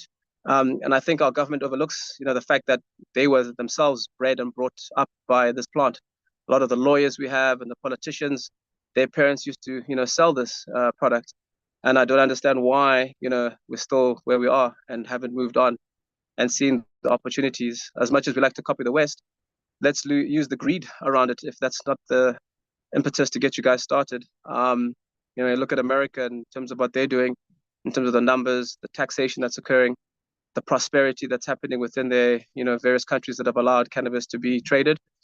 But we, I don't know, still stuck here. And I guess the question is for me, to them, to the leaders out there, to our statesmen, as to, this is a crisis. Our youth unemployment rate in this country is high, and I'm sure in the rest of the African continents. And if we're all speaking from the same mouth, and we have the research, we have the technology, we have the French coming in here, offering opportunities, offering offtake, we have other countries coming online. So therefore, there must be something to this. And then if we have the most arable land in Africa or the world, why are we not utilizing this opportunity? Are there other players at play here that we don't know about? People in the dark rooms and the shadows? Maybe that needs to be investigated. But, from an education and training point of view, we are here to hopefully dispel all that, misnomer and stigma around this plant, so that we can get forward and get going, in terms of what we need to do for our people, because enough is enough. And I think we can see what's happening in Mozambique and the rest of the African states. Our people cannot stand and watch anymore. We have to take action, and we have to move forward. And if this plant is a starting point for it, then I'm here for you, Africa, if you need me. I think I'll stop there and answer any questions.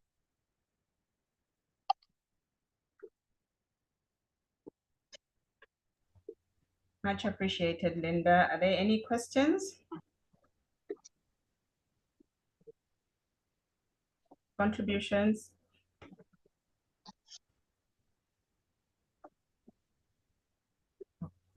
There is Naomi. Hello, greetings, Linda. It's nice to finally meet you and put a face beside your name. Sorry. Sorry, I'm not a girl. I'm looking forward. No. I'm looking forward to maybe speaking afterwards. I too am training interns and farmers here in Ireland and the UK, and would be very interested in coming on board with you for accreditation for my kind of patients and interns and clinicians. I run a complimentary online adaptogen clinic, natural born healthcare. So we are in, at the minute, the UK and Ireland is all my patients, but we've moved into Zimbabwe and all of Southern Africa. So it's very exciting at the moment for us, what's happening in Zimbabwe. And we're really looking forward to sharing data of what we've learned in Ireland and the overgrowing hemp for the last 4 years and what we're doing and allowed to do. But I'm very, very curious about the getting the qualifications, because when you present to your home office as a team of professionals, you're going to get the license. But if you show up and you're not organized and have those everything, the T's crossed and the I's dotted, you're not going to succeed as a Lone Ranger. So it's very exciting, and I'm looking forward to speaking to you again. Awesome. Sorry, can I just quickly ask a question of you? So essentially, if you're doing clinical trials, so that obviously is with cannabis. Not clinical, sorry, industrial hemp. Industrial hemp research and development trials. So we've explored phenola, henola, USO 31. You know, I am a complementary therapist for 30 years. So I would treat and make what we call in the UK off-label remedies. So I can put any herbs or essential oils into it and then prescribe as an adaptogenic. So that's why well, for me personally, I will be studying a lot of this South African and Zimbabwe traditional herbal medicine to complement them with my own herbalism. Yeah. We have a question. Perfect. That's awesome. Yes, please reach out. We've got a lot of herbalists and Nyangas that are in this space, and we also work with TIA, Technology Innovation Agency, which is a little sister of the DTI, and we work with the IKS department. So there's a lot of interesting findings and research that's done. I mean, some of the stuff these people have put in, this year, there was a presentation with the University of Nelson Mandela. And I mean, things like reducing people's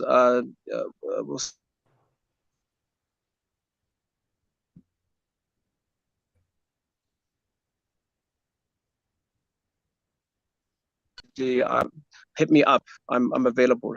Yeah, I think the recording of all of our data, as it's been mentioned before in the meeting, from seed yield, fiber tonnage, all of these things with comparatively the north to south, west to southern hemisphere, it's very exciting. But yes, the UK is very draconian. I wish we were where you guys are at now. So we're getting there. Cool. There's a question from Gob Magwaza. Gob Magwaza, go ahead. For Linda. Yeah, I was just wondering how much do we actually involve the peripheral of planting? We have an entry level plant, like they call it the entry level drug, but it's actually the entry level plant, which gives us an opportunity to learn about plants in general with such in-depth way that all of this should actually connect to having the basics of a household plant for everybody. The question is, how much are you connecting with like perhaps permaculture groups, organic groups, to even encourage other plants to come in at the same time? Yeah. Cool.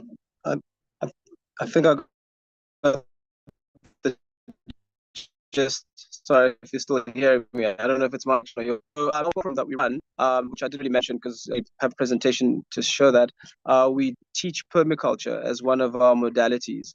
As much as we in our courses we talk about the plant, but we also talk about sort of the complementary aspects of it in terms of what other what do we call them? I forgot the name now. Escapes me, but it's basically having cannabis and then using another plant next to it, and you basically complement it by using that. So, and also we talk about cannabis being a food source as opposed to just art. So when you're growing food, it's just better if your plants are not having a monocrop, because that's not even how your human body absorbs food. And then also we involve, we have a section for indigenous knowledge systems in our course. So we talk to Nyangas and Songomas who come in and talk about how they're using the plant to heal and treat people. So we're very much involved in that regard. And then also we do like webinars.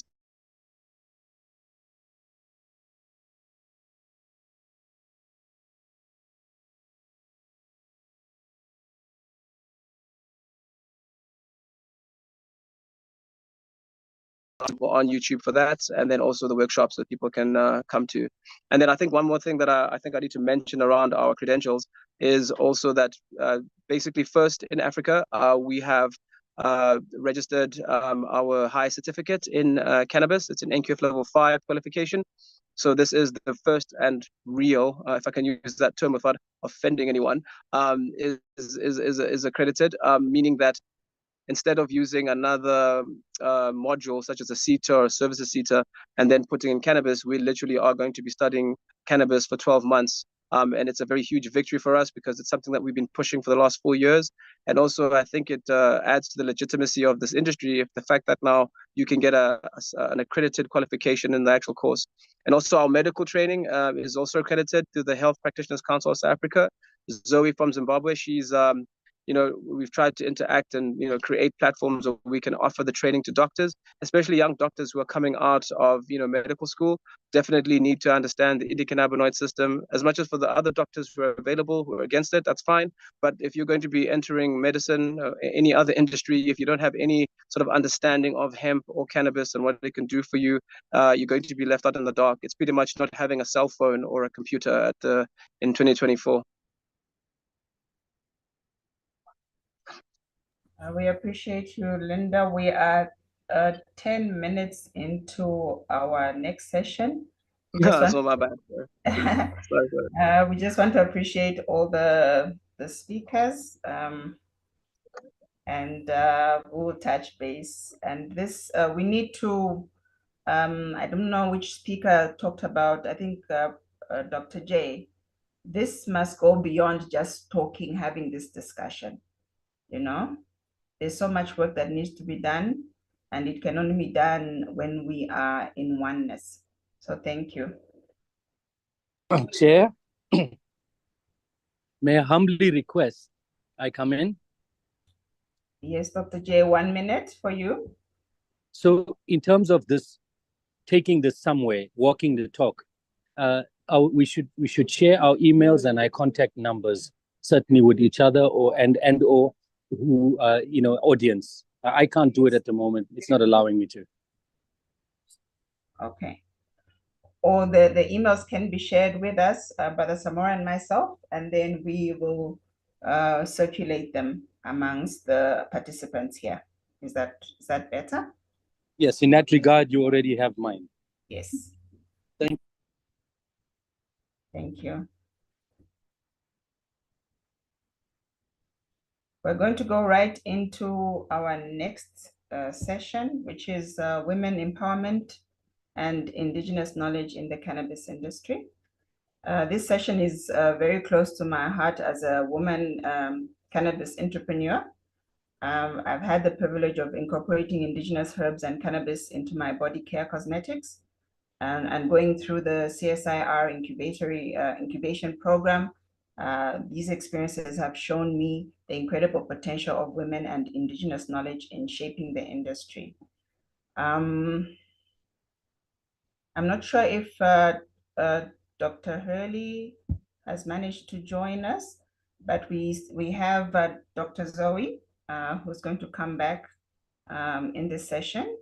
We also have Ms. Renata Rek, also known as Gogo Magwaza, hails from the rural Eswatini, where she grew up immersed in creativity as the daughter of a renowned artist, and initiated Sangoma, carrying the spiritual lineage of Magwaza. She's a healer deeply connected to ancestral wisdom. Renata is passionate about preserving indigenous landrace strains, serving as a motivational coach, tour guide, and permaculture facilitator. She's celebrated for her engaging presentations, including the A to Z of original plant foods, and for connecting communities as an eco-village ambassador, blending ancestral heritage with modern insights into empower and inspire others. Then we have Dr. Hurley. Dr. Hurley is a medical doctor and also licensed as a medical cannabis physician from the USA and based in South Africa. Passionate about educating professionals and the public on the benefits of medicinal cannabis and the endocannabinoid system. As an advocate for affordable, safe medicinal cannabis, She actively contributes as a CDC KZN executive member and official hemp permit research. Then our guest speaker, Jackie Ramage, is a seasoned pharmaceutical professional with 26 years of experience spanning community, hospital, and industry pharmacy sectors. Over the last 6 years, Jackie has specialized in the medicinal cannabis industry, advising on regulation, compliance, and legislation. She's also passionate about patient care. Jackie aims to ensure access to safe and quality medicinal cannabis through professional collaboration. I think we should open the session with Gog Magwaza. Gog Magwaza, you have the floor.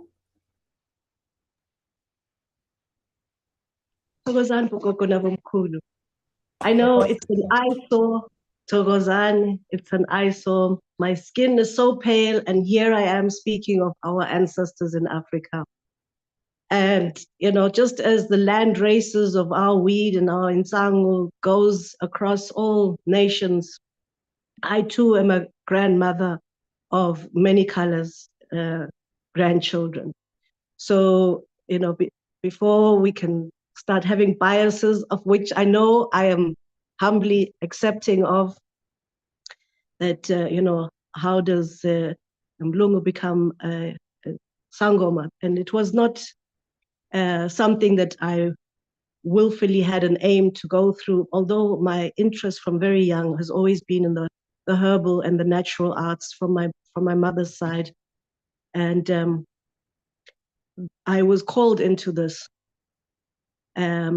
So here I am in my Togoza, in my humbleness, finding out what is it that we as the people of Africa are going to look forward to generations from now, looking at our grandparents who we are the grandparents.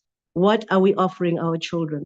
So my passion is not only to show people the way, here I am with my badges, show people the way of how to visit, how to interact, what to expect, what the history is, where are we going?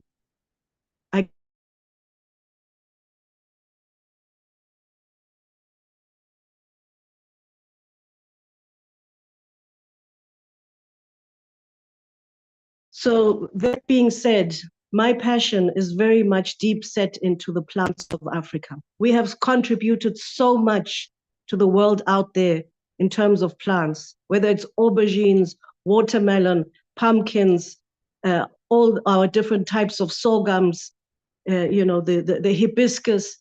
We have our own strains of rice in Africa.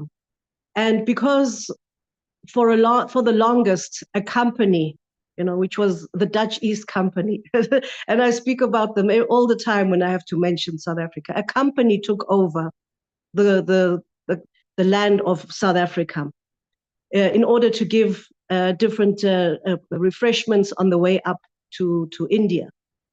And currently, we're almost in the same situation, because when you look at all the harbors around our shores here in Southern Africa, they're full of ships because nobody's able to go up through the Suez. So they're taking the same old route that was happening when Jan van Riebeck and Simon van der Stel was setting up wine farms here. And I'm putting this all together to create a bigger picture for all of you, is that people are not just coming here on holiday. They're coming for refreshment, they're coming to refuel, as much as even the ships today I went off and I took people on a safari to show them our animals. They also want to have a smoke or a nice wine tasting, which happened today as well. Why can we not normalize this? Why can we not offer it like it's a beautiful food, it's a beautiful medicine, it's a beautiful interaction? For how many years did Coca-Cola have the control of the cola seed from Nigeria? And when they couldn't get it anymore, and they couldn't get the wine, and they couldn't put the sugar, they made everything fake. You know, as much as Britain is far behind in the legislation, Britain tried to even replace it with spice. You know, spice, the alternative to marijuana, but they're not going forward in the actual real plants. So my passion remains that we have to show that what is in this country, what is growing wild, is ours, and it's ours to keep in our gardens, and it's ours to keep in sharing. It's ours to share to our future generations. I don't know if my great-grandchild is going to be a dark-colored person or a light-skinned person as light as I am. They could even be more related to Chinese, but we still have to maintain that we give them the opportunity to survive this land, and the land strains that are here, whether it's marijuana or our other herbs, healing herbs, we have to show them that this is where we go. Otherwise, like the government is trying to do at the moment, is control everything that we say is healthy and good for you. In fact, it's come to a point where we are only allowed to say it's a tea. We cannot even say it's going to help for this, it's going to help for that. We can only say for you, here's something to relieve your symptoms as a tea. And as much as that is why the question came up also, how much are we promoting the permaculture side when it comes to planting our marijuana? Our marijuana is a gateway plant to your vegetable garden. And that gateway plant is going to help you understand all the different steps that you have to take of cultivating your natural African herbal garden. And we have enough spices in this continent to say that we don't have to use parsley, sage, rosemary, and thyme, and apples and grapes and grapefruit. There are so many plants that we have to bring back to our little cultivated gardens that we have to give respect to, even down to the amaranth, to the humble blackjack spinach. There are so many qualities in there. These are the things that we must speak loudly about. Marijuana is just the gateway to all of that. And I think I've brought forward a little bit of what my passion is and who I'm supporting. And at Thokozani Mokoko Nabamkhulu, I'm speaking on behalf of Spirit and the children that come before and after me. Thokozani. And I have any questions at this point? Gogo. Are there any questions for Gog Magwaza or contributions?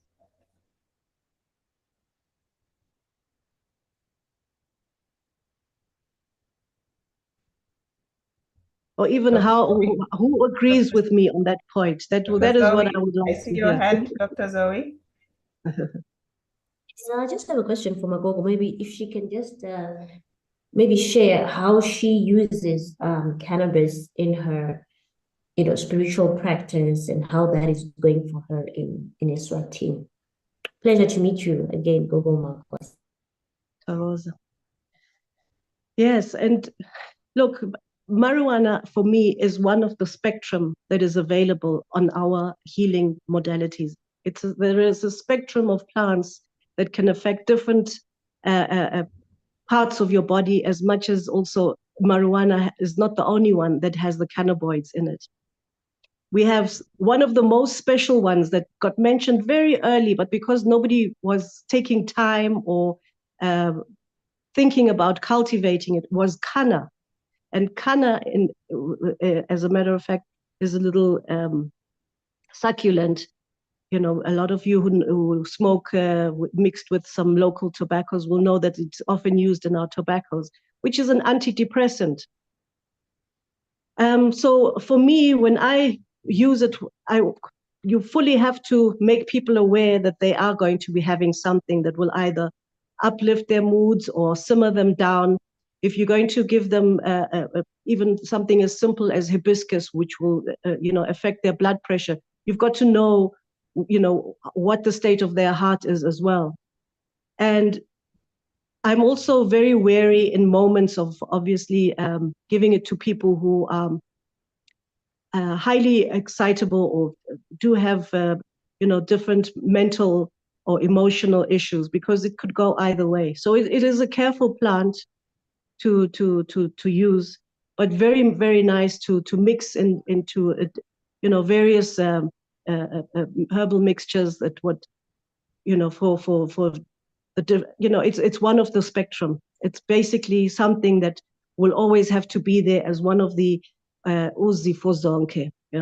It is there for our cancers. It's there for our sleeplessness and our restlessness. It's there for our chest complaints, our hunger issues. There are so many places that we obviously need to use this, but only because we're not eating and drinking the way our ancients used to do. And that's why I find it so imperative that we as the grandparents, the older ones, the ones who are in the kitchen, the ones who've got access to a hand in the soil, even if it's just a square meter, what are you planting? Because your children's children will remember that and say, I need to plant that. My grandmother used to plant that. So I have grandchildren, obviously, that are still underage. I'm not keen to show them like, oh, okay, join in and smoke. They also have their biases from where they are going to school or their friendship circles and so on. So we still have to keep an embarrassmently, secretive tone about it. Even the fact that I'm a Sangoma is not something that we will, dramatize to our career day at children's school, which I would love to do. Because why are we hiding that? It's the same embarrassment that people felt when there was, eating their watermelons and saying, oh, this is, backdoor food, or eating amaranth and saying, oh, this is the pig's weed, which is the other name for it. When it's got the highest protein content of all the other weeds that we have in the garden. When they say, oh, it's just blackjack that we're eating. Yet blackjack seeds can be used for pepper, can be. The only reason why the police are still involved is because they have a hand in selling it to the prisoners. That's the only reason why. So this is my opinion. So for us, just like the way that Southern Africa got controlled by a food company that was sending herbs up and down the Atlantic and the Indian Ocean, we have got to be able to say we are sustaining ourselves. We have what we need in our backyard.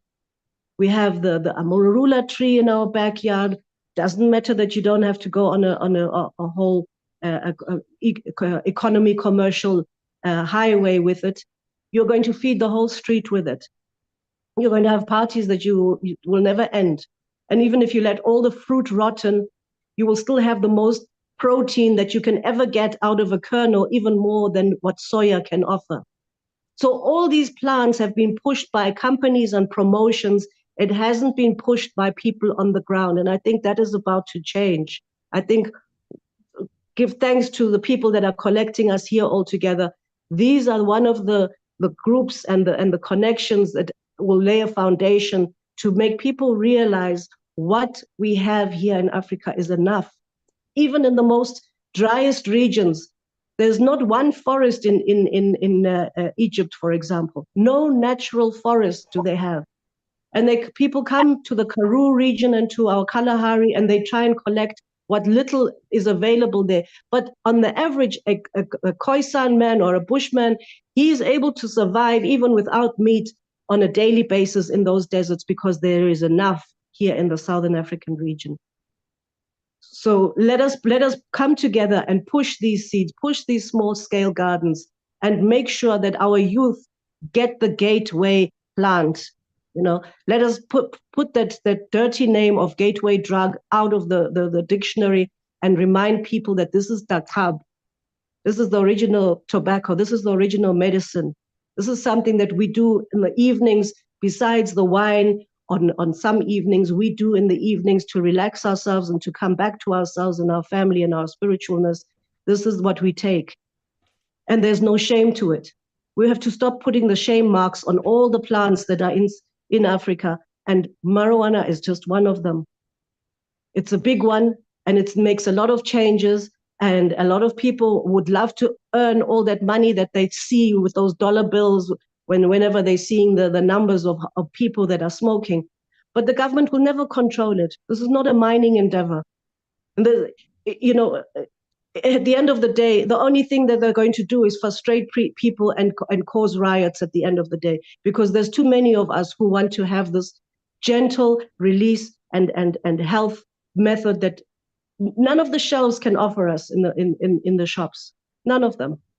It's all become a fake a juice, a fake cola, a fake everything, a fake spice. But we have the means and the abilities to share this information and to make sure that we can all grow what is real and what is good for the people of the African soil, no matter what shade.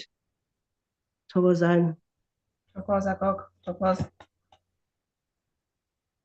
I see a hand, Prince. I will give you 2 minutes before we go to our next speaker, Jackie.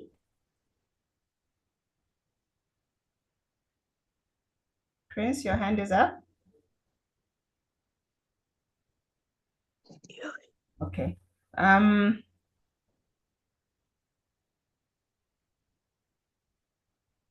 Okay, I think we've lost Prince. Okay, yeah. Am I audible now? Yes, you are. Okay. I've got a number of questions. I don't know if 2 minutes will be enough, but let me try. And I would advise our good lady there to have a pen. I have come up with a few questions.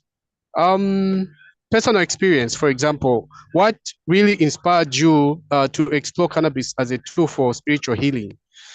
And then the other question is, are you able to share a personal experience where cannabis helped you connect with your spiritual self?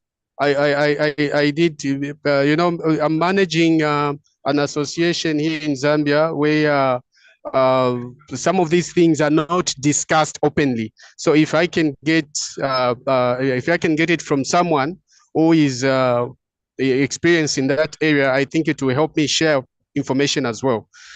Third question on personal experience is how has cannabis impacted your spiritual practice or journey?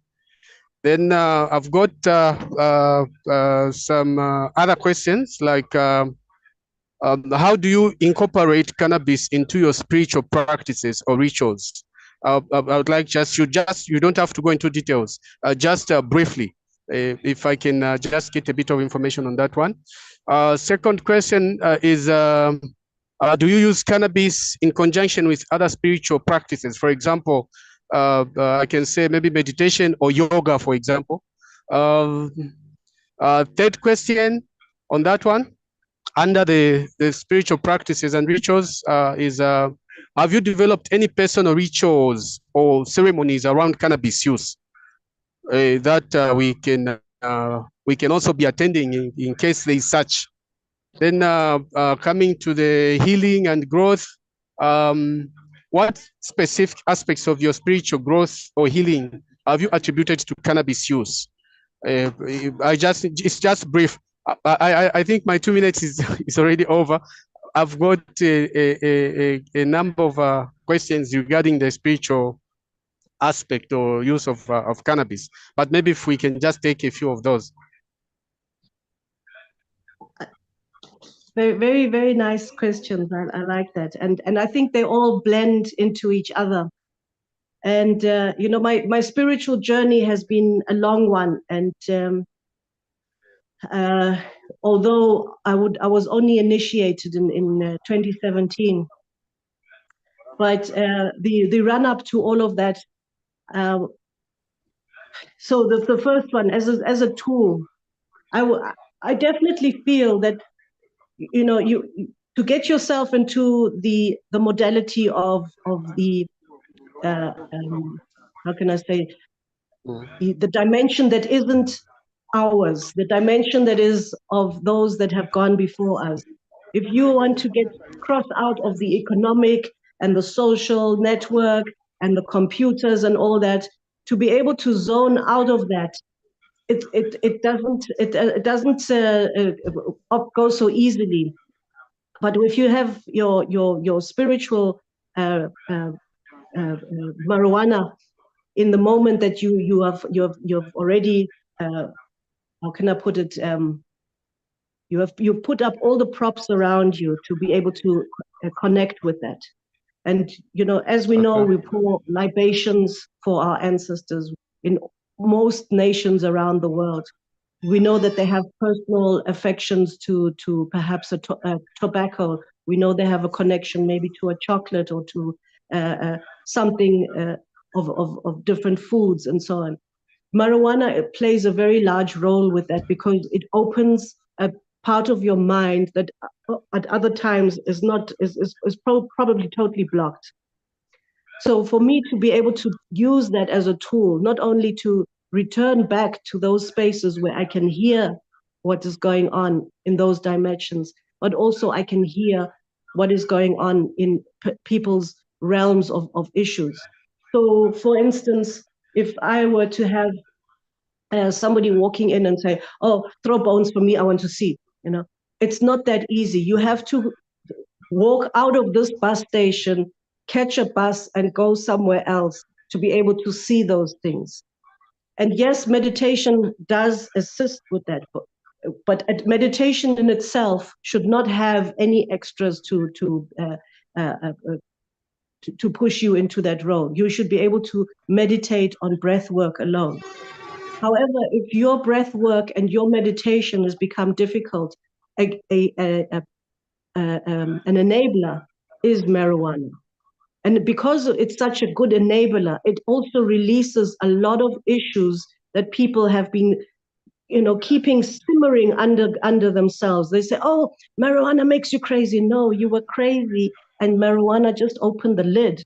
That's what happens. You know, you have released all kinds of neurons in your brain that are opening up, and finally you are able to bring forth all that energy that you have been keeping under lid. And that's where these issues come about. So for me, it's a given that marijuana has to be part of my spiritual self.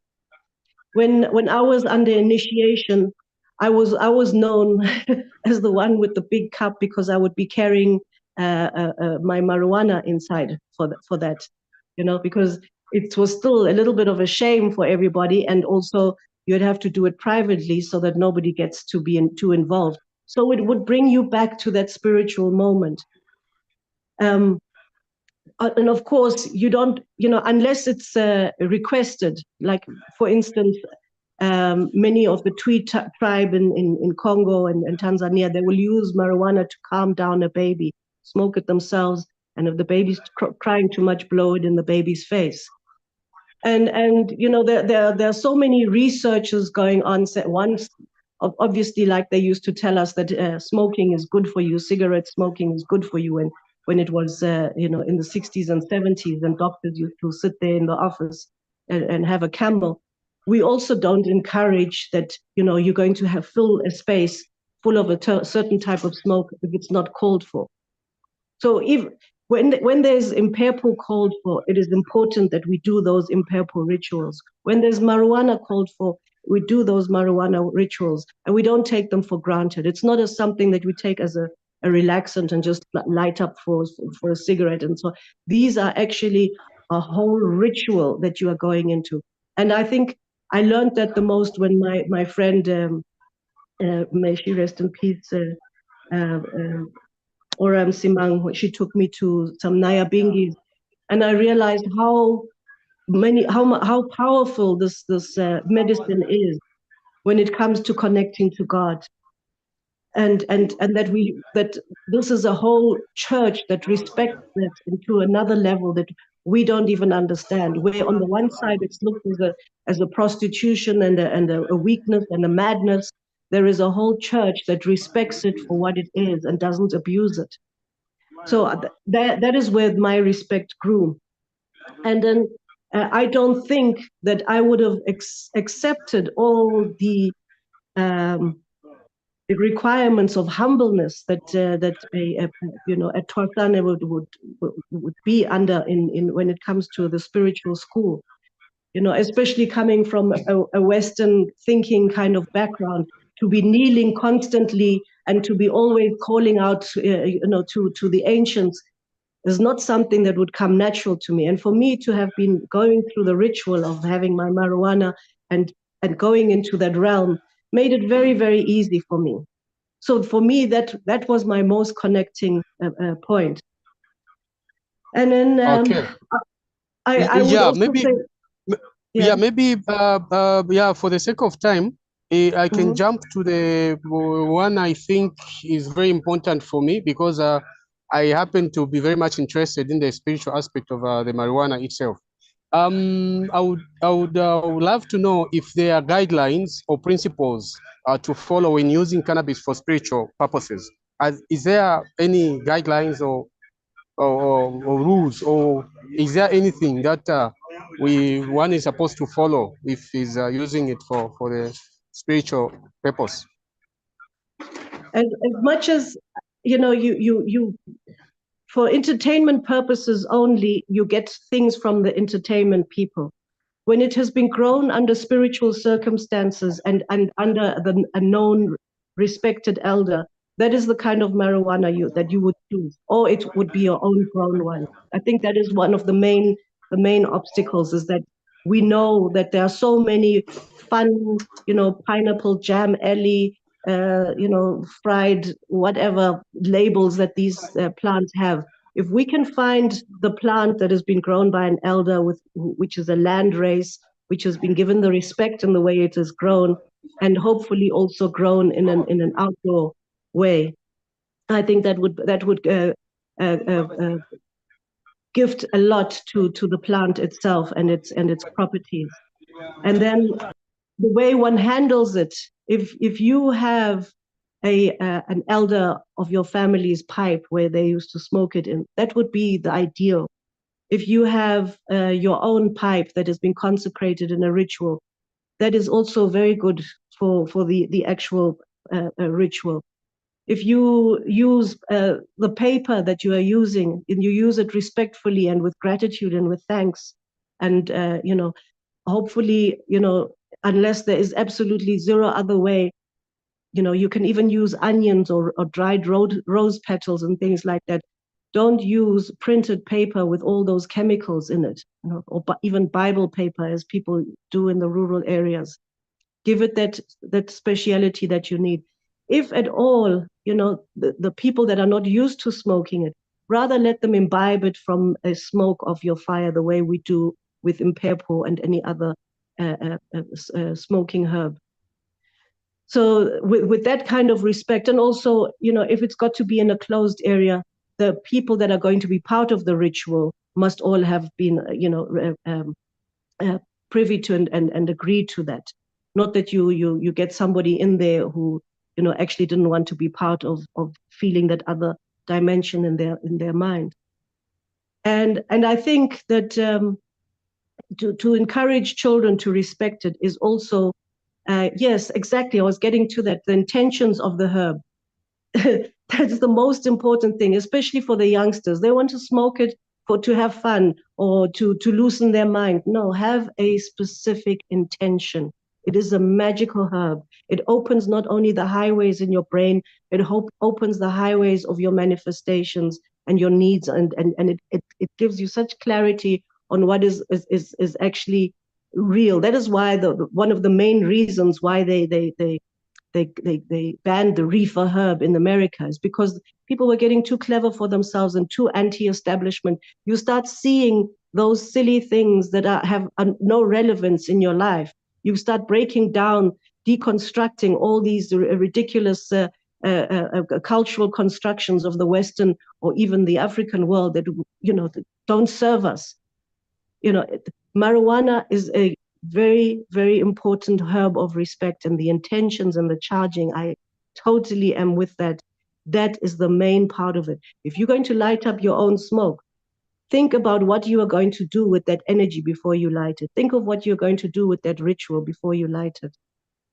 It's not just there to bah, and their brain is gone. It's there to open up a doorway to the other side, and you must not be afraid. Those that are afraid start panicking and they lose their numbers, and it's not nice to see. I've seen it happen quite often, and it's not because of the plant, it's because of their intention and their attitude and those things that have been simmering in themselves for a long time.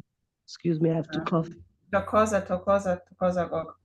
Dr. Zoe, I saw your hand, but before you come on, let's allow Jackie to make her presentation, and then yeah, then we'll come to Dr. Zoe.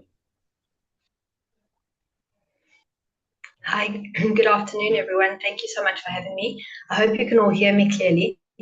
I'm in quite a noisy environment, so just give me a thumbs up if you can hear. You are audible, Jackie. Thank you. Yes, thank you very much. My name is Jackie Ramage. I'm a regulatory and compliance pharmacist in the cannabis space, and I have been since 2018, since the High Court ruling. Been in mostly Section 21 and Section 22 cultivation licenses and medicinal cards and medicinal permits for patients to access cannabis. I'm very passionate about it. I've been in pharmacy. I've been a pharmacist for 30 years, and I was wondering when my passion for profession would arise, and finally did, in the form of cannabis, in a very, very different way. I didn't expect it at all, very serendipitously. But just for sake of time, I would just like to tell the story of the pig and the chicken in terms of cannabis, and it resonates a lot with what our previous speaker was speaking about in terms of intent, in terms of use, in terms of why it should be used, space we should use it in. And my approach was, I've always looked at the industry from, obviously it's from perspective, because people require regulated pharmacists or responsible pharmacists. But in my journeys through people using cannabis, people investing in cannabis, it came to my realization that there were pigs and there were chickens in the industry. And the chickens were those who were involved. They would be, say, for example, the investors, or they would be people who would do cannabis. When I say do cannabis at night, they would have a day job, but then their night job would be cannabis. They would moonlight, or they would hustle, or they would try and get a license going. So they were involved. They were the chickens. They could lay eggs and they could move along and they could move along.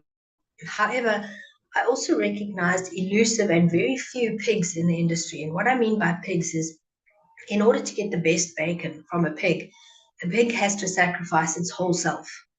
A pig has to give of everything. It has to sacrifice everything in its entirety.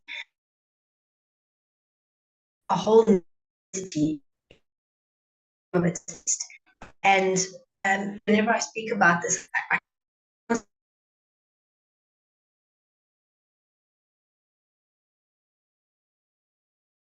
the cannabis industry, you will find everybody wanting to get a slice of the cake, the egg, or whatever the case may be. But you'll very find people who are willing to sacrifice who they are, whatever they are, everything that they have, for an industry and a plant that has been given to us that they fully believe in. And I call myself a pig in the industry, and I say it humbly, but I have everything that I am in terms of my profession. That is a very, very conservative profession traditionally, especially in South Africa. I openly say that I'm a compliance and regulated cannabis pharmacist. I openly speak about it. I openly speak about my journey and my personal experience with cannabis when I had cancer. And I consider that most people in the industry should rather, and I say this loosely, but I say it also carefully and not glibly, that those religious beliefs who cannot to pork or you can use something else that gives of itself completely or commits to itself completely. But for me, it was just a really good analogy to show how much the itself to us, and to use the word enlightenment to see so much that there isn't to see. I hear about people separating the plant or not using the full plant, not using distillates, using synthetic terpenes, or instilling synthetic terpenes into an existing plant. That's exactly where the chickens want us to be. That's where the chickens want the industry to be. Whereas when you're invested as a pig and you give of your best and you give of your everything, you are totally and aware of the fine innuendos around you. You can easily pick out the other pigs in the industry, and you can work well with them. I like to call it the entourage effect of everybody in the industry. When you find the right people, you fully understand the entourage effect of cannabis as well, because it is a complex plant for a reason. It is a complex plant because it's not supposed to be easy to dissect. It's not supposed to be easy for us as humans to take control of it.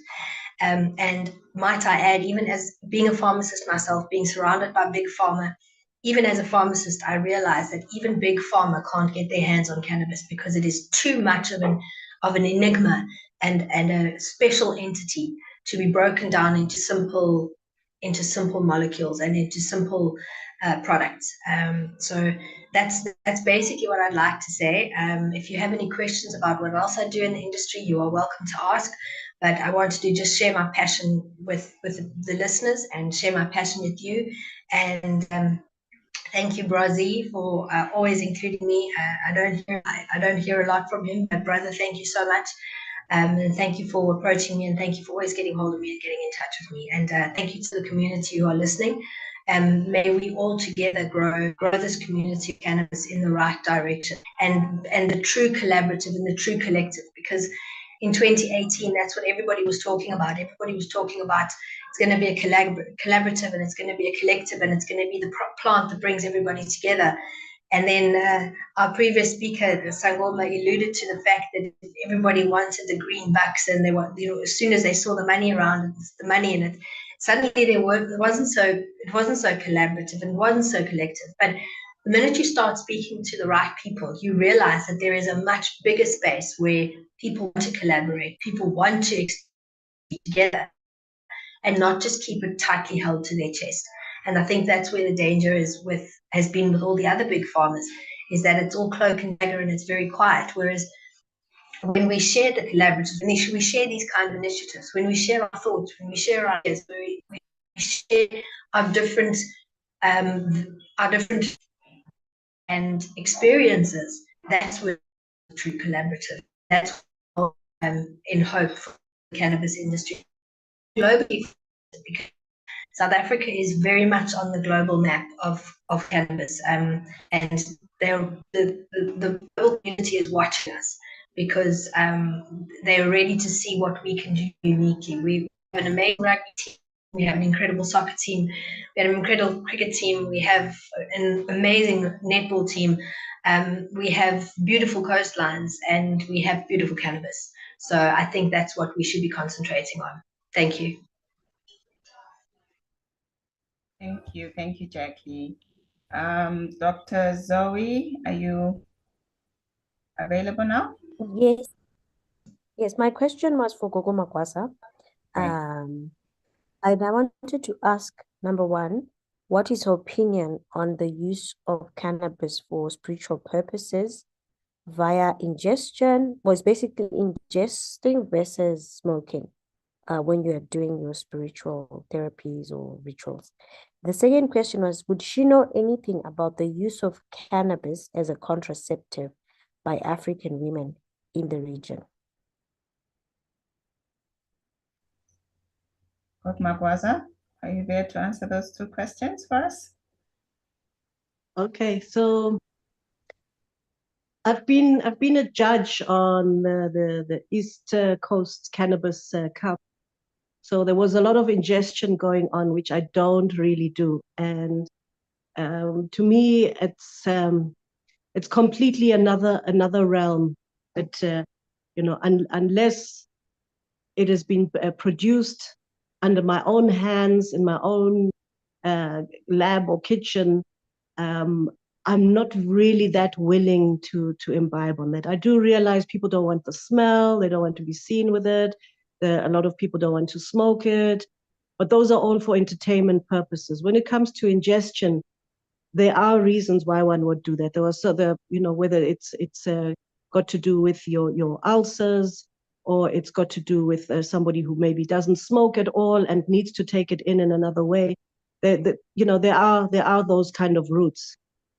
But when it comes to fertility, I haven't done much deep research into that one. And that one seems to be a nice rabbit hole to go down on, especially since we do have, for example, the elephant yam, which almost got finished in the 1950s, because that was the one that carried the most cortisol when it came to making anti-baby pills.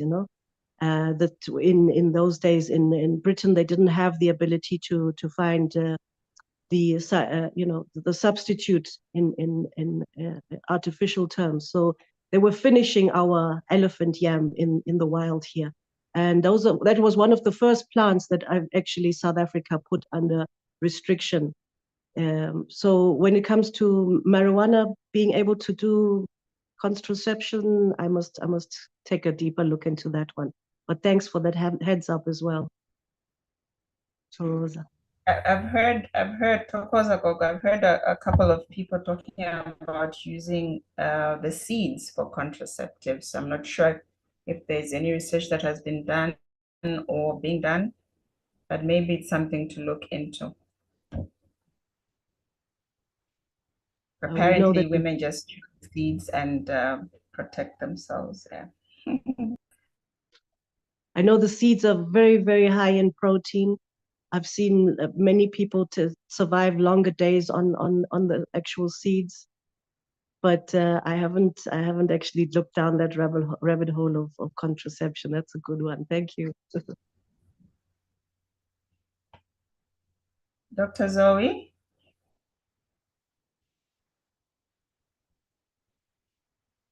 Sorry, come again. You are part of this session, actually, Dr. Zoe. You are aware. Okay, just 2 seconds, please. Just hold on. Okay. Okay, sorry about that. Trying to turn on my video. Okay, sorry guys, I'm having a lazy day at home, so and it's fun and it's exciting to learn from all the other speakers. I think the session is about women and myself being a woman in the space. I think I'm going to just touch on my personal experience with the plant, apart from me being a lobbyist and advocate for industrial hemp and outside me being a dental surgeon. I have used cannabis for the simple reason that when I started lobbying, I had no idea why people are so anti-cannabis, especially the conservative societies like Zimbabwe and all these other countries. And I said, I have to have an experience with this thing so that I can have an appreciation of what it is that I'm lobbying for or not. And yes, that's why I was asking Magogo about ingestion, because I'm not a smoker. I do not like any kind of smoke. I can smell tobacco as far as some kilometers. I just hate smoking and I'm asthmatic. So smoking doesn't really work for me. But for me to have this experience, and I knew that obviously ingesting it will have a totally different effect, because I'd actually tried to smoke and nothing happened. And I'm sharing my experience from the recreational, that I'm not detached, even as I am an industrial hemp lobbyist. And I have a personal experience with cannabis as a recreational substance. So I then made my own cookies, what have you, and I ate this it was a very strong strain. And all I can say is I have so much respect for the plant, and it is very powerful, but yeah, it was a bit too intense. Like I think Gogo was saying, there has to be an intention. You have to respect that this is a spiritual plant. It's not just for the fun of it, because anything can happen. And I find that personally, I don't like it. I don't like the whole experience. I just didn't like the whole psychedelic thing. And I think it should be guided by professionals, maybe spiritual healers, and people should not just do it for fun, because it can really cause problems. So yeah, I experienced everything, the munchies, the memory, I had like a very sharp memory, but then after some time, I also kind of lost my memory. It was all kinds of things. And after the experience, I sat down and I said to myself, this is not my forte. I do not think I can speak conclusively. I think this thing needs to be protected. It needs to be respected. So this is why I've never been a recreational cannabis lobbyist, because I think it's for the people that understand it and that have a passion for it. So in a nutshell, I have respect. And then experiencing cannabis from a medicinal cannabis perspective, I've used pharmaceutically registered or certified products, and I had a very amazing experience just yesterday. So, and God forgive me, please do not judge me. I was waiting for our plane to board from Gaborone from Joburg to Harare. And there was an old lady. She's not very old, maybe she's in her 60s, early 60s. And she was not sneezing, she was not coughing, but it was very irritating. And she kept doing this to her face and touching her nose and going, it was so, you can imagine when you're on a plane and you're thinking, does this person have COVID or what? So initially I was sitting next to her when we were boarding, waiting for our boarding, our gate to start boarding. And then I got on the plane first. I sat there and I saw the lady coming up, through the window. And I said, God, what are the chances that this lady is going to sit next to me? And I think you can all imagine what actually happened. The universe was just, and guess what? She actually sat next to me. Her ticket was next to mine again. So I could not help but ask her. So I had my headphones. I was like, okay, I'm not going to be bothered by this because I've got my headphones. But something said to me before she came, I said, if she does sit next to me, it means that my CBD hemp inhaler is for her, which I bought in Thailand. So this lady sits there, she's trying to mind her own business, but she keeps doing that thing. It's like incessant, and she doesn't want to do it. It's so like involuntary. So I asked her, do you have allergies? And she said, yes, I've been suffering with allergies for the longest time. I'm actually going to Zimbabwe to see a specialist because the problem is just getting out of hand. So I took out I wanted to show you guys the thing, but I can't find the other bottle because I only had two, and this was from the Thailand Asia Hemp Expo. You can't really read much because it's in their native vernacular. So I took out this bottle because I've been using it. I have allergies, but they're not as serious as hers. And I found it very calming. So it's like a tea bag with a concoction of herbs in there, but there's CBD, hemp, yada, yada. So she takes this bottle and she sniffs it just like once and she closes it. She says, okay, I'll try this. Guess what? Throughout the flight, she was stabilized. Even I was in shock, and she said, I need to show my doctor this. So that is my experience with cannabis as a medicine. And lastly, of course, cannabis as a fiber crop. I bought a dress that I really liked in China, and that's how my hemp journey started. For those who know, you already know the story. It was from that dress that I said, this fabric is very unique, but what is it? And that's how I started to discover industry. So that's my experience with the crop from a recreational perspective, from a medicinal perspective, and of course, this industrial aspect. But as a woman walking that whole cannabis journey, it's been in Zimbabwe generally, it's been a very lonely one. And I'm happy to see so many women on this platform because I've walked a very lonely journey as a woman in the cannabis space. Each time, wherever I am, I'm surrounded by men. And it's exciting to see other women coming on board. And I think as women, we need to focus on what are the needs of women. That's why I was also asking Gogo about the potential of cannabis as a natural contraceptive, because there are women in the rural areas here and in Zambia. There are actually some studies that were conducted that actually use this cannabis for the science. It would be fascinating, if we can get researchers to look into it, because that is quite interesting. But these women, they swear by it, but these are, again, indigenous knowledge systems. So you're not going to be able to explain it from a, purely scientific. So I think as women, we need to find the opportunities for us in this emerging industry. We need to dig into our indigenous knowledge systems and find solutions that help us and keep us away from all these dangerous things that Gogo was talking about. The fake, everything's now fake. And also empowerment opportunities, where are the business opportunities? So it's not just about our health or the social aspect, but the economic aspect. So I'm pretty excited to work with women in the space who love the plant, appreciate the plant, and understand the dynamics around it. And I guess I will just stop there. But yes, my journey has not been centered on the fact that I'm a woman. I'm also a youth and navigating an African political terrain. I do not associate my challenges with the fact that I was a woman. I think my challenges were simply because I was lobbying for cannabis, which people are generally, very uneasy about. But the only problem was the lonely part. I just wish we could have more women getting involved on the farming and the processing, and even as professionals, the doctors themselves to come on board. It was so heartbreaking that we had a sponsored medicinal cannabis scholarship program in Zimbabwe, and we realized that most of the people who signed up were male health professionals. We had an extended 2-week intentional deliberate call for female health professionals to sign up, and the uptake was so low. So women need to stop making noise about, we're excluded. There's no need to ask for permission. Just grab it, just participate, just be there, just have an interest. Because I think so much has been done to include women in different economic areas. And with cannabis, it's really a choice. Where are the women when decisions are being made? Where are the women when people are grabbing opportunities to start factories and to start this and that? So that's all I can comment for this section in regards to women and the cannabis industry. Thank you.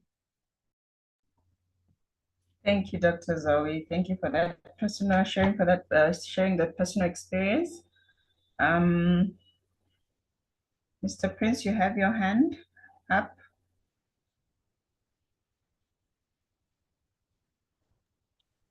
Thank you so much.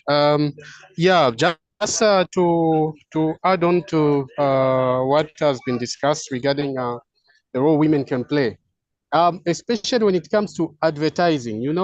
Cannabis, I've never seen, even in countries where the cannabis itself is very much legal, I've not seen adverts.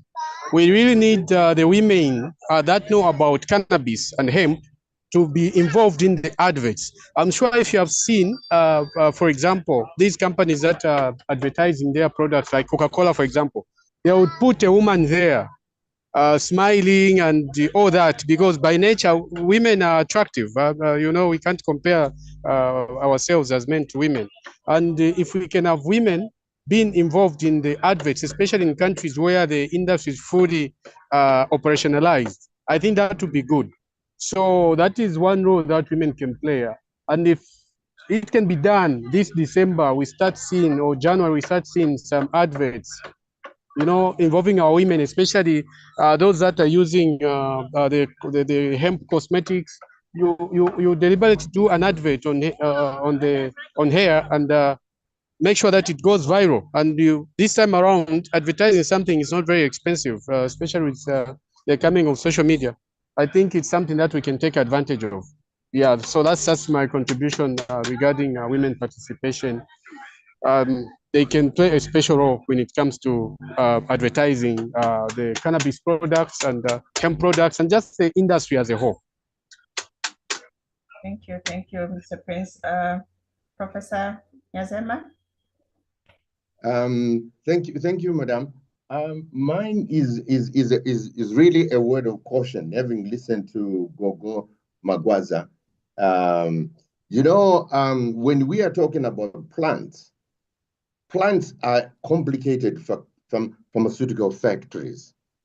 And the only time that I can recall that cannabis was used by women was in the treatment and management of Queen Victoria's menstrual pain.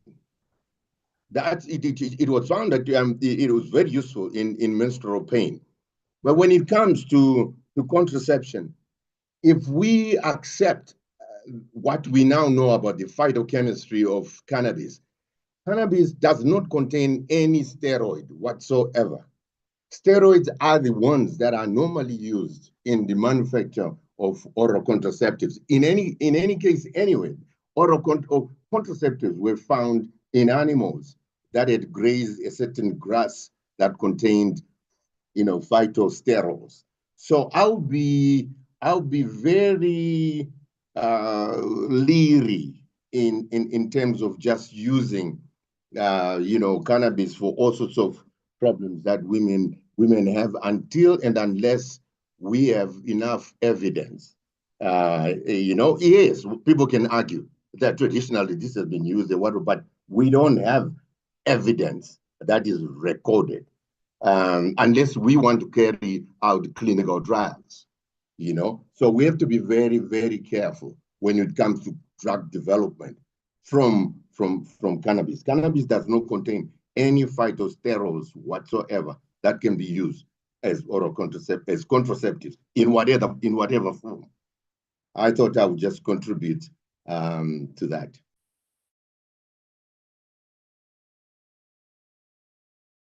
Thank you, Prof. Are there any more questions? Dr. Zoe? Yeah, just to touch on what Prof is saying, I must agree with him and also bring something to light. Like I said earlier on, that indigenous knowledge systems have always been there.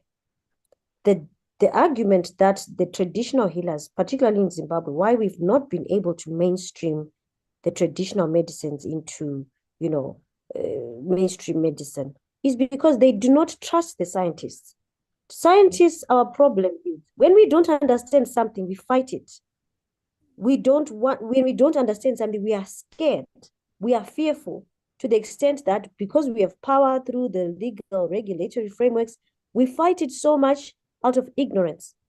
But what the fact is that on the ground, in the rural areas, in Zimbabwe and Zambia, and Australia actually did a study on this, there are women who use cannabis as a contraceptive. What we should be saying as scientists is, okay, that is interesting. Let us research on it. Let us bring it to science and try to explain it scientifically. Because traditional healers, they will not tell you any science to how they treat epilepsy, how they treat psychosis. Because they will tell you, my ancestor tells me. They give me information from, there's infinite intelligence, and there's no science to that. So just because we cannot explain it scientifically, it does not mean we should dismiss the evidence that is there. Let's investigate it. Let's come together as the stockholders of the indigenous knowledge systems and the scientists today and say, this is what China did. When I studied in China, traditional Chinese medicines are in the system on the computer when you're doing a prescription. You have to know as a doctor, what is the drug interaction between ginseng and amoxicillin and this and that. We don't have that in Africa because the traditional healers do not trust us as scientists. So we should not be quick to dismiss. We should say, that's interesting. How do we bring this to be explained scientifically? So I just wanted to emphasize that point, Prof, that we should not be quick to dismiss. As scientists, let's say, okay, if that is what is happening and there's evidence that they're using it and it's working and it's been working for hundreds of years, let's then look at it and support that it's mainstreamed. Thank you, Dr. Zoe. Our next session starts in 3 minutes. In 3 minutes, if there are no more questions, I think we can go right into our fourth session. I'd raised my hand. Oh, I thought yes. it was the old hand. Apologies. No. I just want to react to Dr. Marueke's reaction. That's not true. The problems are scientists are very keen to investigate our traditional medical practices and whatnot. I've been doing that for almost 40 years. The problems are politicians. I will tell you, in Zimbabwe, when I was trying to investigate a particular practice among traditional healers, political scientists, may their soul rest in peace, they said to me, why do you want to denigrate our traditional beliefs? So it's not scientists. We are keen to investigate what our traditional healers are doing and so forth. It's the politicians, because they use traditional medicine and traditional medical practices to advance their own interest.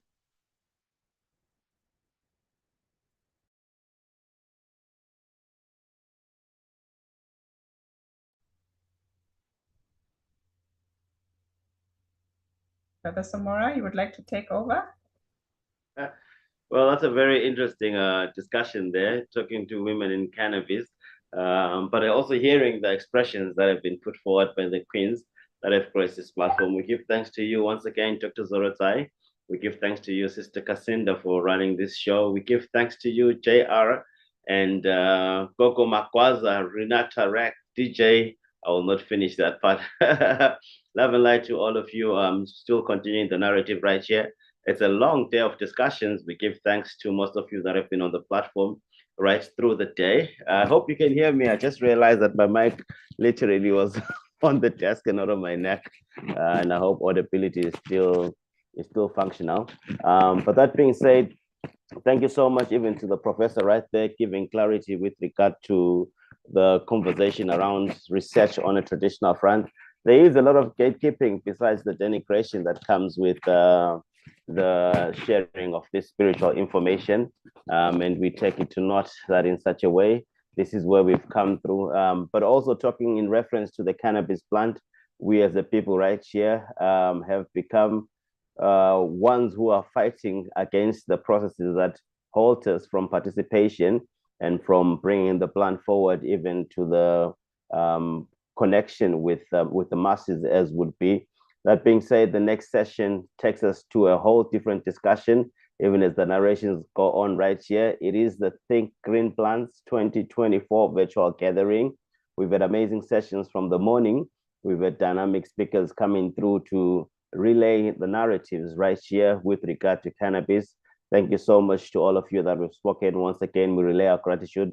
Now, in this moment, we're going to the cross-country perspectives, where we'll look at Zambia, Malawi, Uganda, as well as the Kingdom of Eswatini. Gogo Renata Rek returns once again to this platform, representing the Kingdom of Eswatini. We have our elder, Mr. Prince Seleta. If you've been here for a long time, you've definitely had his input. He's a firebrand, and this time he'll have a potion just for himself to relay his narrative.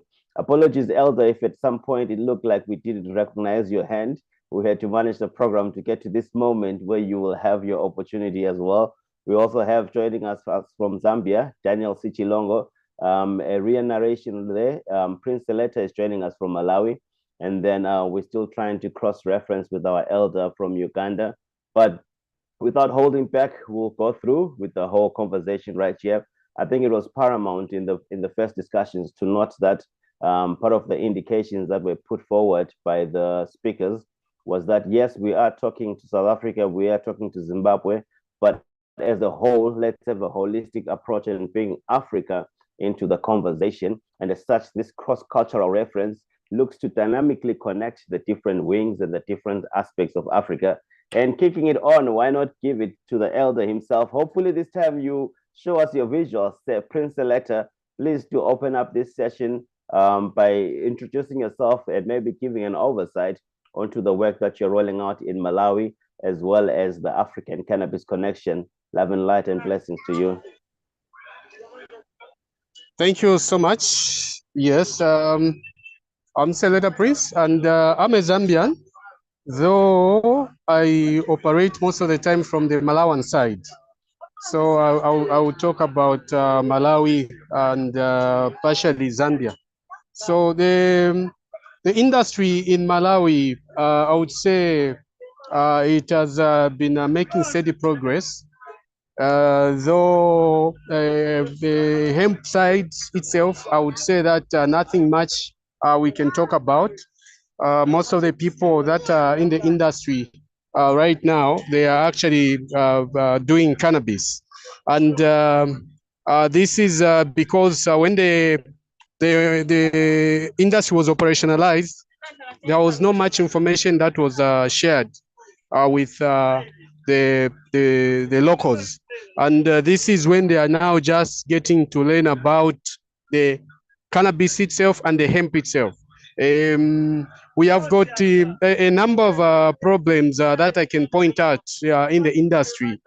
in Malawi specifically. I would say I think the problem is the major problems is something that can be related even to other countries like Zimbabwe, South Africa, and other countries that have operationalized the industry. Our regulators, most of them, let me just say all of them, they had to copy and paste. I think that's where the problem started from. If you look at, I would say maybe the licensing itself of the cannabis and hemp farmers, when you look at the price, you can tell that somebody copied from developed countries, the Western side, and then they had to paste, they had to impose it on their people. And that is how they came up with fees that couldn't be managed by the locals. And this is something that really affected the local people. You know, people had to come together just to get one license. And I would love to just echo the words that were said by the doctor. I've forgotten the name. I think about maybe 2 hours ago, where he mentioned that we need to collaborate as it's the only key. And that is the only way. The Malawian government, I would say it has been very proactive.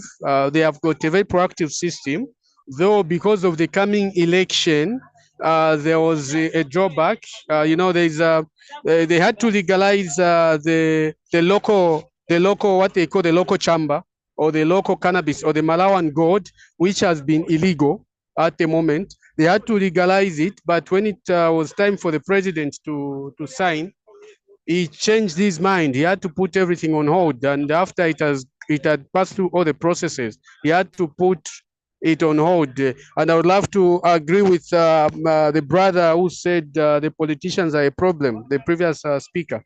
Indeed, the politicians, you find that they are actually delaying the industry, even on the Zambian side. It's something to do with a politician. The president, who is supposed to appoint a cannabis committee that should run with the industry, is not appointing. He's not doing his part for reasons best known to himself, or for greediness. I think is, you know, there is a lot that we can say about that. But for now, I would just say that for reasons best known to himself.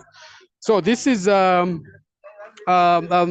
we are in Malawi, and I would say that we are making progress as a country. I'm speaking as I'm speaking like a Malawian right now, though I'm very much Zambian. Yeah, so we are making progress regarding the cannabis, but when it comes to hemp, I think we really need to collaborate with others to enable the local people get involved. I would say even if it was to be, let's say if the government had to give a go-ahead to the locals today, you'll find that they don't have the knowledge, they don't have enough information. And as I said earlier, that I visited some cooperatives, and they were telling me that they have got hemp. And when I went there, I found something else. Even to just drink it or smoke it, I couldn't feel anything, but they were giving me leaves and seeds. So I told them that, okay, what you can use this, the seed, for example, is for the production of oils and cooking oils, things like that. But they didn't have that information. So if we can have enough workshops, because we don't need to make the mistakes again, because mistakes have already been made by those that went ahead. Zambia, Botswana, and other countries that are operationalizing or that are about to operationalize the industry right now don't have to make the same mistakes, because mistakes have already been made by those that operationalize without even understanding the industry. I would say the good thing of being of speaking after others have spoken, you can actually come up with a topic from the presentations that were made. So what I noticed is that we have got similar problems as in the SADC region. The problems that we have, that we are facing as people involved in the industry are almost the same. So we know that we need to collaborate, but what we are not discussing is how do we collaborate. So if maybe we can start discussing how we can collaborate, I think that can help the industry. Um, it's like in Zambia where people were talking about diversifying from mining to agriculture, but they were not coming out. Diversify from mining to what exactly? No one was coming out. No one was coming out to say we are going to diversify from mining to production of cannabis until somebody by the name of Peter Sinkamba came out and said we have to diversify from mining to cannabis. And this is something that we need even when we discuss collaboration. We need to discuss, okay, how do we move forward? How do we collaborate? I think if we can discuss that in details, coming up with the action plan, I believe we'll be able to achieve what we intend to achieve within the shortest period of time than just to leave it out like that. We need to collaborate, and yet people don't even know how to collaborate or how to go about collaborating. So that's briefly about the hemp and cannabis in Malawi. But progress is there, slow but steady progress.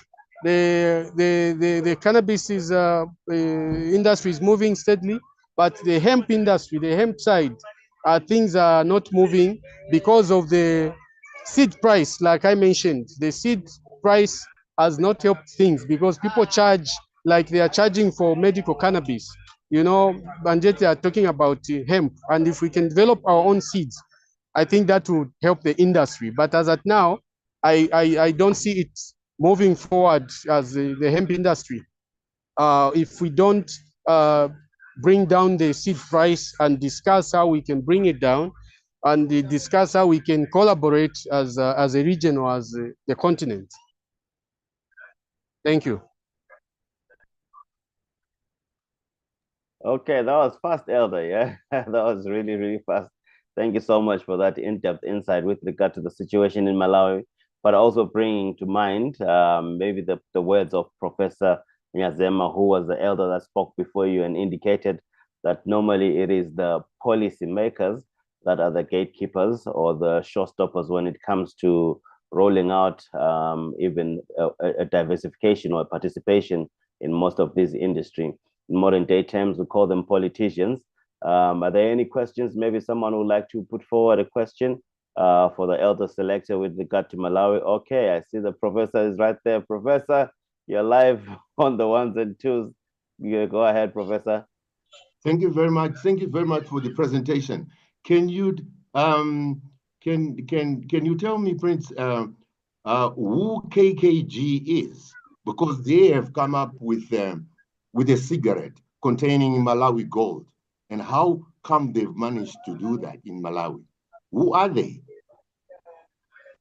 Okay. That one I saw it as well, but it's not yet on the market as in legal. It, like I mentioned, that it was pushed and it went up to a point where the president was expected now to sign it, and he somehow refused because of the election which is coming. He didn't want to be criticized. So everyone was hoping that the local Malawan gold will be finally fully be legalized, but to the disappointment of everyone, the president decided at the last minute. He decided because people had even started preparing the sticks, for recreational packaging them nicely because they knew that it's a done deal. But at the end of it all, the president had to start on it, and we are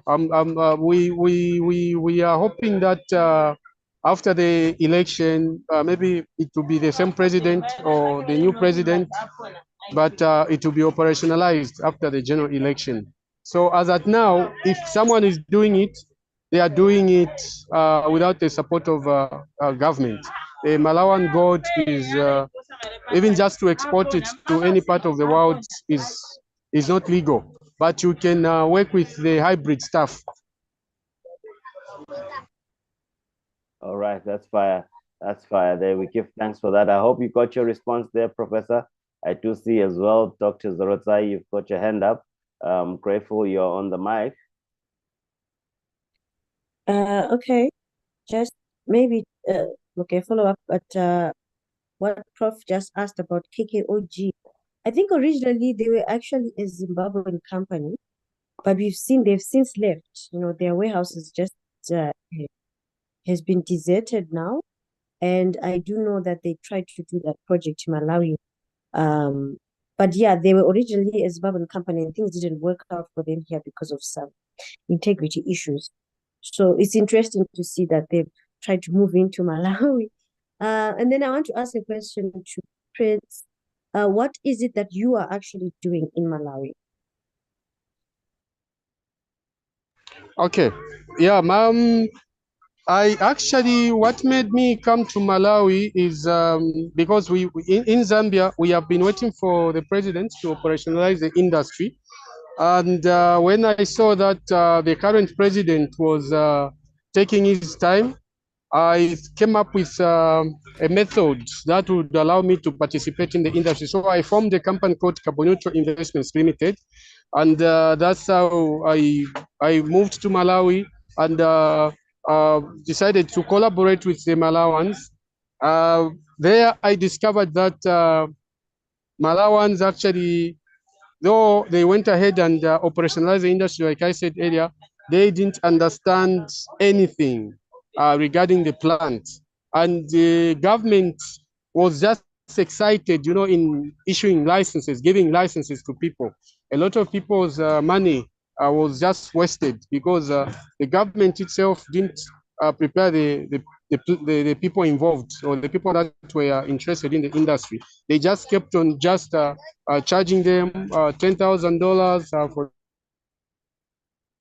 or $2,000 for the hemp license. 10,000 was for the cannabis, and 10,000 was for the hemp, and that's all they were interested in. And when I saw that, okay, Malawi is proactive in terms of this industry, the government is moving, they're supporting the industry. That's when I decided, okay, if we can have the raw material itself planted on the Malawan side, because you know the funny thing about Zambia is that in Zambia, bringing the hemp products, even some of the cannabis products, it's not a crime, it's not illegal.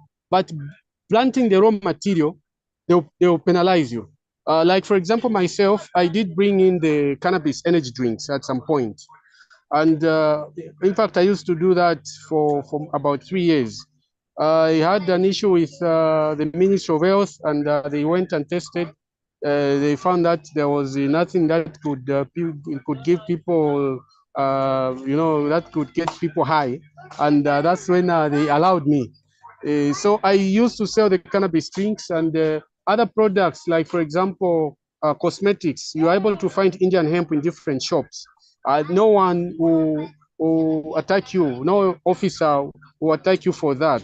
But if you are found with the hemp plant, the raw material itself, someone wants to attack you. So that is one funny thing about Zambia. So when I noticed that actually in Zambia, they are not penalizing for one to bring in the hemp products. That's when I realized that, oh, so I can plant hemp in Malawi and take advantage of Zambia's position, you know, because Zambia, in southern part of Africa, the best country where one can do value addition is actually Zambia, because of its position where it has got 8 borders. And there's no country that can compete with that. Because in Zambia, you are able to export to all, you know, in all directions, 8 borders. So I thought if we can plant hemp in Malawi, then partially process it and bring it to the Zambian side, I think that will work. So especially for construction and the production of plastics. So that is how I decided to move to Malawi. But unfortunately, I came to discover that the people I wanted to collaborate with, they were so blank. They thought they knew, but they didn't know. So myself, I had a lot of information, I had started because I've been part of the legalization process in Zambia from 2013. And yeah, I happened to be one of the key witnesses even when the bills were debated in Parliament. So I had all the information about the hemp and the cannabis itself. Though I didn't have the practical side, but I had all the theory. And through Malawi, I had to gain that experience. Yeah. So this is what made me come to the Malawian side. And I've been trying to take advantage of the fact that in Zambia, it's not yet fully operationalized. So I want to be one of the first company that should be able to be involved, especially in the training of the people that joining the industry, because I've been involved in the you know, I've had that hands-on experience through Malawi. Yeah, so this is what actually pushed me to come to the Malawian side, so that we can actually have the raw material which can come to the Zambian side. And you know, especially if you do the hemp stocks, for example, you can bring in hemp stocks to the Zambian side without any problems, and you can do hempcrete without any problem. But planting the raw material itself, which is hemp itself, it becomes a problem. So these are some of the mistakes which have been made by the regulators, you know, where you just copy something and you paste it or in your own country. You copy something from Europe, you want it to be the standard for your African people. I think if we can start coming up with our own way of doing things, that way we'll be able to develop as a continent, and we'll be able to move forward.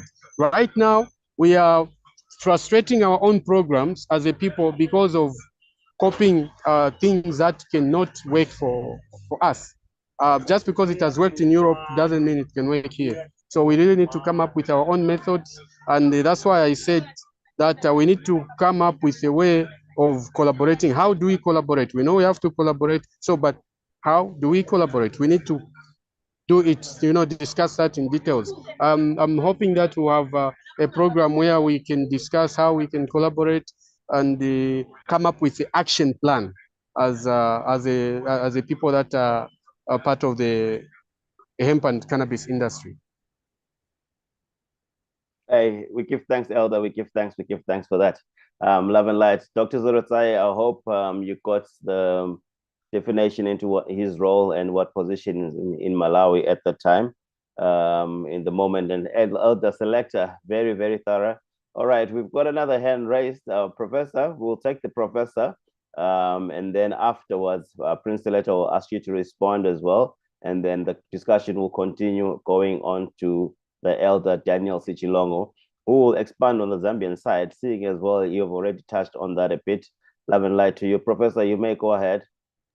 Oh yeah, maybe my question was going to be answered also by the next speaker, but I was going to ask that I'm actually looking at a report on March 16, 2022, and it was quoting Commander Solochi, saying the Zambian army was going to acquire land in order to cultivate cannabis and hemp. So maybe the next speaker will address that. You know, it's a report that came out. And it was quoting Commander Silochi that the Zambian army was going to acquire land in order to cultivate the plant. So okay, yeah, I'll partially answer it, but my colleague will come and shed more light on that one. I happen actually to be, I was involved in preparing the people, let me just say, government wings, the people that are leading the government wings. That is ZNS, Zambia Army, who else was there? ZAF, you know, in Northwestern Province. That's where we had our training workshop. The issue is the ignorance. Our commander, Commander Solochi, he didn't understand anything about the plant. Even when they were mentioning, because they were mentioning thousands of hectares for cannabis. So we tried to explain to them that for cannabis, what you are talking about, you are not talking about cannabis. You are referring to hemp, where you need those thousands of hectares. Because with cannabis, you don't need the, let's say, 3,000 hectares, 5,000 hectares. He was mentioning something like that. So from that point, we knew that Commander Solochi doesn't know what he's talking about. And the problem was because the people that were involved in the legalization process, after change of government, they were removed. You know, the new president had to appoint other, he appointed other people that didn't have an idea, about the cannabis itself and about the hemp itself. So when they were talking about operationalizing in that report you read, they didn't even know what they were talking about. Even them, they didn't know that actually for the industry to start running, there has to be a committee which has to be appointed by the president. They didn't know. We just had to remind them that there is this part which the president has not yet played. And up to now, the president has not yet done that. I don't see him doing it anytime soon. Because we are remaining with about 16 months before the next election. So obviously he might do it because of the election, or he might not do it because there is no time. So the commander there, everything that you read about that, the people that were involved had no idea of what they were talking about. And that's how it is. That's the truth. All right. Give thanks to that, Prince Selector. It's humbling how on so many fronts, the cannabis plant keeps collaborating, or rather coming into loggerheads with the politicians. We do know that the act that South Africa is running on was signed at the midnight hour on the day of the election. And you did say that in Malawi as well, there was a bit of an apartheid state from the current presidium with regard to some maybe backlash or some form of repercussion that they thought would be affiliated with the cannabis plant at a political point of decision making. But that being said, we've got also on the line our elder Daniel Sichilongo. Daniel Sichilongo is joining us from Zambia. He represents the youth of Africa as well on one end. Daniel Sichilongo, please come on board, sir, and you're welcome on the mic, and give us insight into your operations and your working in Zambia. Love and light and blessings. Thank you very much, Elder. And greetings to you all. Greetings revolutionary to Africa and beyond. My name is Daniel Sichilongo, and for purposes of my bandwidth is low, so I won't be able to switch on my camera, just to balance up on the data and so that you can get me clearly. Elder, I will start by mentioning that there are a lot of misconceptions around cannabis, and I want to state that cannabis, in effect, as a plant, has two ways to look at it. You can look at the medical marijuana side, or you can look at the industrial hemp side. Nevertheless, the UN Single Convention of 1961, Schedule 4 of dangerous drugs, has had cannabis on it until 2020. So we must understand that even if we face a lot of misconceptions around the world about perceiving cannabis, it was removed from the Single Convention of 1961, Schedule 4, in 2020, meaning those who have a discomfort with what kind of plant or herb this is need to begin to acquaint themselves with that. I saw a comment from Albina that says the misconceptions are one of the things that cause us to not make progress. And I agree with that totally. Speaking about the frameworks, whether it is in Africa and beyond, there is something critical that we need to understand and do.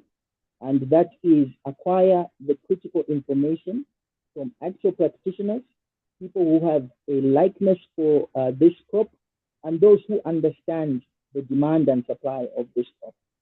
So I'll speak on the front of the opportunity that lies within this multi-million-dollar cash crop, which is cannabis in general. The market is estimated to be around $57.18 billion, and that's as at last year. And it is valued to about 444 billion US dollars by 2030.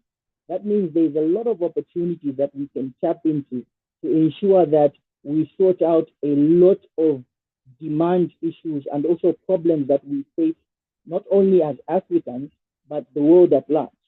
So cannabis in its industry, whether industrial hemp or the medical marijuana itself, has opportunities in cultivation, it has opportunities in distribution, it has opportunities in marketing, it has opportunities in consumption and value addition, and it has opportunities in recreational use. So what we are saying is that we are sitting on opportunity and viable resources and money that are being capitalized on elsewhere aside Africa.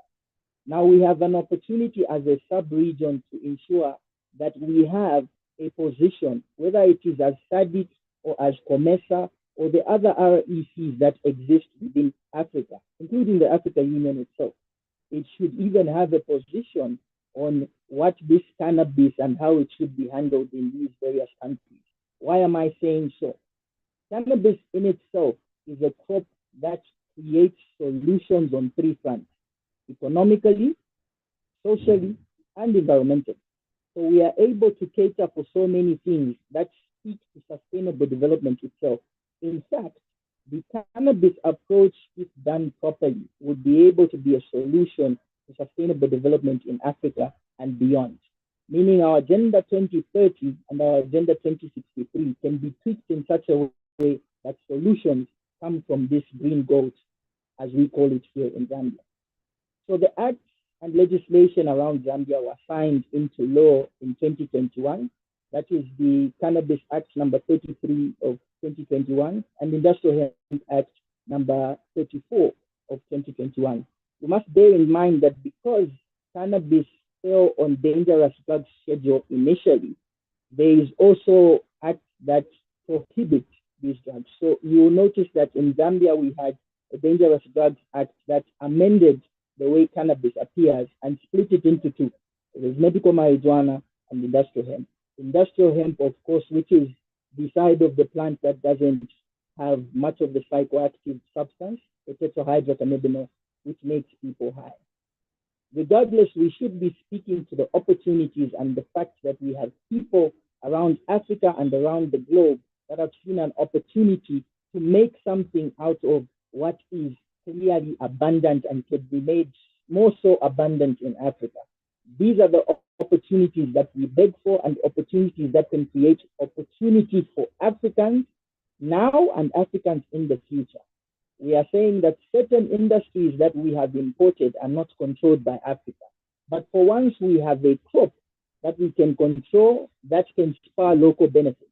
And this crop is cannabis, which we are calling green gold.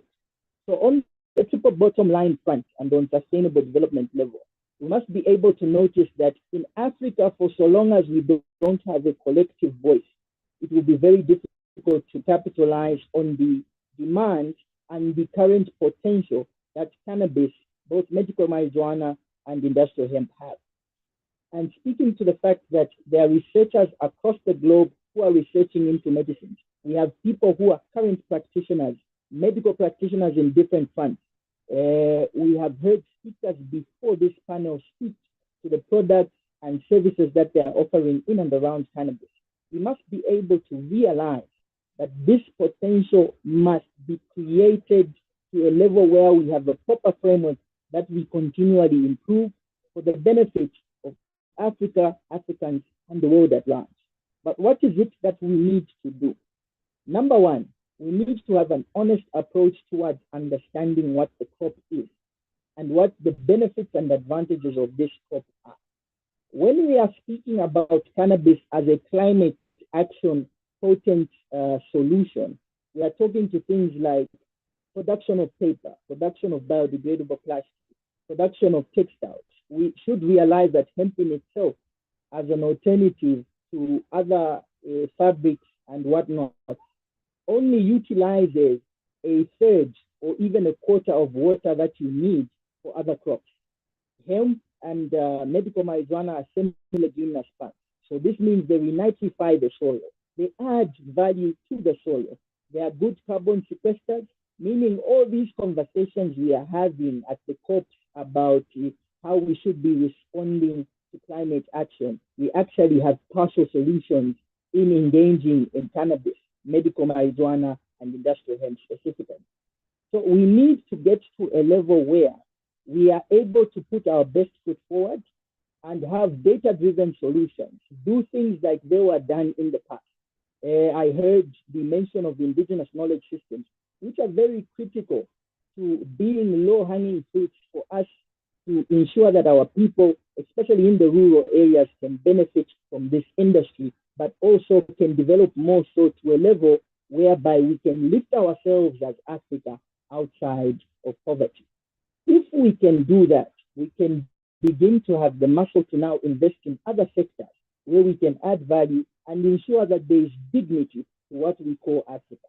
Africa is a great continent which has a climate that is rife for cannabis production, cannabis cultivation, distribution, marketing, consumption, value addition, you mentioned it. So with this potential that lies here now currently, the mistakes that we may have made in the past are things that we must begin to address. And I must make mention that I was elated after Botswana elected the new president. He identified that there is massive potential in the cannabis industry, specifically medical marijuana and industrial hemp. And I'm hoping and praying that we have someone from Botswana who will be able to send this message to say, there are practitioners that have this critical knowledge that can be able to help us make the right decisions and correct the scenario. So what are the challenges currently in Zambia? Number one, the Zambian laws that were passed into law in 2021 have not yet commenced. What does that mean? Commencement orders for the Cannabis Act number 33 of 2021 and the Industrial Hemp Act number 33 of 2021 have not yet been signed. Actually, that is the biggest challenge that the military under Solochi had in operationalizing. So when they heard that there is an intention to ensure that we put these laws in effect, what they didn't know is that there is no commencement order yet. So first of all, before you can even appoint the committees that are established under those two acts, you need to have commencement orders having signed, meaning the ministers in charge of those two laws should have been able to issue statutory instruments to mention how these laws have come into effect. And then after that, there should have been regulations. Because it is a new industry, we should have had regulations for seeds and regulations for the way that this industry will have licensing and who is going to regulate. In this case, we have the act at present that mentions that the ZAMRA, which is a medical authority here, would be the ones to handle the regulation in terms of licensing.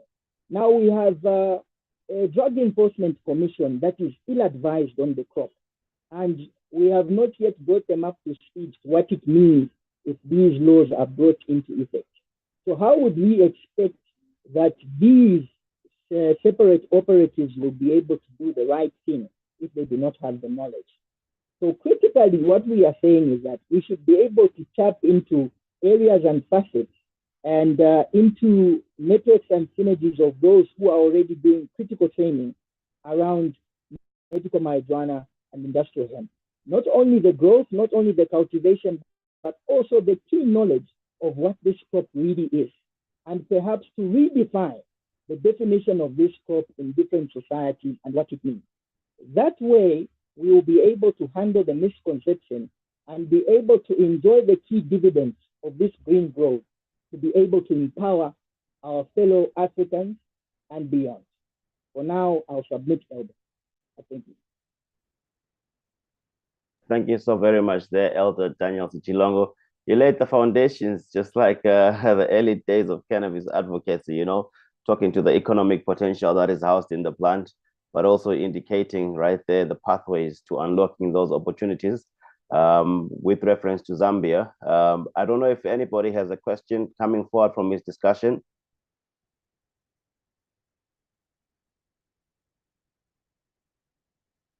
All right, that's fire. That's fire. That's fire. We give thanks. The discussions are across collaboration. We've heard from Prince Seleta, who gave us a highlight into the workings in Malawi. We've also heard from Daniel Sichilongo right now, talking as well to the attribute in Zambia. The cross-referencing as well is still with the same attributes, which is the politicians in one end, being the policymakers, as well as the rubber stampers of what would be the policies. And the policies are the same mandates that we answer to when it comes to governance and to unlocking the different potentials within the cannabis plant. That being said, as the conversations continue right here, I will grace my sister, Coco Renata Rek Makwaza, maybe to give us an overview into the kingdom of Eswatini. And we do know that in most cases in Africa, you do find the strain of the Swazi golds being distributed on the street corners illegally. Swaziland is known as one of the biggest growers still and distributors in Africa, and yet it sits as a ping, one would say, within the heart of South Africa. Coco Makwaza, you are on the line there. Love and light and blessings to you.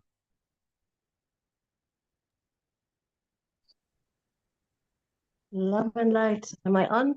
There we go. Yes, you're on, and you're on the spotlight too. Yeah, you know, I want to. I've listened to a lot of factual knowledge now from my brother. It was Malawi, right? Zambia And, just now, in Malawi Zambia, before, yeah. So a lot of deep research and figures and numbers, and I would like to just take my artistic and Sangoma license to maybe speak a little bit more about the peripheral knowledge that one also gets when one is living in and amongst these needs and ideas. That said, I just want to begin with Eswatini is kind of, and I've heard this from a lot of my brothers and sisters in the country. It's a fishbowl. You know, where Zambia has 8 borders, we have 2. You know, one is to Mozambique and one is to South Africa. South Africa, we have two provinces, the Zulus on the one side and the Zulu Tsonga Swazis on another. But as a traveler like myself, who's in and out of the borders, north, south, east, west, I can see who lives where and who is growing what and where are police setting up more roadblocks than other spaces. And on top of that as well, I've been, you know, right up to the East Cape and KwaZulu-Natal, and Mpumalanga, I've been involved with growers, with potential also growers as much as in the hemp side and the marijuana side. So I'm speaking a little bit on grassroots authority, if I may call it that. I know that our legislation in Eswatini is still very old. It's still put in the same relegation as heroin and addictive substances since the 1929. It says we must get licenses, but we don't know of anyone who has licenses. What it was proposed now, and the very first investor would have been a US company, was the license would be costing, I think it's $79,000 or 1 million rand in that region. So that's completely out of the pocket of anybody unless in Swaziland, unless they go into large cooperatives. Then the issue was brought up again in September, a big discussion at the University of Swaziland in Kwaluseni. And what the health department was most worried about is that our Swazi Gold has got a far too high percentage of THC to be good enough for medicine. We should only have a 3% THC level for medicine.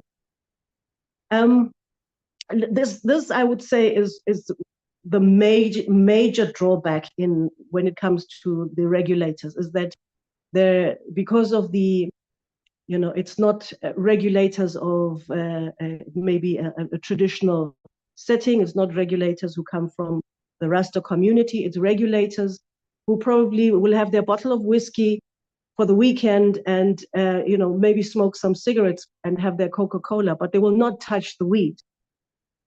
the weed, which is like the big bad W word that nobody wants to use if you're in a certain echelon of society. And so the idea or the assumption is that all those who do imbibe on it, knowing that we don't know most of them who do because they do it privately, they must be going crazy.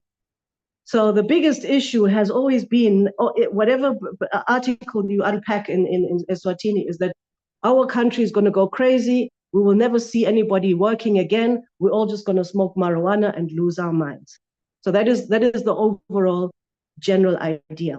But below all of that, we have to remember that Coca-Cola, and I'm sorry to mention them again, it's just my pet peeve, they have the largest factory, the largest syrup producing factory in Africa, which means back in the apartheid days where they didn't want to produce the syrup in South Africa, they went next door and they went to Swaziland and they produced the syrup there for the whole of Africa, which today makes it the only company that is earning more money than 4 times the GDP of Eswatini.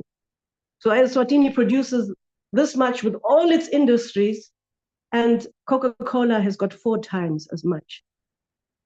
Now I bring up Coca-Cola again because where are we planting the cola nut? It's not in Eswatini. It's still the secret recipe. It's not there. It's not available as a product that is being produced there. It's being collected wherever the chemicals are made and produced there. The only benefit that they're officially saying is our sugar in Eswatini, which is quite a large production and quite a good harvest, if I might add, better than South Africa this last year.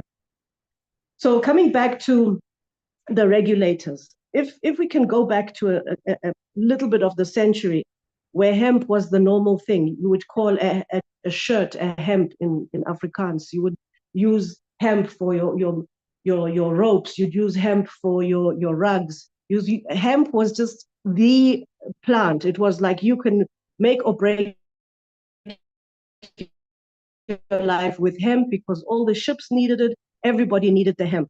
When the sisal came into fashion, sisal from the Mexican peninsula, it was smuggled to Africa by some botanists who decided that this is going to be a very good plant to use. And for a long time, they were doing an illicit trade because the control of rope was in another part of the world.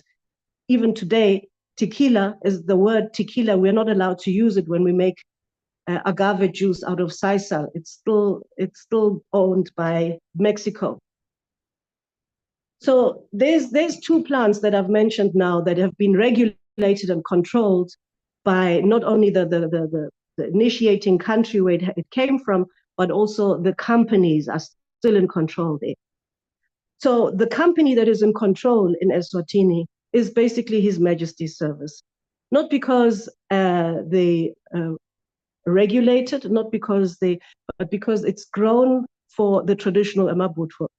As much as all our Amarula oil has now been produced to only supply the traditional army. Same too as our commercial large-scale production of the weed. So these are peripheral information that I'm sharing with you because it takes one to understand one. There are very, very good intentioned people within Eswatini who've been collectively pushing for the legalities to be changed. And I would say, understanding the government system from ground up, being in parliament, having participated in, my brother who was working also with the Ministry of Information, there is a very good connection between on the ground people and the government.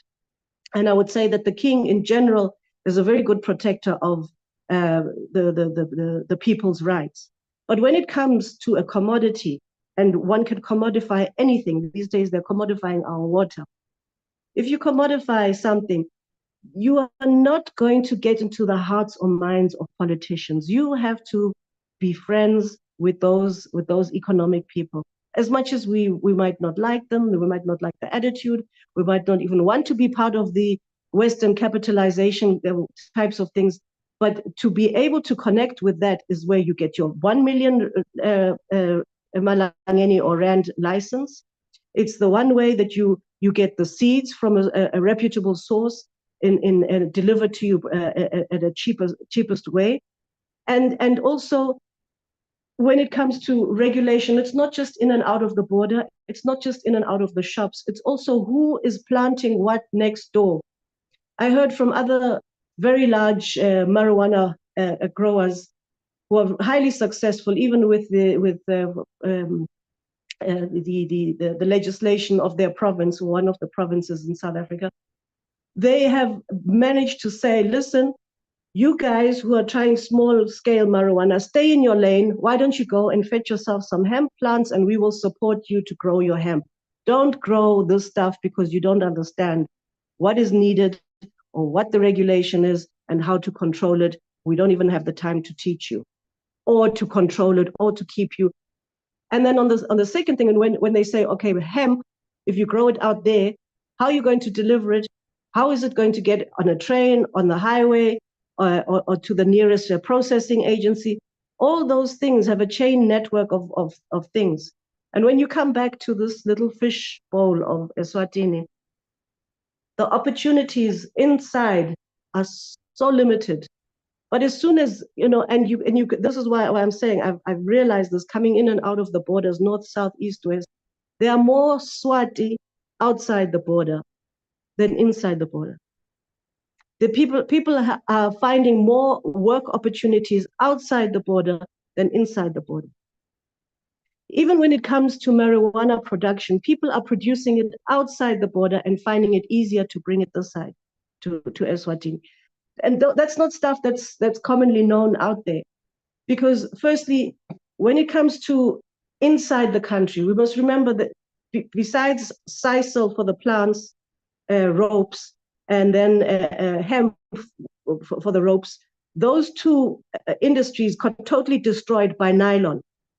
Nylon destroyed every industry, and also because we weren't using ships anymore, there was no need to produce so much rope. So sisal hung in there, not knowing what to do with itself, until somebody said, let's make Kenyan baskets, let's make some rugs, let's have some more ideas with this.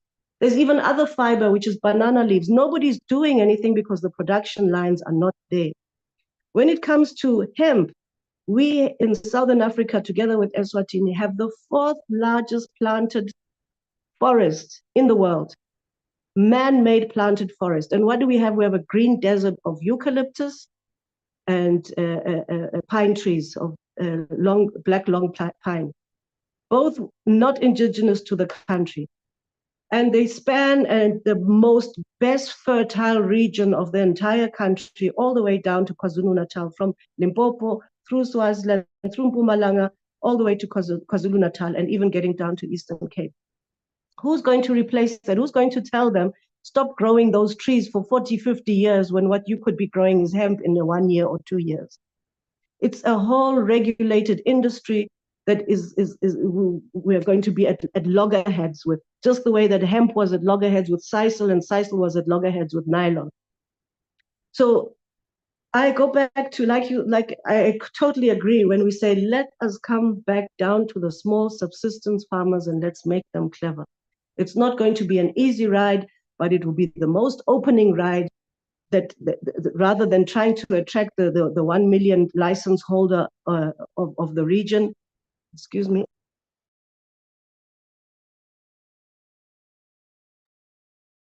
Or even trying to call in investors and say, look, hemp makes so much money, hemp is so much better than trees. It's like trying to tell people that let's buy my water-produced car, let's go off the petrol.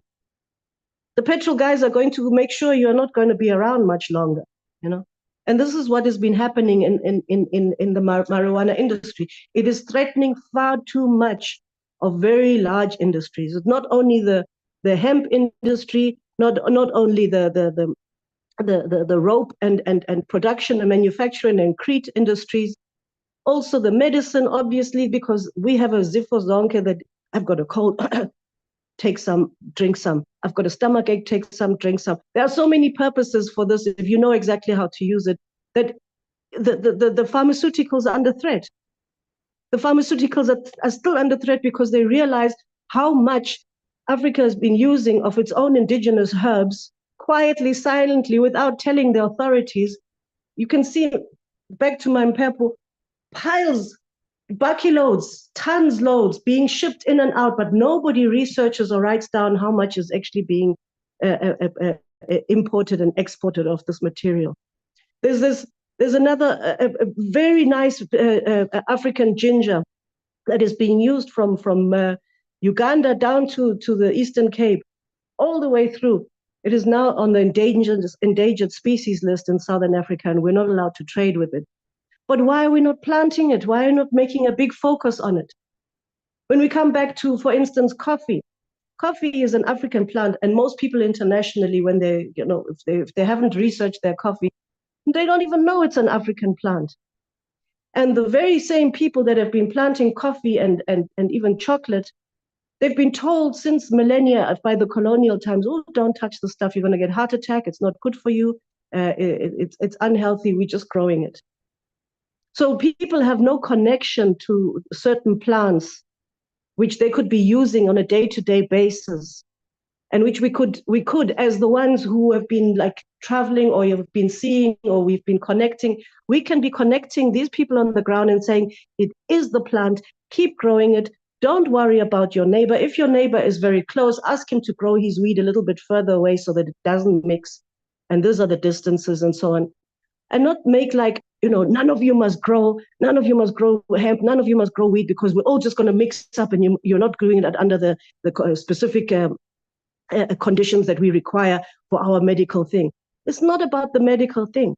It's about there is an industry, there is a market, we have the market, people are sitting there wanting to have the right kind of weed in their hand. They want to make sure that the biscuit that they're buying is not going to be over THC and is not going to be under THC, and they know exactly how much of it to imbibe. Those are the kind of things that we should be focusing on. To try and sell these guys the idea that this thing makes money is just going to make them the regulators cut you off even more. We know for a long time that coal needs to be replaced when making our electricity, but it's not going to be replaced because there's an industry in place, and if you're going to threaten that industry without them benefiting from it, you're not going to get through to them. The same thing with our marijuana, the same thing with our African indigenous herbs and spices and foods and plants, and our coffee and our teas. So that is why I say there has to be a synergy, there has to be a connection, and there have to be people on the ground that be able to assist. Because even as I speak, I have friends who were growing it on a nice scale, a nice level for many years. The Swaziland government goes and tells South African government to bring in their helicopters, and they spew poisons onto their grounds that they can't even grow vegetables anymore because they want to get rid of them, the marijuana. Why? Because there is one main entity that is making money out of it, and the rest may make a little bit of coins, but don't get too big and don't try and export. So yeah, the questions that need to be asked on grassroots level. And then the regulators just need to be told, this is how we want it, not other way around. Thokoza.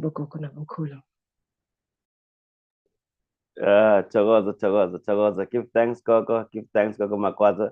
Love and lies. That's a very, very expansive deliberation right there on the state of cannabis in the kingdom of Eswatini.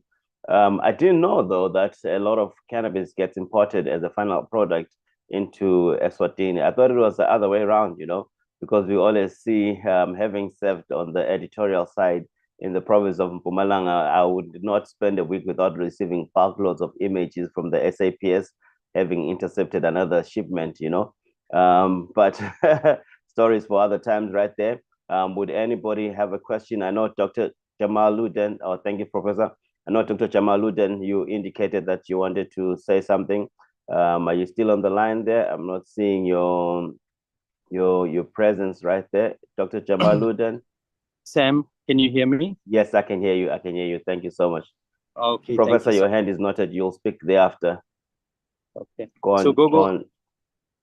Just a side note, as you speak, it resonates. I am a Waterford boy. graduated in 1987, and that revolutionary spirit that was formed and put into me in the mountain on the hill there, I can resonate with the way you speak. I just wanted to call to attention in terms of us now synergizing, cluster formation, and the fact that this applies to us all from a point of view of, you know, United Nations. And it's a good one to deal with, because the rights of indigenous people, you know, I'm going to just read it out. Indigenous people have the right to maintain and develop their political, economic, social systems or institutions to be secure in the enjoyment of their own means of subsistence and development, and to engage freely in all tradition and other economic activities. So to prove, for example, we're talking about the article of the indigenous Indian slave coming with weed, or the Khoisan, you know, Bushman tobacco, things like that. And then therefore, the act of a grandfather clause, also known as a grandfather policy, which is grandfathering or being grandfathered in, is a provision in which an old rule continues to apply to some existing situations, while a new rule will apply to all future cases. Those exempt from the new rule are said to have grandfathered rights or acquired rights, or to have been grandfathered in. And I have used that repeatedly. But if you extend that, it's the doctrine of comity, is a legal principle which dictates that jurisdictions recognize and give effect to judicial decrees and decisions rendered in other jurisdictions, unless to do so would offend its public. So, for example, in the matter of a precedent and using it, you know, as SADC. And what we need to also call to attention to the regulators, government, whoever else, is that what we call a duty of care. It refers to the obligations placed on government, especially, but people as a rule, to act towards others in a certain way, you know, in accordance with certain standards. But what I want to say here to everyone that's here, and please pass it on, it is called not POPI Act, let's not confuse it. The Promotion of Access to Information Act, the PAIA, is a South African citizen law, a law of South Africa that gives a citizen the right to access information held by the state or other individuals. The purpose of which is in an act to give effect to constitutional rights to access information that is required to exercise or protect rights. Now I found that whenever you applied for, or having a delay, or having an issue, or whatever it is, that when you say to government, listen, under PAIA, I want the files, I want everything that's been discussed about me, notwithstanding our right to appeal, there is a right of internal appeal to relevant authorities against decisions made by information officers. But just a note for us, and possibly a precedent as South Africa hopes to be the America of Africa, or whatnot, for our other brothers on the platform. These are some of the things that you can actually, use as you fight on that side, and we fight on other sides, but cumulatively, we're pushing forward our agenda. Thank you, Sam. Thank you so much, Dr. Ahmed Jamaluddin, right there. There is also Professor Nyazema who has his hand up. Maybe I could put both indications right here in the moment. And then Professor Nyazema, you may go on. Yeah, just a quick one. For me, it's I hear the last speaker and I hear Ogoma Kwaza. But you know, ladies and gentlemen, we mustn't forget the sociology of poverty. Let me explain what I mean. Gogoma Kwaza, you mentioned the fact that Coca-Cola is now making its concentrate in Eswatini. Did you know that Coca-Cola has filed a patent in order to infuse CBD into Coca-Cola? I think you catch my drift. Once you have big money like that involved, we are dogs' breakfast. So we've got to make sure that we really understand who we are dealing with. Don't underestimate our enemy.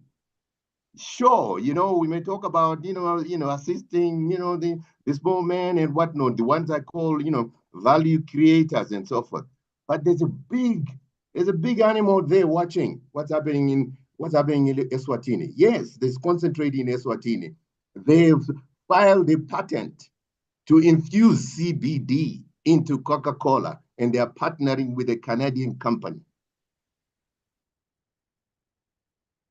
All right, that's fire there. That's fire. That's fire there, Professor. The sociology of poverty. As long as they come to us for that CBD, Sam, they must come to us. Where they going to get it from? There you have it, Prof. We must be gatekeepers of the CBD industry.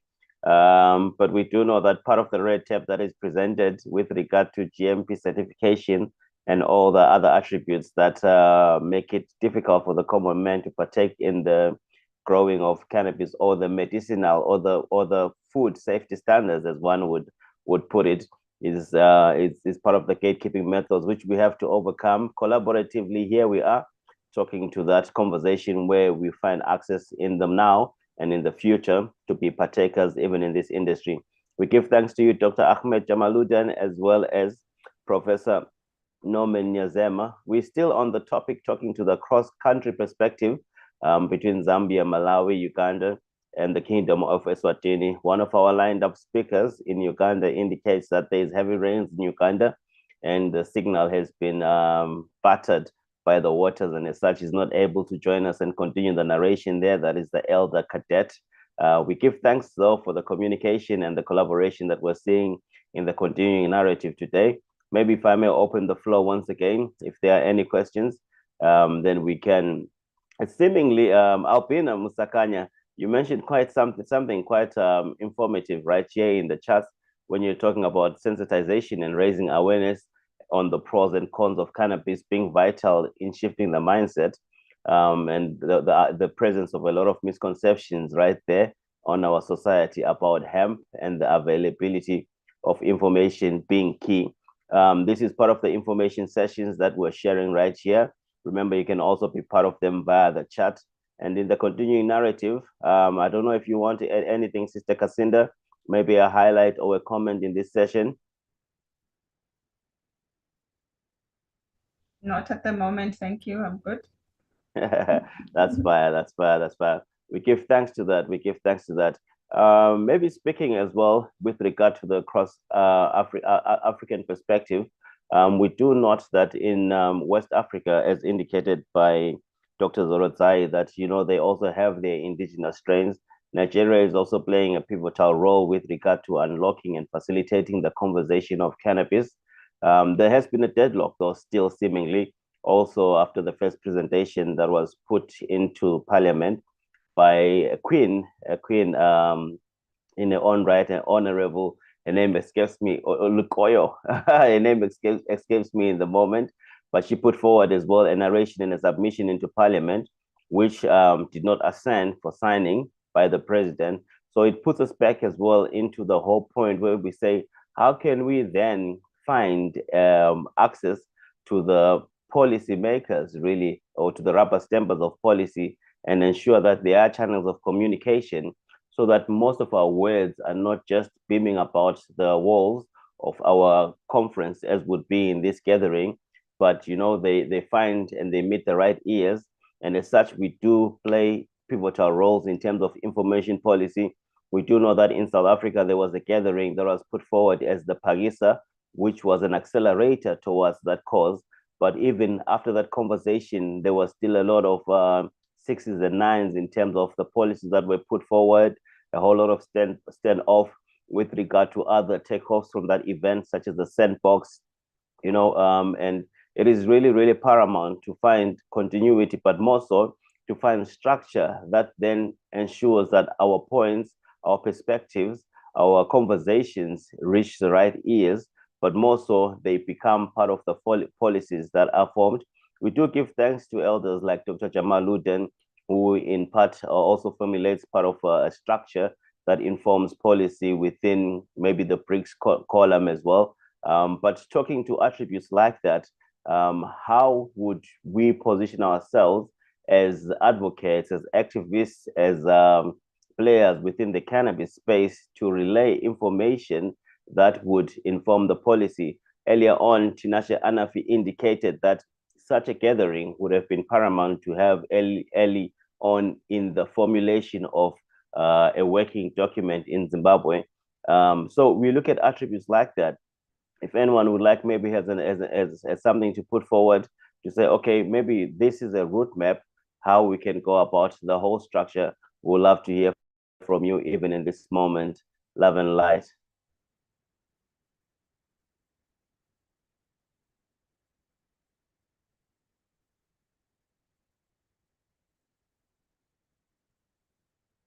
For the first time, Prince, his hand is down. Love and light to that. Give thanks, give thanks, give thanks, give thanks. We have one comment right here. Let's see on our on our chats. Well, it's a sociology of poverty once again being referred to, but more research is needed. That's Coco Makwaza. Coco Makwaza, I just gave you a doctorate right there. And she indicates that it's a difficult one with regard to the sociology of poverty. Love and light to you. Believe it or not, we are right on track. 1 minute into the closing of this session. That is the cross-country perspective, talking to the emerging markets, regional synergies, cannabis regulations, and cultivation, as well as the challenges and the legal frameworks in policy harmonization, as well as the opportunities for cross-border trade and knowledge sharing right there. Our next session is a big topic right here, coming through still in continuation from the professor himself, Professor Norman Yazema. He speaks to us today. I'm not sure, Professor, I didn't ask you where you're connecting us with us from, because you're always trotting the globe. But that being said, he connects with us today on a very different topic. He says today it is big pharma, big tobacco, and big tobacco in Zimbabwe. And tomorrow it is big cannabis in the SADC region. Are you ready? Or SADC region, be ready rather. Let me not rephrase his narrative right there. Thank you so much, Professor. Thank you so much, Professor, for that indication, but also the willingness to share the discussion with us today.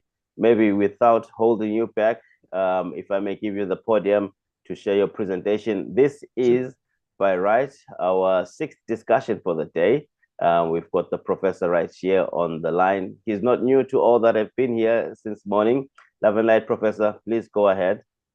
Thanks. I would like you to share the slide for me, please, just in case. All right, Professor. I'll line it up right there for you. Please. It's ready. 1 second. There we go. Okay. Here we are. There we are, Professor. Hoping you can see that. Yeah. Yeah, definitely. Yes. Then I can always be saying to you, next slide, please. Okay. I'm here and I'm ready. Okay. So, but thank you very much.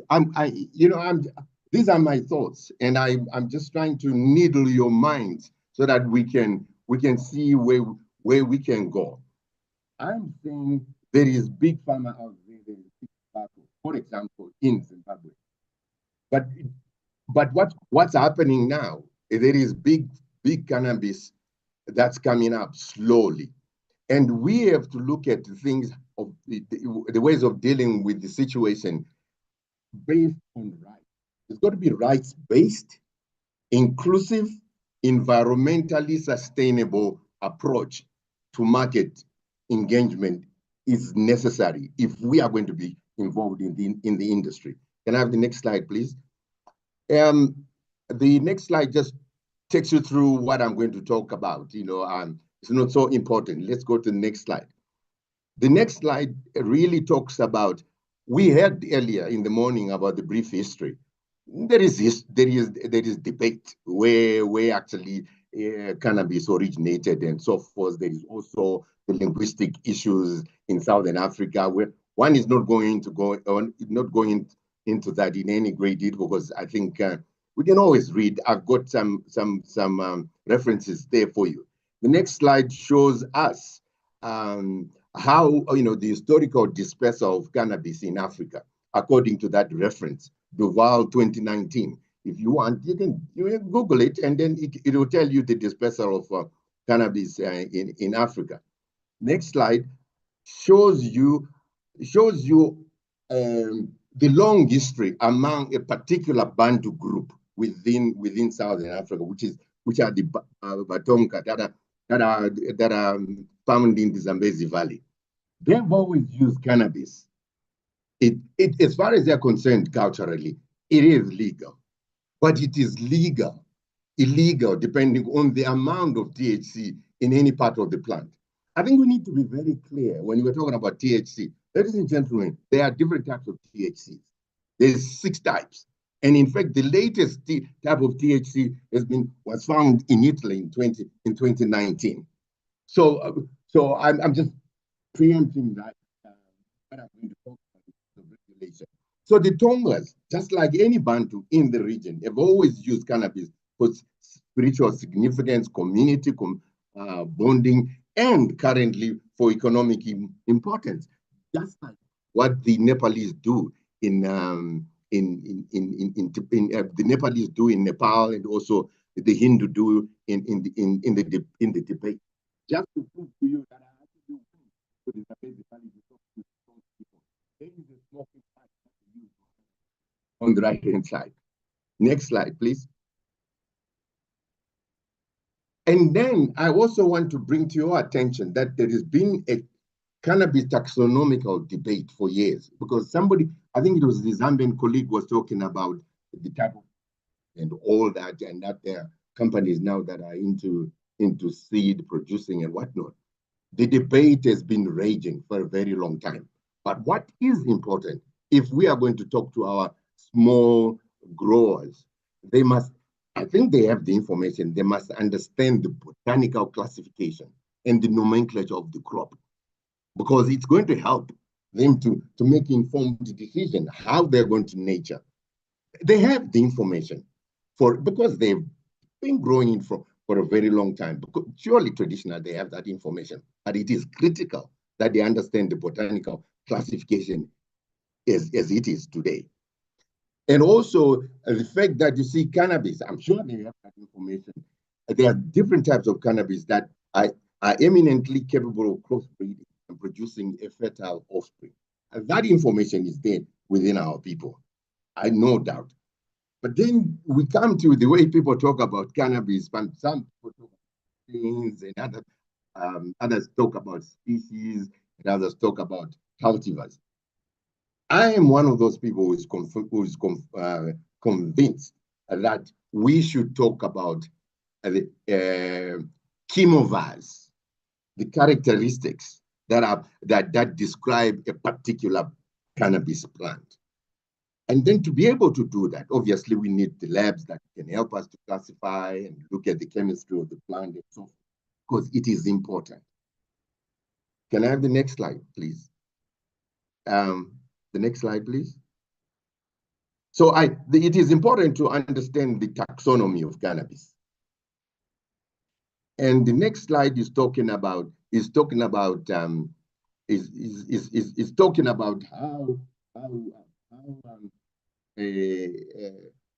simple experiment that I did with Swazi Gold, Gomagwaza. I bought that a bud from Swaziland, came and grew it at my place, and those are the plants that I saw. That came from those 2 seeds. That came from the same bud. Can you see that?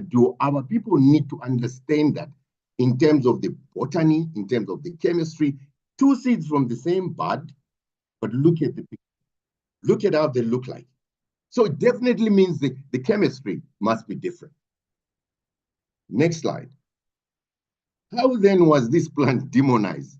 I'm not going to go into the history. Prince will be in a better position to talk about the demonization of cannabis in Southern Africa. And a lot of countries in Southern Africa and also were copycats, and they jumped on it and they made the plant demonized the plant.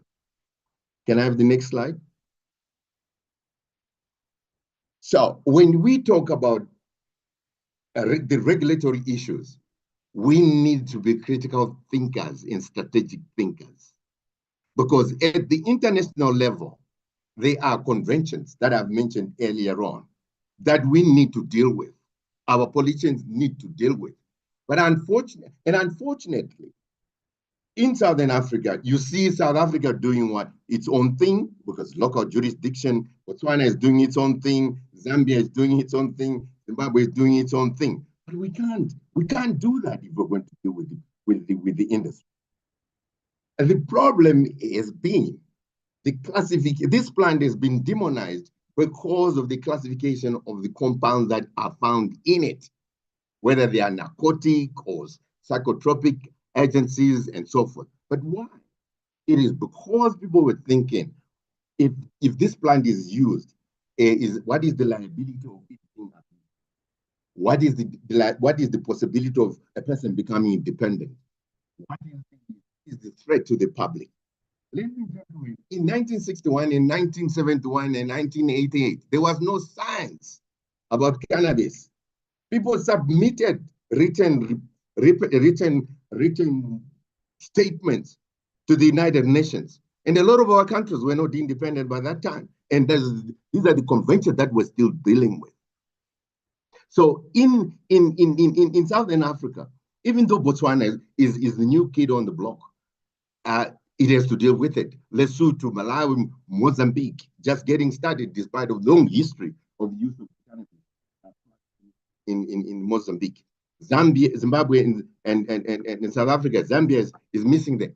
There's a state of flux in terms of legality of this particular plant. Let me just illustrate to you. Next slide. You will see that people talk about THC, CBD, and so forth. I think earlier it was the pharmacist who talked about entourage effect. This plant contains all sorts of chemicals, and you can't just talk about THC. You can't just talk about CBD. There are other chemicals that are needed in order to use it for medicinal purposes. Like, for example, what I'm illustrating there, CBD on its own, you can use it for wellness. But when you want to go to sleep, you use CBD with melatonin and so forth and so on. Next slide. I'm still talking about demonization.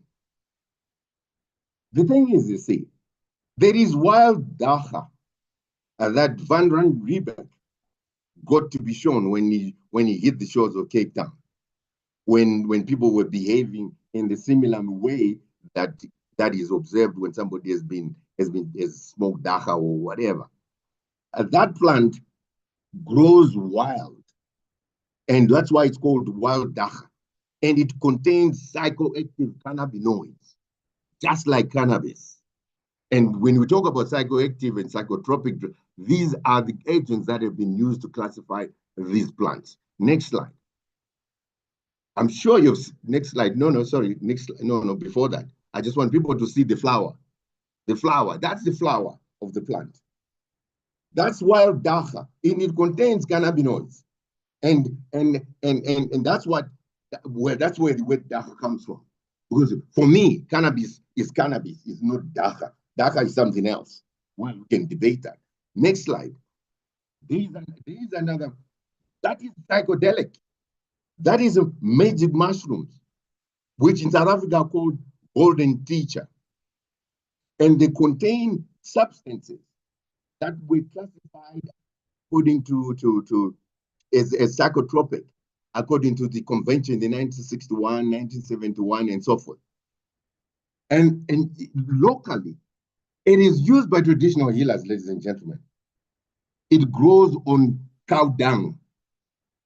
It can grow on elephant dung. And traditionally, elephant dung, if you burn it, if a person who's got epilepsy, it treats epilepsy. That's why I was saying earlier on, I've dealt with traditional healers all my life. That mushroom is psychedelic. It is used by traditional healers. Next slide. No, that plant, you walk around the bush, it is a hallucinogen. It is used by traditional healers in traditional medical practice for divinatory and recreational purposes. And a lot of our people now know that it is psychoactive, but there are no regulations for it. Next slide. That plant, I'm sure you've seen it. It grows very wild during the rain season. And on the right-hand side, if you look at it, it's got black seeds in it. It's psychoactive. But do you know where it came from? It originated from Mexico, but it's all over now, just like cannabis. Cannabis grows everywhere except the Arctic and the Antarctic. Next slide. That plant, no regulation, but it is a cannabinoid agonist, and it is used in traditional medical practice. But the company came to our region, and it has made it into a prescription drug for the treatment of anxiety. And now it's going to be regulated. But before, next slide. Give it to the Aztecs or the Cherokee in South America, in the United States. That's where tobacco came from. That is a tobacco plant. But today, it is only administered according to the WHO framework convention on tobacco control, and not on the other conventions. So, what is the problem? The problem comes. Next slide. Here's a product from Zimbabwe. A company has made this particular product, but poor company. They have had to indicate how much THC is in it. What for? After having told you what I've just told you, that there's all these products, that there are all these plants that have got psychoactive properties, just like THC. And which THC are we talking about? And for them to have to get that registered by MCAZ, they had to cross many rivers, I tell you. Importation of CBD, production, inspection of the factory, and so forth and so on. Next slide. There you are. That's a bag made from hemp in Nepal. But do they have to indicate that this is a bag that contains no THC? It says THC-free bag and is made from hemp. Do they have to do that? What for? That is the question. And which THC are they talking about? Next slide.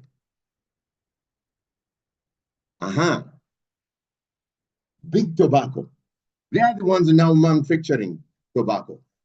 In the 1950s, they were always arguing that tobacco was not harmful. Now they are now agreeing that tobacco or nicotine, which is psychoactive, it is dangerous. And look at the labels that they are putting. Daniel is made by British American. Look at now the kind of labels that they are putting. Not that they are stupid. You will see in a minute. Next slide. BAT, it is going into cannabis, the cannabis plant. It is VEPS that is now manufacturing. It has developed technology, and that on the left-hand side contains CBD, and they are going beyond nicotine. And BAT has invested in a cannabis company in the United States for $30 million US. And they don't just do that for nothing. I said, understand the sociology of poverty. Then maybe you will understand it.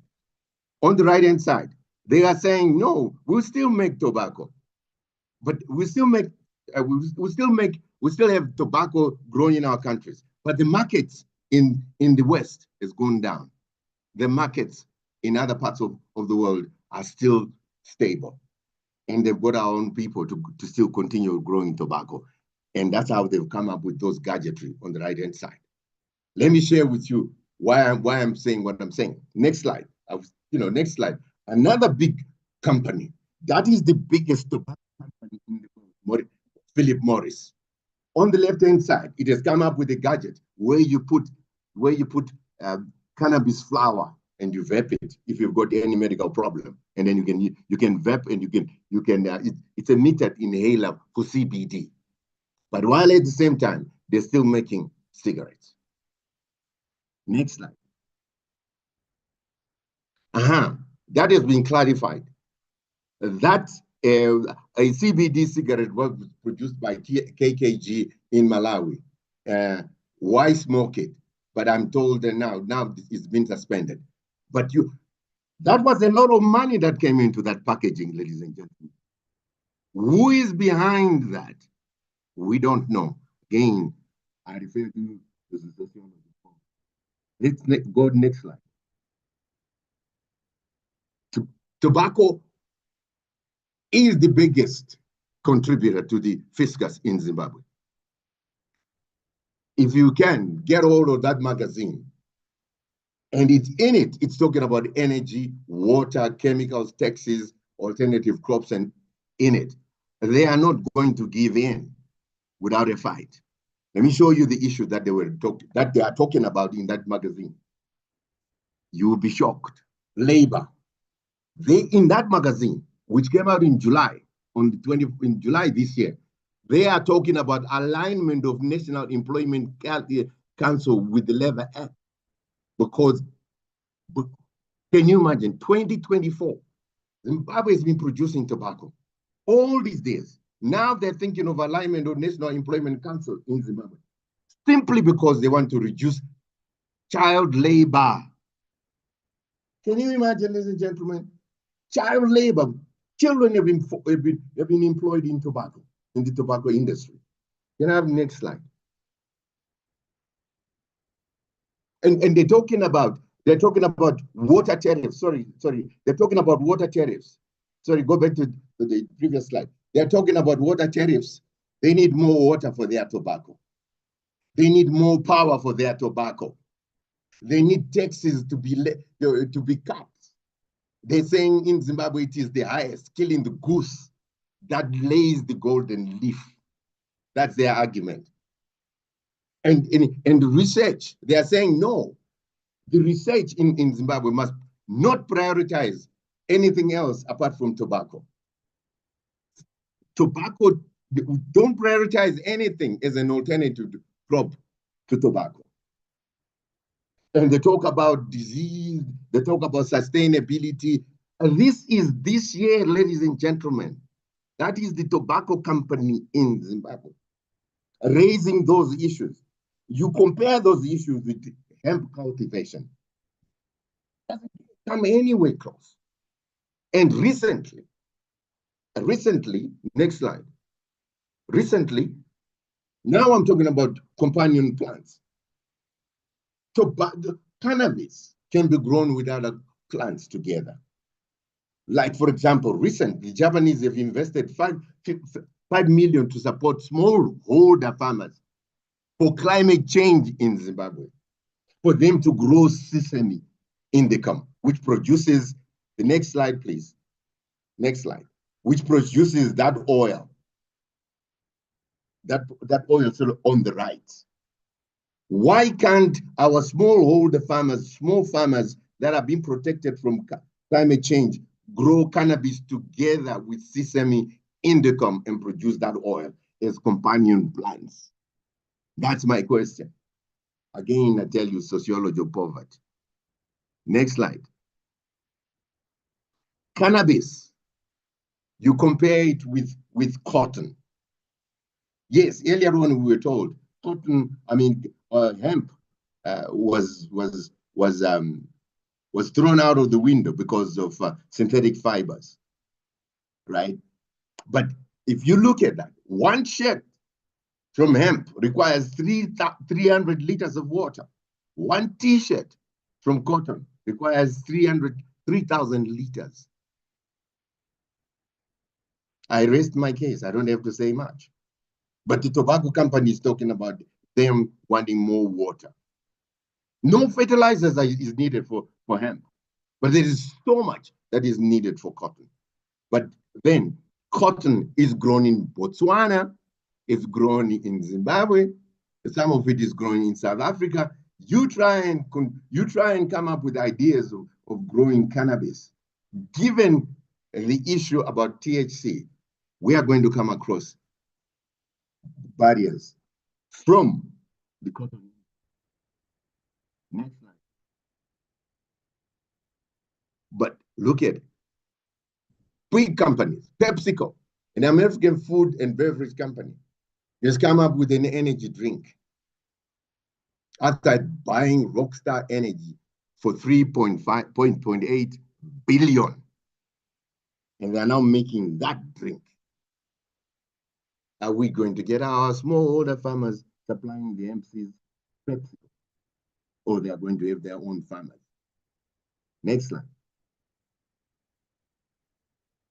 That's a cosmetic that is made by Ingram in South Africa.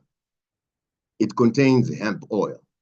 Where are they getting the hemp oil from? Where are they getting the hemp oil from? One wonders. That company is a South African company. The question is, where are they getting the hemp oil from? If they were getting it from hemp farmers in South Africa, we wouldn't be having this kind of discussions. Next slide. Right. There is an experiment that is going on right now. And I had to, I think I see, I can't remember. It's a group somewhere, and it's part and parcel of the Johannesburg, University of Johannesburg, hemp network. They're doing some experiment with hemp, spent hemp biomass to feed the chickens. That can be done by smallholder farmers. We don't have to think about exporting. If the hemp is grown, is cultivated, if there is no market, you burn it.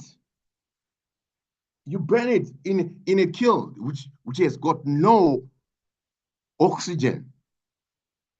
And then you sell the biochar to pharmaceutical companies, local pharmaceutical companies. If local pharmaceutical companies don't buy it, put it back into the soil. So I can see the problem. Next slide. But are you going to be able to grow a hemp to put into that, which hemp composite that's going to be put in that Harley Davidson bike? You see that white Mudguard or Fanta? It's made from plastic. But that's a lot of money that is being invested in there. How are they going to accept our kind of hemp that we grow here? They are the ones that will determine the good agricultural practice. They are the ones that are going to determine the good manufacturing practice and so forth and so on. It's a tall order. That's why I said sociology of forward. Skip the two, go to the last one. Yeah, that one. If we are going to go into it, we really must understand the supply chain management. We were talking about research. We need people to investigate what would be the bottlenecks at the raw materials stage. What would be the bottleneck when the raw material then goes to be manufactured in whatever way? Retailing and consumer. We need research that has to be carried out along the value chain for us to be able to understand if we are going to move personal economy to national economy. Because currently, when we're talking about cannabis sativa, whether it is the hemp or whether it is for smoking, it is still personal.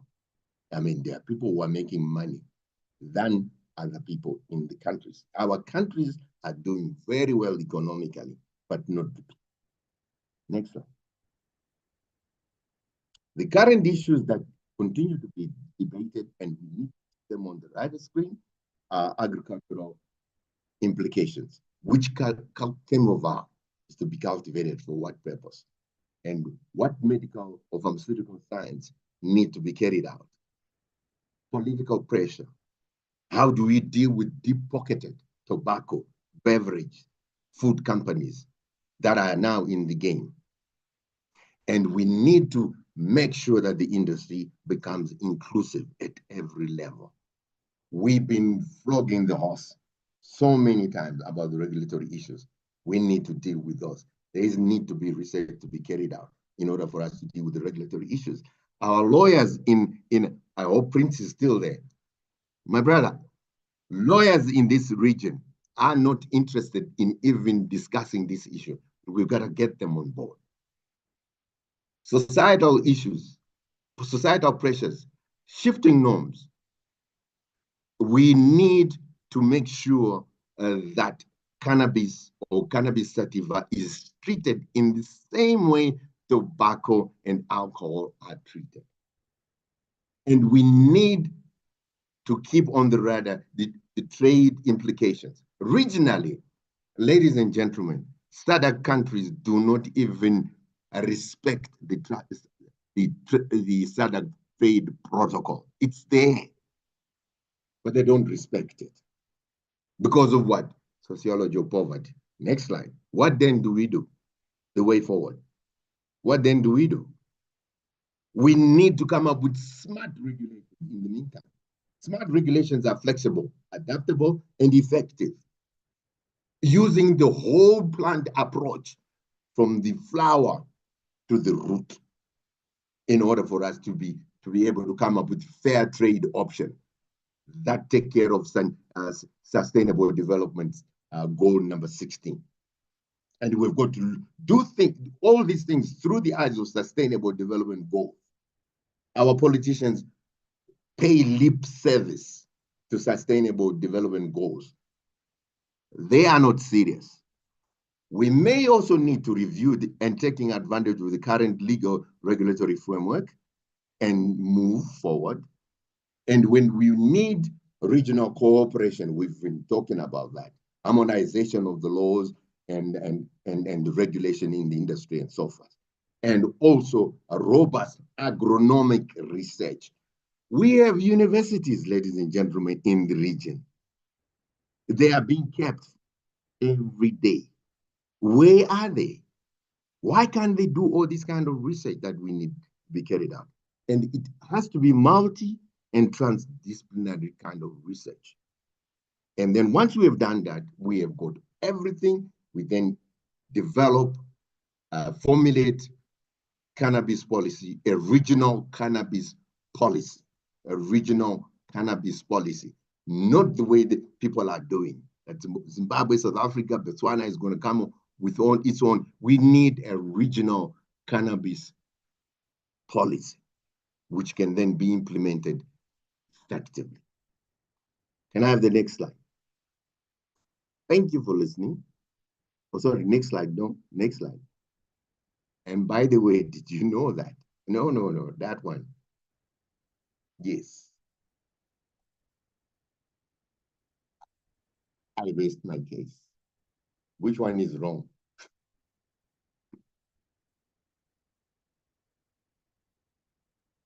Okay, I'm done. Thank you. That's fire, Prof. Love and light, love and light. Thank you so much. Thank you so much, Prof. I'll hand over to Sister Rosane, who will take the Q&A and begin the deliberations there too from here. Love and light. Sister Rosane, you're on the mic. Thank you, thank you. I'm laughing at the last comment. So which one is wrong? Put the first E before. Okay, interesting. No, Professor Nyazema, thank you so much for your presentation. And we welcome any questions, comments, contributions. Anyone on the floor?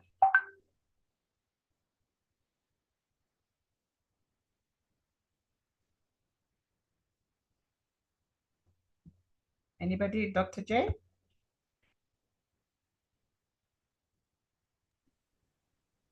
No, was I talking to myself? That's not fair.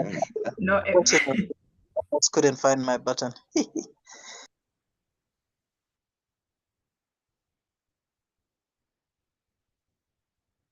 Was someone speaking? Yes, I was. Yes, I was. I just couldn't find my button. I've lost my my button to raise my hand. Oh, Yeah. okay. No, go ahead. Go ahead, Daniel. Thank you. Thank you very much for that empowering presentation, Prof. It's food to my spirit, and it's wonderful to note that the direction in which some of us are actually looking to or taking is something that you have done through research. I've always been a firm believer that if Southern Africa or Africa in general is going to take a front seat, we need to have a framework that will speak to the crop itself, the green gold, how we regulate it, and how we decide to make the most out of it. So perhaps my question would be, have you engaged any of the regional economic communities or even the African Union on said subject? And if so, how far are we and how can we join and participate in that advocacy? I submit. Should I respond? Yes, Prof. Please. Thank you. You know, it's so disappointing. I did send the invite to this meeting to the African Union. There was no response. I sent an invite to the permanent secretary of, because currently Zimbabwe he has got the presidents for SADC to inform them about there was no response. You know, just a minute. There's something that's happening in the house. Sorry.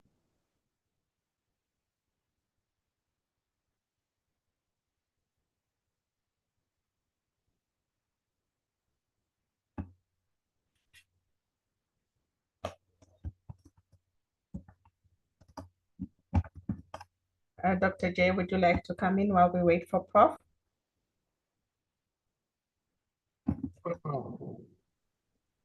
I apologize. I had some funny sound in the house, so I was just making sure. So to be honest with you, to answer the question, there is no seriousness of purpose when it comes to this to cannabis in the region. Neither is there a seriousness of purpose if on the African continent. I've tried to engage the listen carefully, African Development Bank. They are not interested. African Development Bank. So why are they calling themselves African Development Bank? So we are on our own in this fight. But together, I think together, we will get there. But people are not interested because the string is being pulled from somewhere. Like I said earlier, honestly, find out the meaning of sociology of poverty, then you'll understand where I'm coming from.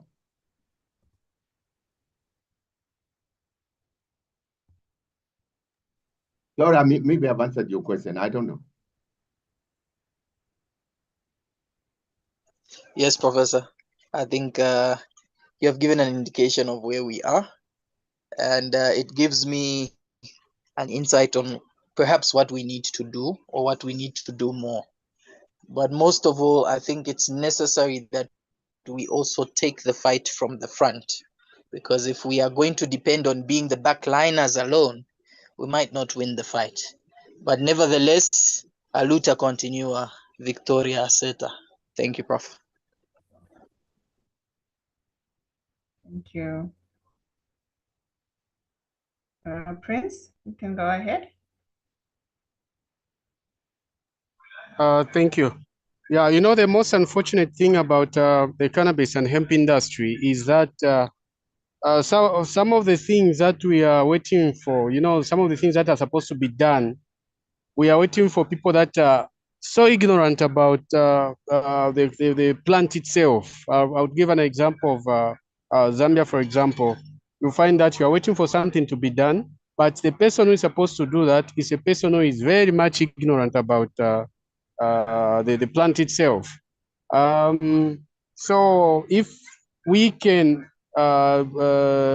maybe come up with an action plan, like I indicated earlier, because I think we all agree that we need to collaborate, and it's the how part.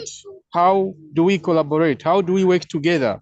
How do we participate, you know, in whatever each and everyone is doing in their respective country? So if we can come up with the how part, because it's very easy to say, okay, let's collaborate, let's do ABCD, but without describing the how, or how we are going to work together, how we are going to collaborate, I think that is where the challenge is for us right now. Like I indicated, that people already knew that they needed to diversify, but no one was coming out to say, okay, we need to diversify from ABCD to ABCD. So if we can come up with a program that will be able to specify, to say, okay, on this day, in this month, we are going to do ABCD. That is what is missing here. We know that we need to work together, we need to collaborate, and this can only be pushed by us, because the politicians, they will not be able to do it for us, because most of them that are in the corridors of power, they are ignorant. And I'm sorry to use this word, but I don't have any better word. The people that are operating in the corridors of power, it's most of them, they're stupid people. You know, because they have made it, most of them. So to see other Africans, you know, in Africa, there is that poem down, PhD. To see another person thrive, it's people become jealous. We have got people, if you say, I'm going to give you $50 million, but let me also give that neighbor of yours 5 million. The one who you are about to give 50 million might even say, it's better you don't give us, both of us. Because in Africa, people believe in making others suffer. It's not like China, where they are trying to make everyone a billionaire. So we also need to understand where we are. We are living in a continent where people are very comfortable to lead poverty-stricken people. You know, African leaders are so proud to be president of poor people. Myself, I wouldn't be proud to be leading poor people. But this is unfortunately which has been happening, and it's good that we have got a president like, for example, the Botswanan president. You just come into power, you make it very clear that you want your people to be very much empowered. You want your economy to grow. You don't want to depend on what your ancestors depended on. So this is what we need to come up with, you know, the how part. How do we collaborate? How do we work together? If we can come up with that, I think it will do very good for us, and we'll be able to move forward, because I've already seen that everyone is ready to work together. But it's the how part. How do we do it? Yeah, so that is where we need to work on. Thank you, Prince. Very important question is the how. Dr. J, in conclusion? So given that the doc had a very good point, which is the how, okay, so we've gotten to the point of the requirement. We know it's there. We have the desire. We realize that the only way is to collaboration. So the how part. My feeling is that from this point, we should immediately start a WhatsApp group. We're on it. We can then break into the short, medium, and long-term goals, ascribe responsibility with timelines, strategic partner, and mentor, so that we can move forward on all fronts, not just SADC, but Transcontinental Free Trade Zone. We will pull in the rest of our brothers and sisters globally as well, who are facing the same thing, or possibly, you know, get over what we call narrative manipulation by even understanding that our countries like to take the cue of the West. We take that and we modify it to suit us as well, like the doc was. Let's move that as an example. But our younger brother said, a luta continua, and that's the bottom line. You know, hasta la revolución siempre. It's time now on all fronts, whether that is academia, government to government, with things like BRICS starting, civil society. You know, I've always been proud to be part of CDCSA, and I think South African hemp has gotten, and cannabis has gotten to where it's gotten, in part, and a big part by you know, civil society. We look into, you know, the tsunami of change and the mind openness at the moment to say post ICC and ICJ with the Naledi Pandor, in the fact that United Nations treaties and other things that are for Aboriginal people as a gateway are now being taken, seriously. And, we come with science and fact. Our regulators, our politicians were put there by us. If we as a group shout loud enough, we also might let them take the credit for it, or we might let them realize that, you will or won't get, elected again because of. And I think that transparently, with value for all parties, we seem to already have developed a loyalty and a trust to each other, given we have a common goal. And from there, diversity should follow. But this, ladies and gentlemen, is a call to action. It's time to walk the talk. It's the responsibility of liberty. So we're talking about the psychology of poverty. The antidote to that is the responsibility of liberty. Everything is under our foot right here, yet we parade ourselves as international beggars. And this now has to stop. And as my beloved Nelson Mandela said, it's in our hand.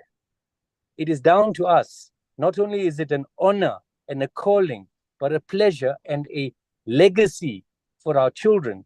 With BRICS coming in and soon, hopefully, the inability to manipulate currency, the fact that we can counter trade, that there should be true valuations on our land such that we can collateralize and raise funds that we need to for inputs and other things, and create the markets, agro-process. We are going to share. We are going to reduce costs by sharing resources, information, mitigate risk, and we are going to do this. This is a call to action. It is time to walk the talk, and I avail myself in full. I give myself to the revolution. Please, we have also the opportunity. This is a blessed industry in that zero waste, carbon, and the healing, but also an opportunity for profit as well, which allows you to lobby governments and make changes as such. So I'm going to say it for the third time. Ladies and gentlemen, this is a call to action. I beseech you, I implore you, and I tell you that the timing is ready. There is a underlying change in the world, powered by BRICS. And yes, there's wars, but there's a tsunami of change. There's a silent revolution. We have the opportunity with technology, which we didn't have in the old days. As we fought the struggle for freedom, we didn't even have a fax machine, let alone a cell phone. Now we have the technology. So medium, long, and short-term goals. Let's start by connecting with each other, and obviously with permission of each individual, and of course the organizers of the event. I would beseech us to start a WhatsApp group, as if nothing else that has come from this, and we'll encourage, motivate each other there, and we'll spur this forward, and we'll spur it fast, because our biggest thing about ourselves is we underestimate ourselves, and as a group we may be able to be the confidence that we need and the value that we add. I mean, if we start writing with the number of involved people here, with their experience, influence, and education, people, one, start to take you seriously quickly, and two, they then start to see that, well, actually, there's value to this thing. So I thank everyone for the time. I thank everyone for the efforts that they've made. I thank everyone for the invite. And I say to you again, this is the call to action. This is the time. I thank you. Thank you. Thank you. Thank you, Dr. J. Yes, as we move forward, let us continue to collaborate, and I'm loving the call to action. We are closing the talk shop like we normally would say, and we're going to open up the workshop. We need to take action and start seeing some changes. Thank you so much for everybody that has stayed with us to the end of this meeting. We appreciate all of you, and we are going to create this WhatsApp group, and we're going to share ideas and see how we can move forward. So thank you.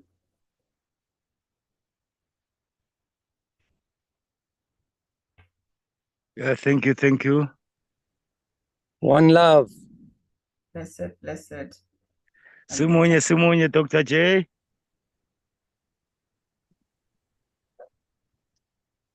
Salute, salute, salute. Thank you all. The future is green. Hello. Thank you. Amandla, luta continua. Amanda, luta continua. Thank you, Brother Nongo. It's good to see you. Thank you, King Samora. Thank you, Brother D. Thank you. And Fasa and Thank you so much. Rowan and Salute Chiba, Motul and that Investments. is clustering, that is collaboration in a small way. Thank you for a wonderful session, everybody. Thank you. Blessed, Edith. Lots of love and light. Yeah, thank you, Edith. Yeah.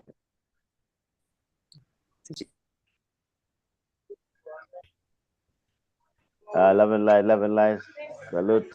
We may all exit. Thank you, Sam. Thank you, DC. Thank you. Thank you, thank you, thank you. Thank you.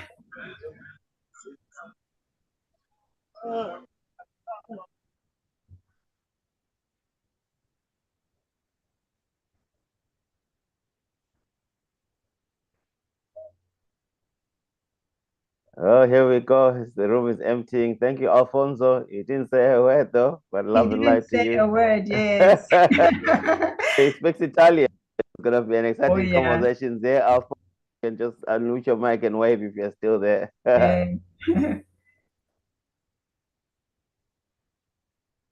All right, no, that's all right. That's all right. We may exit the meeting. Thank you so much for everyone. Edith for being here from the start to the end. Yes. Hey, that's fire. Thank you so much for being such a light in the community. Thank you, Mosh, as well there. And Mochulu Investments, thank you as well. Thank you, thank you. He just joined, I think, 10 minutes ago. Yes. See, Mochulu Investments coming in. That's fire. That's fire. You caught the fire right at the end, but it still burns, yeah? And then I just want to say thank you for the most amazing gathering. You were amazing and you controlled us all so well. And it was such a wealth of knowledge. I'm so humbled to have been part of this. And I just agree that we must focus on growing Africa first and putting farmers first. So I'm just so humbled and so grateful. Thank you very much. So much love and light and gratitude. Give thanks, we give thanks. Love and light, blessings, blessings. All right, here we go.